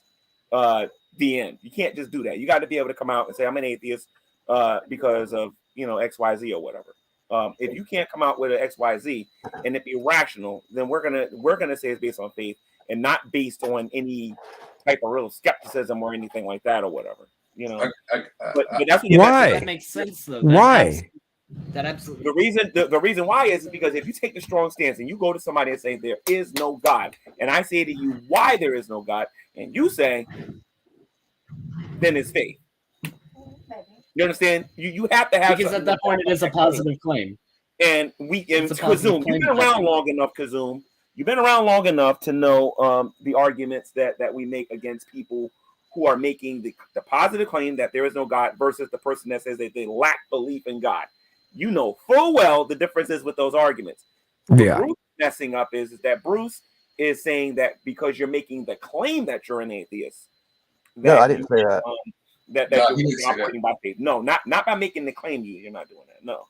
No. It's when you make that strong stance that there's no God. That's when you mess up. What I'm saying is, Abel didn't say that, but I see. Go ahead, Abel. In any situation where you are given a limited amount of information and you're prompted to believe it or not, okay, you have to make that choice whether you want to believe it or not, or maybe you just don't care. No matter. The thing is, whether choice you make to believe it or not, based on a lack of information to empirically prove it, your decision, no matter if it's yes or no, even if it's denial, would require some faith to make that. If you didn't have all the information you needed to prove it, right? It doesn't matter if you say yes or no. It doesn't matter if you're atheist or whatever. What I'm talking about is the choice itself is going to be made by faith. Atheism isn't the denial of anything, though. It's the lack of an assertion. I don't care. Well, if you don't care, then you're not interested in knowing the truth. I disagree with that one. I disagree with that definition. No, because with all due respect, I think it's an attempt to hijack the definition again, because atheists are trying their best to get away from having any type of accountability in these type of discussions by changing that definition. How? Atheism, because when you say that you lack the belief in the existence of a God, you're basically saying trying to put the onus on the theist in a discussion. I'm sorry if you're uncomfortable about the fact that the burden of proof is on you. No. The burden of proof is on. Wait. Let me finish. I'm not uncomfortable with that. I'm not uncomfortable with that. I'm very comfortable with talking to people about why I believe God exists. What I think is on you, or people who use that phrase to determine what atheism actually is when actually, if you go back to 1998, I think it is, the Rutledge Encyclopedia determines atheism to be an affirmation that no God exists. But now here in 2023, it's all of a sudden changed to the lack of belief. You see what I mean? Yeah. Right. And So I that mean, hold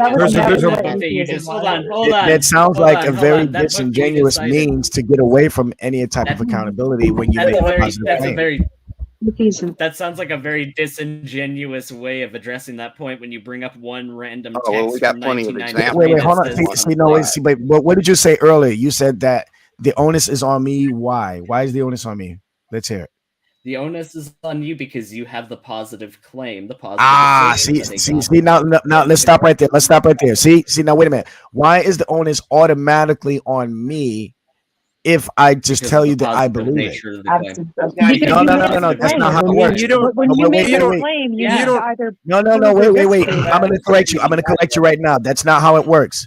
Yes, Anybody. it is how it works. No, That's no, it's not. No, it's not. You're how wrong. logic You're wrong. works. You're You're wrong. using You're wrong. a fallacious I'm gonna argument. prove it right now. I'm gonna prove it right now. You're wrong. Both of you are wrong. This is what it is.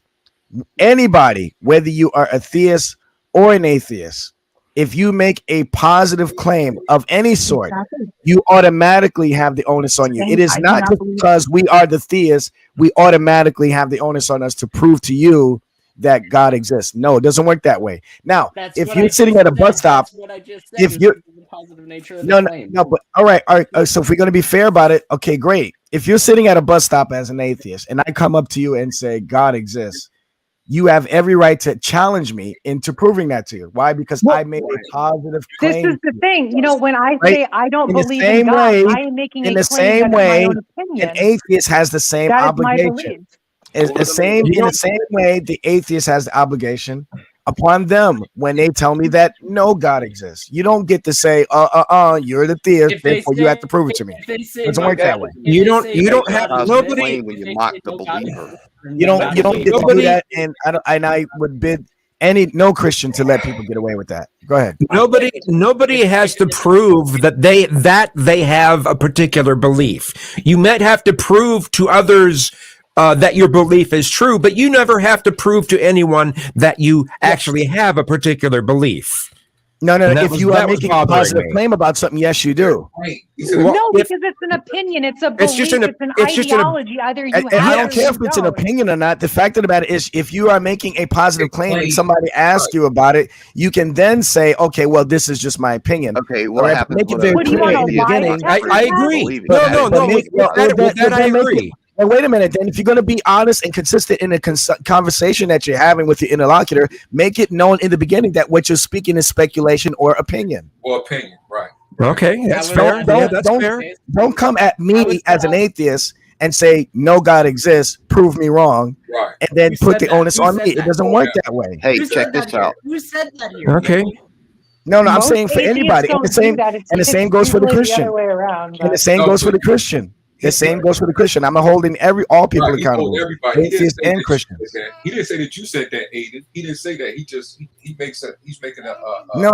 And the reason why I'm saying this is because, again, I reject this idea of the new definition of atheism being called the lack of belief in the existence of God. You can reject it all you want, but you can't tell other people. You can't tell other people what their viewpoints are. I'm sorry. Well, I mean, I can tell them if they tell me what they are. Wait a minute here. Wait a minute. The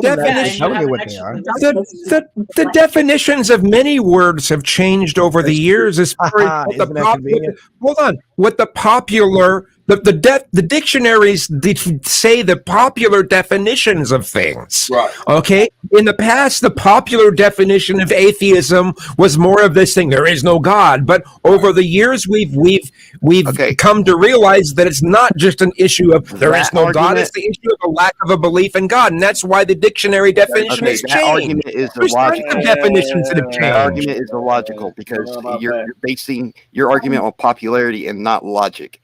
The fact that the third law of logic is the law of identity. It states that all defining terms must remain consistent when in a debate.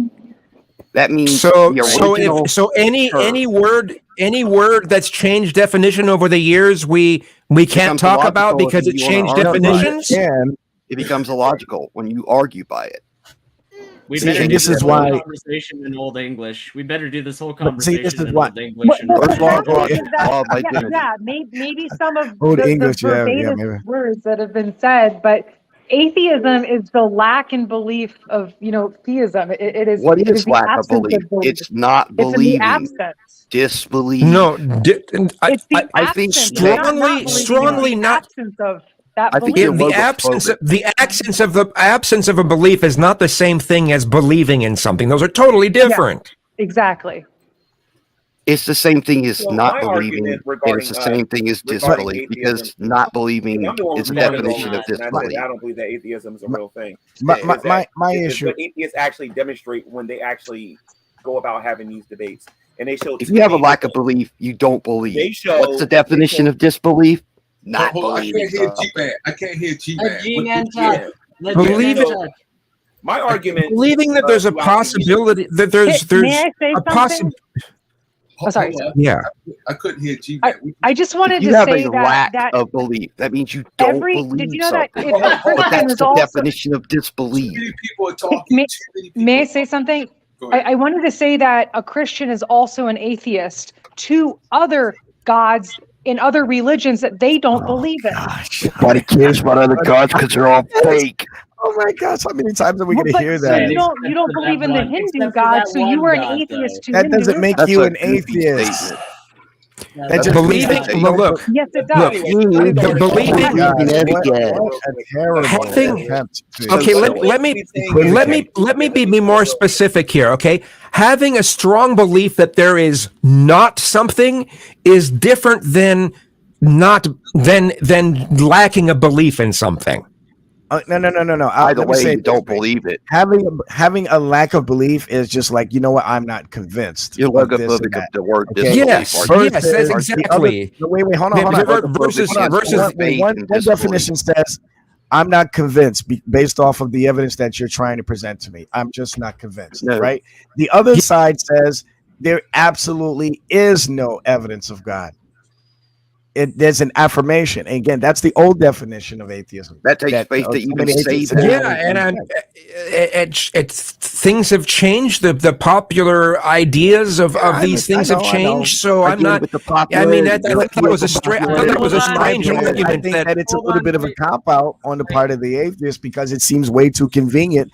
Because now they know that they don't philosophically have a means to debunk the existence of God. So now they have to change it from the affirmation of God to, well, I'm not personally convinced that God exists, which I think is fair and honest, but it's still not good enough. But Veckel. Well, my whole thing is that don't really display atheism. Go look up the definition of disbelief, If anybody and said you'll that they see had to it means the exact same thing as lack of belief.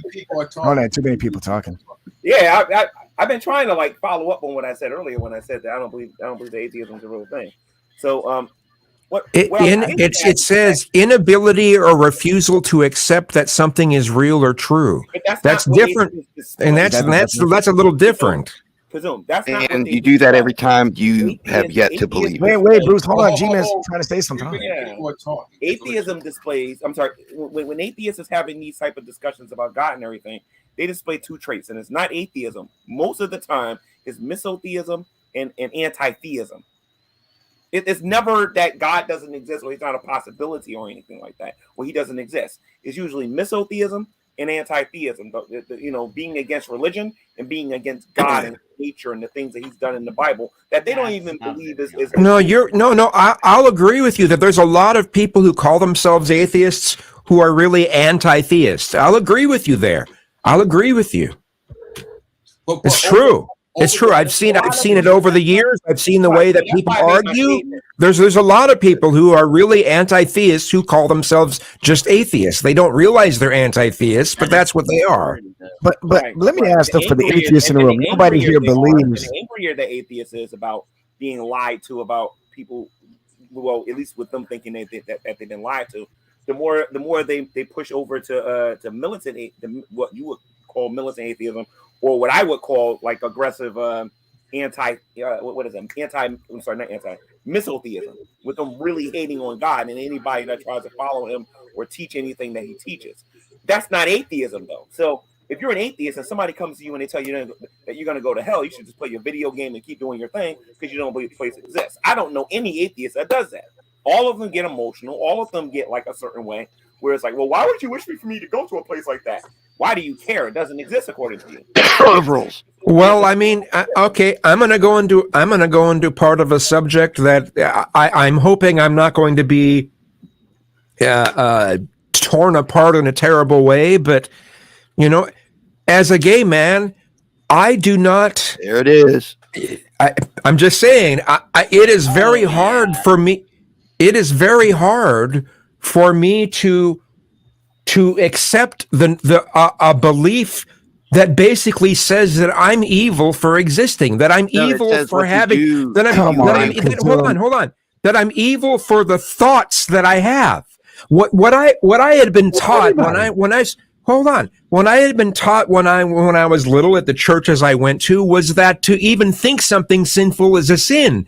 That's not just you. But it's just the notion that so many Abrahamic religious people push this notion that a homosexual act is far worse than so many other sins, and it's just like that's not Bible. That's not the Bible. The Bible doesn't say that. Something that causes disgust.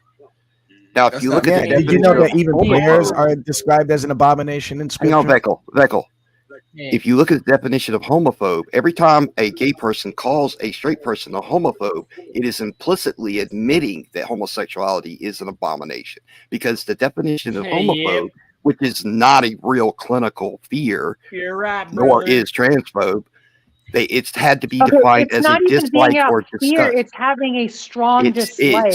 They had to define it as a dislike or disgust. Invalidating the fact that people are so hateful against a group of people that is like found everywhere in the world. You're not listening because you don't want to hear the truth. To Kazum's defense, the fact that I have call heard other people Christians say homophobes, that and have the that right. definition is a person that finds disgust in homosexuality is the definition of a homophobe. The thing is, that disgust, what you're doing is you're also defining homosexuality as an abomination, because an abomination is defined as someone or something that causes disgust. Well, let me ask you. What you're doing is you're taking talking about calling people that, and then not realizing you're condemning yourself. Right. Hold on one second, because I want to come across as being sensitive talking about this here for a moment. Just give me a second here. Sabella, you're aware of Shanny and Rev. Beckel, you're aware of Shanny and Rev. Admiral Six Killer, you're aware of Shanny and Rev. Aiden, you're aware of Shanny and Rev. Yeah. Everybody in this room, I think, knows who Shanny and Rev is. I want to take a poll here. Can I say something while you're doing this real quick so I can get it out? Hold on a minute. Kazum's homosexuality versus Shanny's doing porn on YouTube, her unapologetic fornication with Rev, having sex and everything without being married, and her constantly talking about her periods and talking about her sexual stuff on camera all the time. Tell me something. Which one do you think is worse? Because I want to show you something here, Kazum. Nobody is making a billion different videos about what you do in your bedroom. But I can show you a whole bunch of videos with them getting on Shanny about that stuff, though. Will you let me explain something really quick?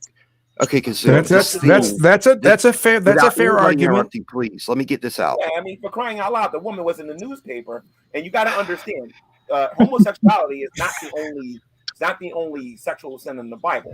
There's fornication, bestiality, orgies. There's a whole bunch of stuff in the Bible. Right. Yeah, I understand that. Admiral.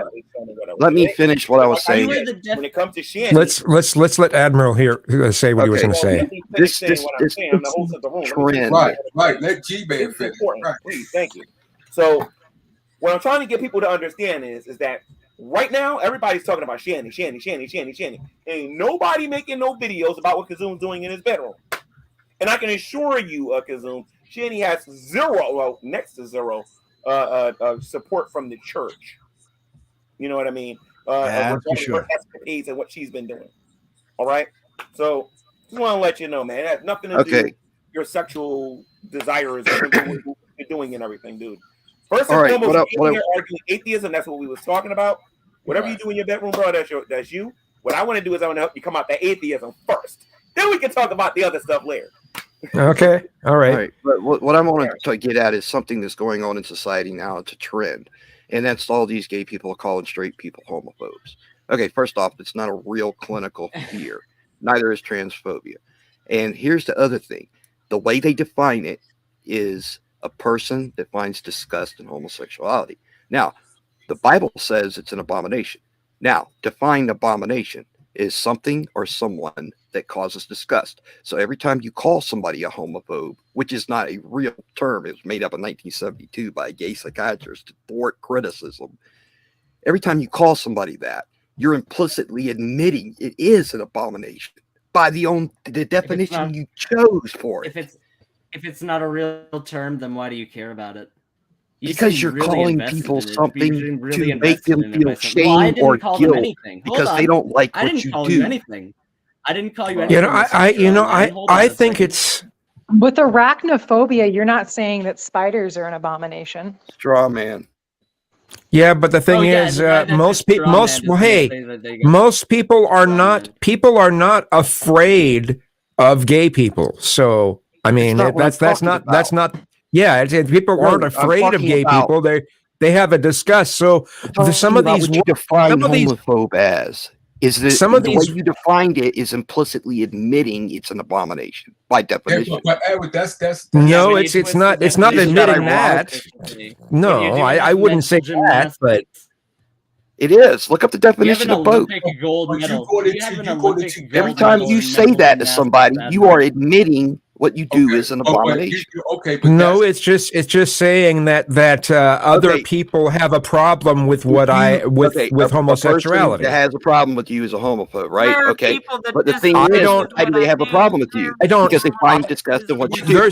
But what's the definition of abomination? Something or someone who causes disgust. So that means every time you say homophobe, you're implicitly admitting that you are an abomination. We getting off the top. I think we getting off the top because Admiral, you're talking about definition as far as in the society that we live in. But I got to take off. Remember, Veckel and G-Man was getting into the biblical, how it is biblically. You're going into society. That's two different sides of the coin. So which one are we on? Are we on society or are we going biblical? Well, it's a reference to both. I'm trying to show Kazum that that it's not like he's concerned. Like his big thing is that look how Christians are treating homosexuals in America, and I'm trying to show him right now in this room on social media that I can name a few people who are in sexual sin that's getting a whole lot more attention than any gay person I know right now. I know that. Now, Admiral just mentioned who look how they're treating us. You know what? I'll agree with you on that. Right now, there is a push for wokeness, which I define as a dogmatic, highly organized, scholarly-based ideological framework that's used to dismantle all of the prevailing systems that make up society because they're deemed as oppressive.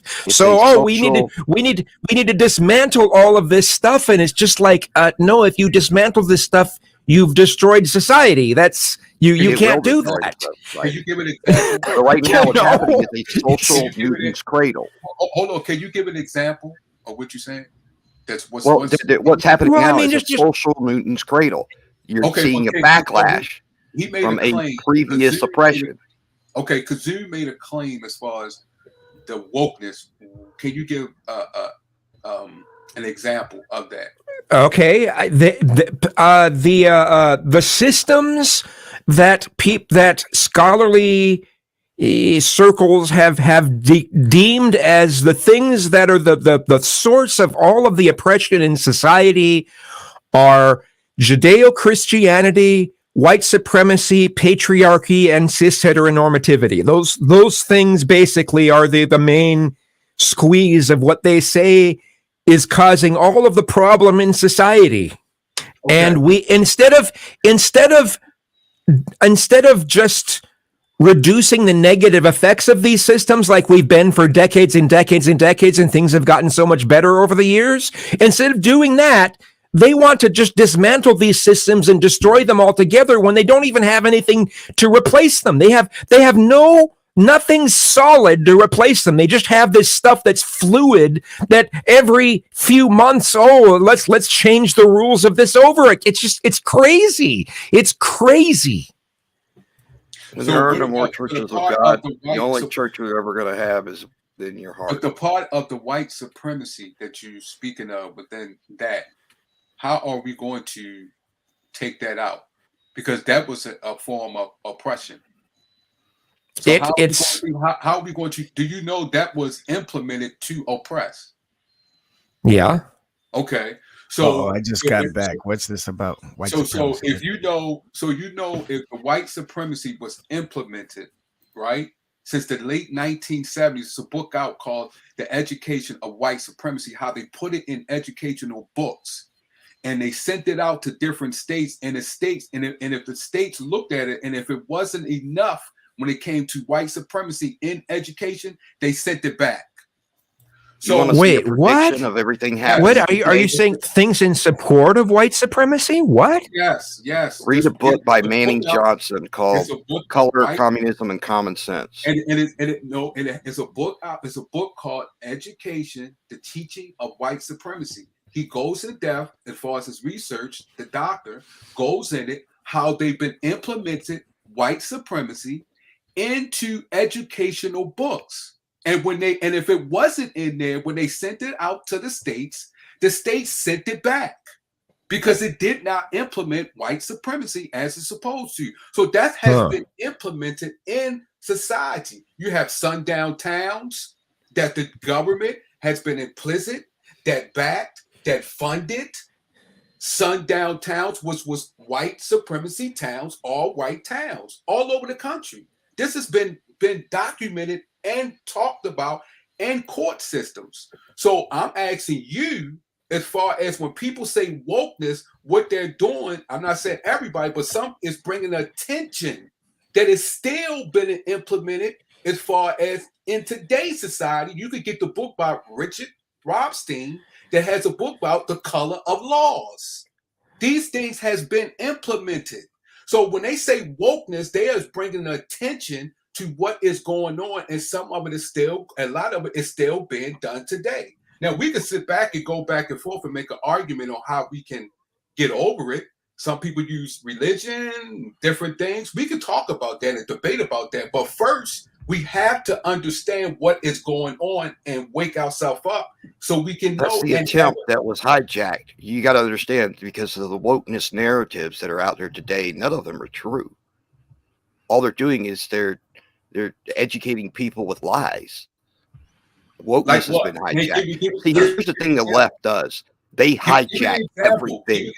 They hijacked Black Lives Matter. Look what happened. They ended up buying a mansion and spending all the money and not spending 1 cent on any poor Black Americans. That's leftist. They hijack everything. Are you saying, wait a minute. Are you saying, wait a minute. Oh, no politics, really? Oh. You know what it is, Kazoom? YouTube's getting pretty strict with some things. But you said, I'm sorry. He said, you got to chill out with all this politics. No, I'm not. Okay. I'm not going into politics, but he just said, as far as it's not true, but the government says totally different. He's saying that it's not true, but the government has admitted. You can look at Johnny Cochran, his law when he argued in front of the court system when he got reparations money for Oklahoma and Rosewood. Look at his opinion. He has brought up evidence. It's been in books and everything.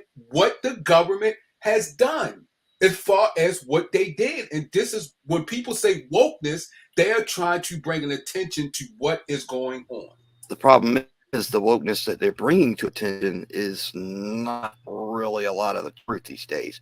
In fact, using the term to attract people's attention and also using the term woke to Black people is kind of insulting, don't you think? Yeah, Black because Lives Matter saying awakened in a way that's a street term, as if you're stupid and you can't read. That's what they do to you.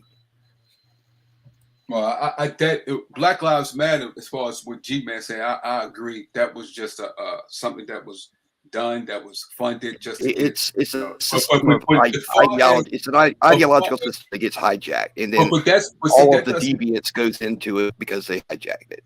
Okay, but that's true. That's true. That is true. When it started, it was fine. Just like Black Lives Matter, when it started, it was fine. And then all of a sudden, it just explodes into this political chaos. Yeah, that's I true. say the same thing about the Democrat Party too. That's oh my God! Here we go. Here we go. All right, guys. Can I say one thing?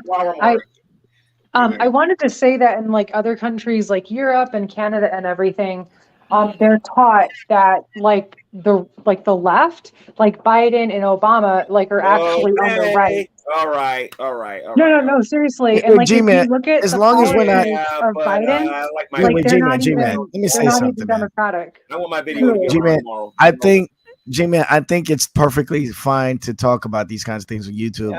However, what YouTube doesn't want us to say, maybe, or somewhere where I won't get flagged down. All right. Okay, I know he's trying to be. He's trying to be safe over the with this moon. Okay. You remember that 70s TV show, the TV show that was like a PBS show? It was G-Man called is trying to One be safe Plus with his You. channel. That's all. So called what? Yeah, I understand that. I One see Plus your You. point, I do see your point, Moon. About a kid who visited a guy's toy store, I don't recall. and the guy was I kind of like might have. his mentor, teach him how to do things. I'm sorry. It was I don't recall. What's it called? One Plus You. It came out in the early 70s. And it was like a PBS type show. I grew up watching that when I was a kid. I'll check it out, but I'm a little young for that. The kid that's on the show was actually in the movie Meatballs. He was a real arrogant kid talking to him about the grass is slippery. He was sue him. That's the kid that's in that show. Okay. Yeah, I haven't seen it. Sorry. All right. But no, so we're at the 4-hour mark, and I'll probably do another one of these again on Monday or tomorrow or something. Is anybody on here planning on doing a show sometime this week or whatever? I might do one maybe Tuesday night or Wednesday, maybe. I don't know. We'll see. I gotcha. What about you? Well, actually, yeah. All right, so Beckel's gonna do one. What are you gonna do? Thank God for atheism, or I don't know. I mean, I'm kind of thinking out loud because I'll have the ability to do that. I don't hate anybody because they're an atheist, agnostic, or a gay person.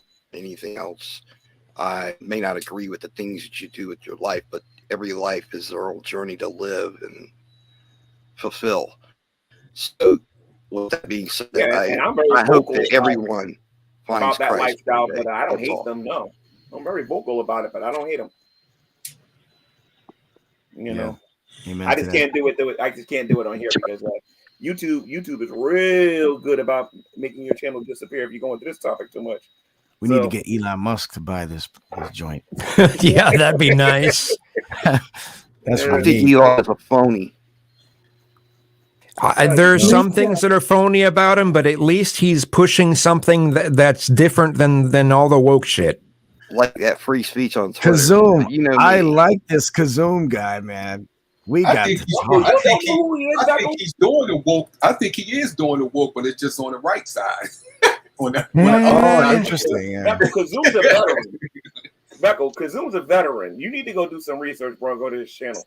He's a veteran. Oh, Kazoom, have you heard from Agent of Doubt? Because he made a very disturbing video. I saw somebody stalking him. And I kind of haven't heard. I know he's made videos after that, but I haven't heard anything from him since.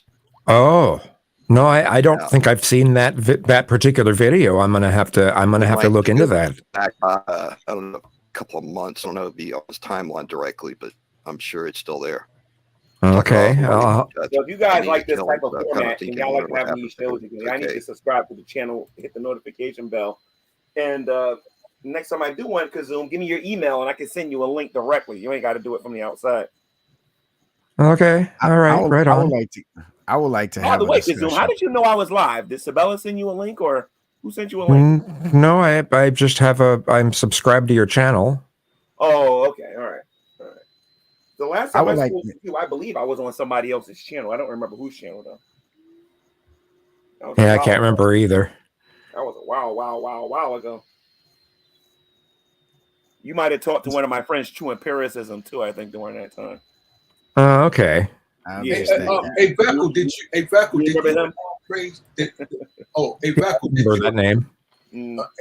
Hey, Veckle, did you and Praise I Am ever?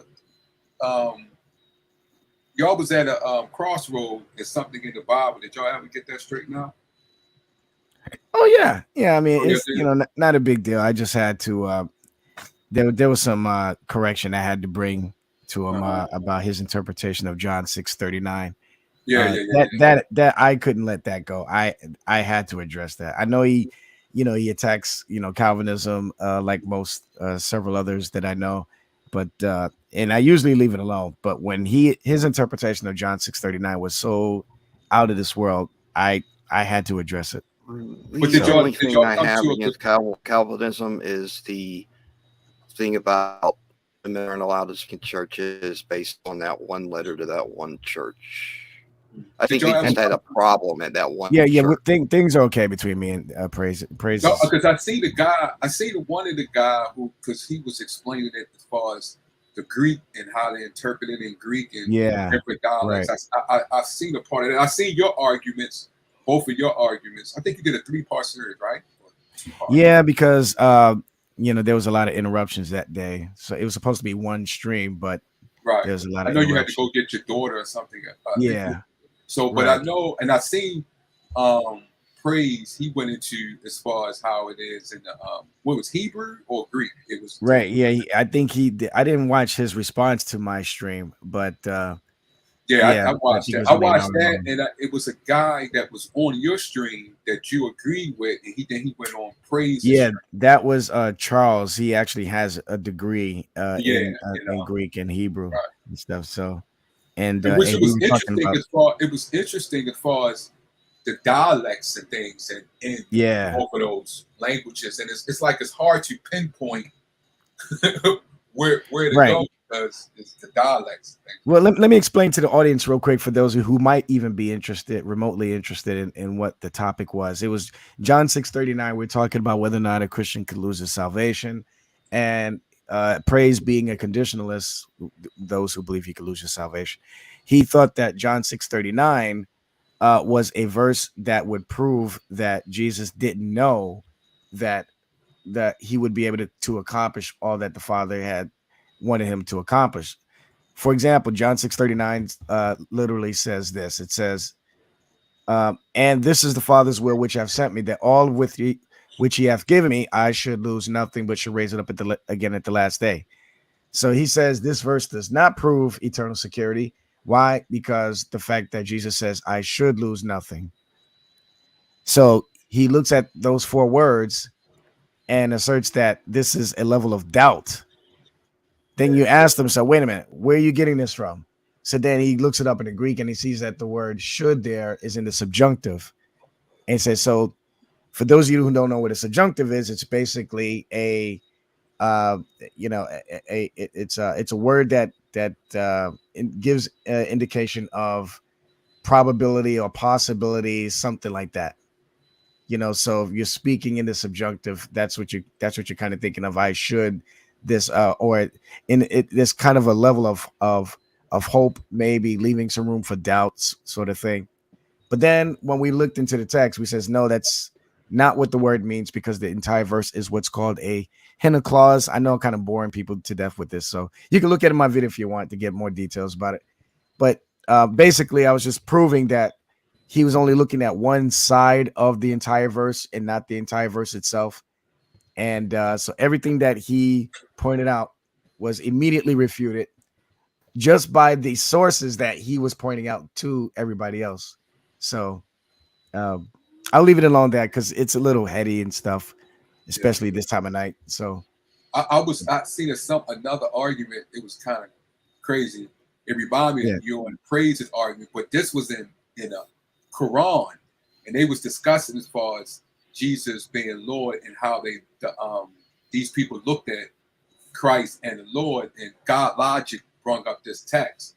But then the other person said, well, it's not actually saying that because the vow.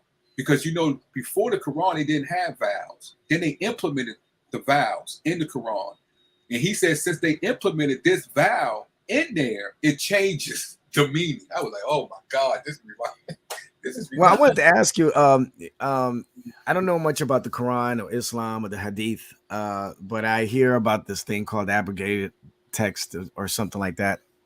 What's your thoughts on that? The abrogations, alleged abrogations, or like I hear there's like, for example, in a Hadith or somewhere, it gives you command to do one thing, but then a few verses later, there's an abrogation of that command. Yes, it depends on where in the Hadith you will get that a lot. But okay. Sometimes you will hear arguments that even though you may have it, and the person who said this may not actually be the one who's supposed to say it. He may not be a part of what we call a discipleship. Oh, so it all depends on what Muslim you're talking to and how they look at it. Gotcha. Interesting. That's why I don't do arguments against, I don't let those arguments come up, because it's going to be, you're going to have a different interpretation. Like if you ever go into this one called Iyad Dawa, I don't know if you've been on his channel. That name does sound familiar, yeah. But I think he's a Sunni, but they are different than the other Quranists or Shiites. They different. They look at things different. So the argument is going to be different, and then how they interpret is going to be different also. So it's way more nuanced than I got you. And then what really it's kind of strange, because when it comes to historical artifacts and things, when it comes to Islam, it's done in Germany. I was like, took it back. Even the dictionary is approved in Germany. I'm like, because I was like, why is it not approved in Medina or in the Holy Land? But it's done in Germany and England. All right, so guys, I'm gonna be wrapping this up. I think because I'm live. I'm gonna be wrapping this up. Y'all got anything y'all want to say to each other or to the audience? You want to give your channel a pop? This is the time to do it before I wrap. I'll head out. I'll start off. Jesus is the Christ. He died on the cross. He rose from the grave. He is the Messiah, and it's through him and him alone can salvation be attained. You place your faith and trust in him, and you have eternal life. So he is the way, the truth, and the life. That's right. What about the rest of you guys? Got anything you want to say real quick? I back up what Vackle just said, and I appreciate G-Man for you allowing me to come in. It's been a pleasure talking with all y'all guys and gaining information and knowledge. Thanks, G-Man. Understanding. You ran a good stream today, G-Man. And the people in the chat, I appreciate the comments. Very much wisdom and knowledge in that. And I thank God for allowing me to be here to gain this wisdom today. Love you, everybody. Love you all. People in the chat and on the panel. Well, Jesus is Lord, and I guess when I see him, maybe if I get into heaven, y'all see me with a black eye. You're gonna kick my butt. Anyway, God love you, G. Night. All right, guys. I hope you enjoyed the show. I told you these debate arenas get kind of like crazy sometimes, but I'll try to do another stream. I'm gonna try to give you guys a 10-hour stream sometime in the future. I just don't know when. I can barely get through a 4-hour stream. I need to work on that. But for the most part, we had some interesting conversations on here, some interesting back and forths. Bravo, if you're watching, definitely want to have that 2-on-2 or 1-on-1 conversation with you regarding your beliefs. We're in a little bit more of a controlled environment. I think that'd be good. I would even break my little rule and go on modern day debate with you, Bravo, just to be able to. Actually, I don't know about that. I would have to ask for strict moderation if that happens, but we'll see. If you're a Hebrew Israelite and you feel like you're being cheated and you're not being given any time, and you want to come in here and you want to talk, feel free to do so anytime I do a stream. But just want to let people know your pastor didn't die for you, your church didn't die for you, family didn't die for you, kids didn't die for you. Jesus Christ died for you. He is the only one that has the power to save your soul. If you place your faith in him and him alone, you will be saved. period, point blank in the story.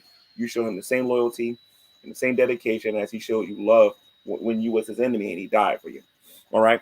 So with that being said, guys, until then, till next time, this has been another edition of Preaching to the Choir Ministries. I want to thank Kazoom, Vaughn, the hilarious Vaughn Helton, Bravo, Veckel, and the rest of the guys, and Sabella, Bruce, and a few other, and the other guys that came in here for coming into the show. Remember to read your Bible and do what it says. God bless, guys.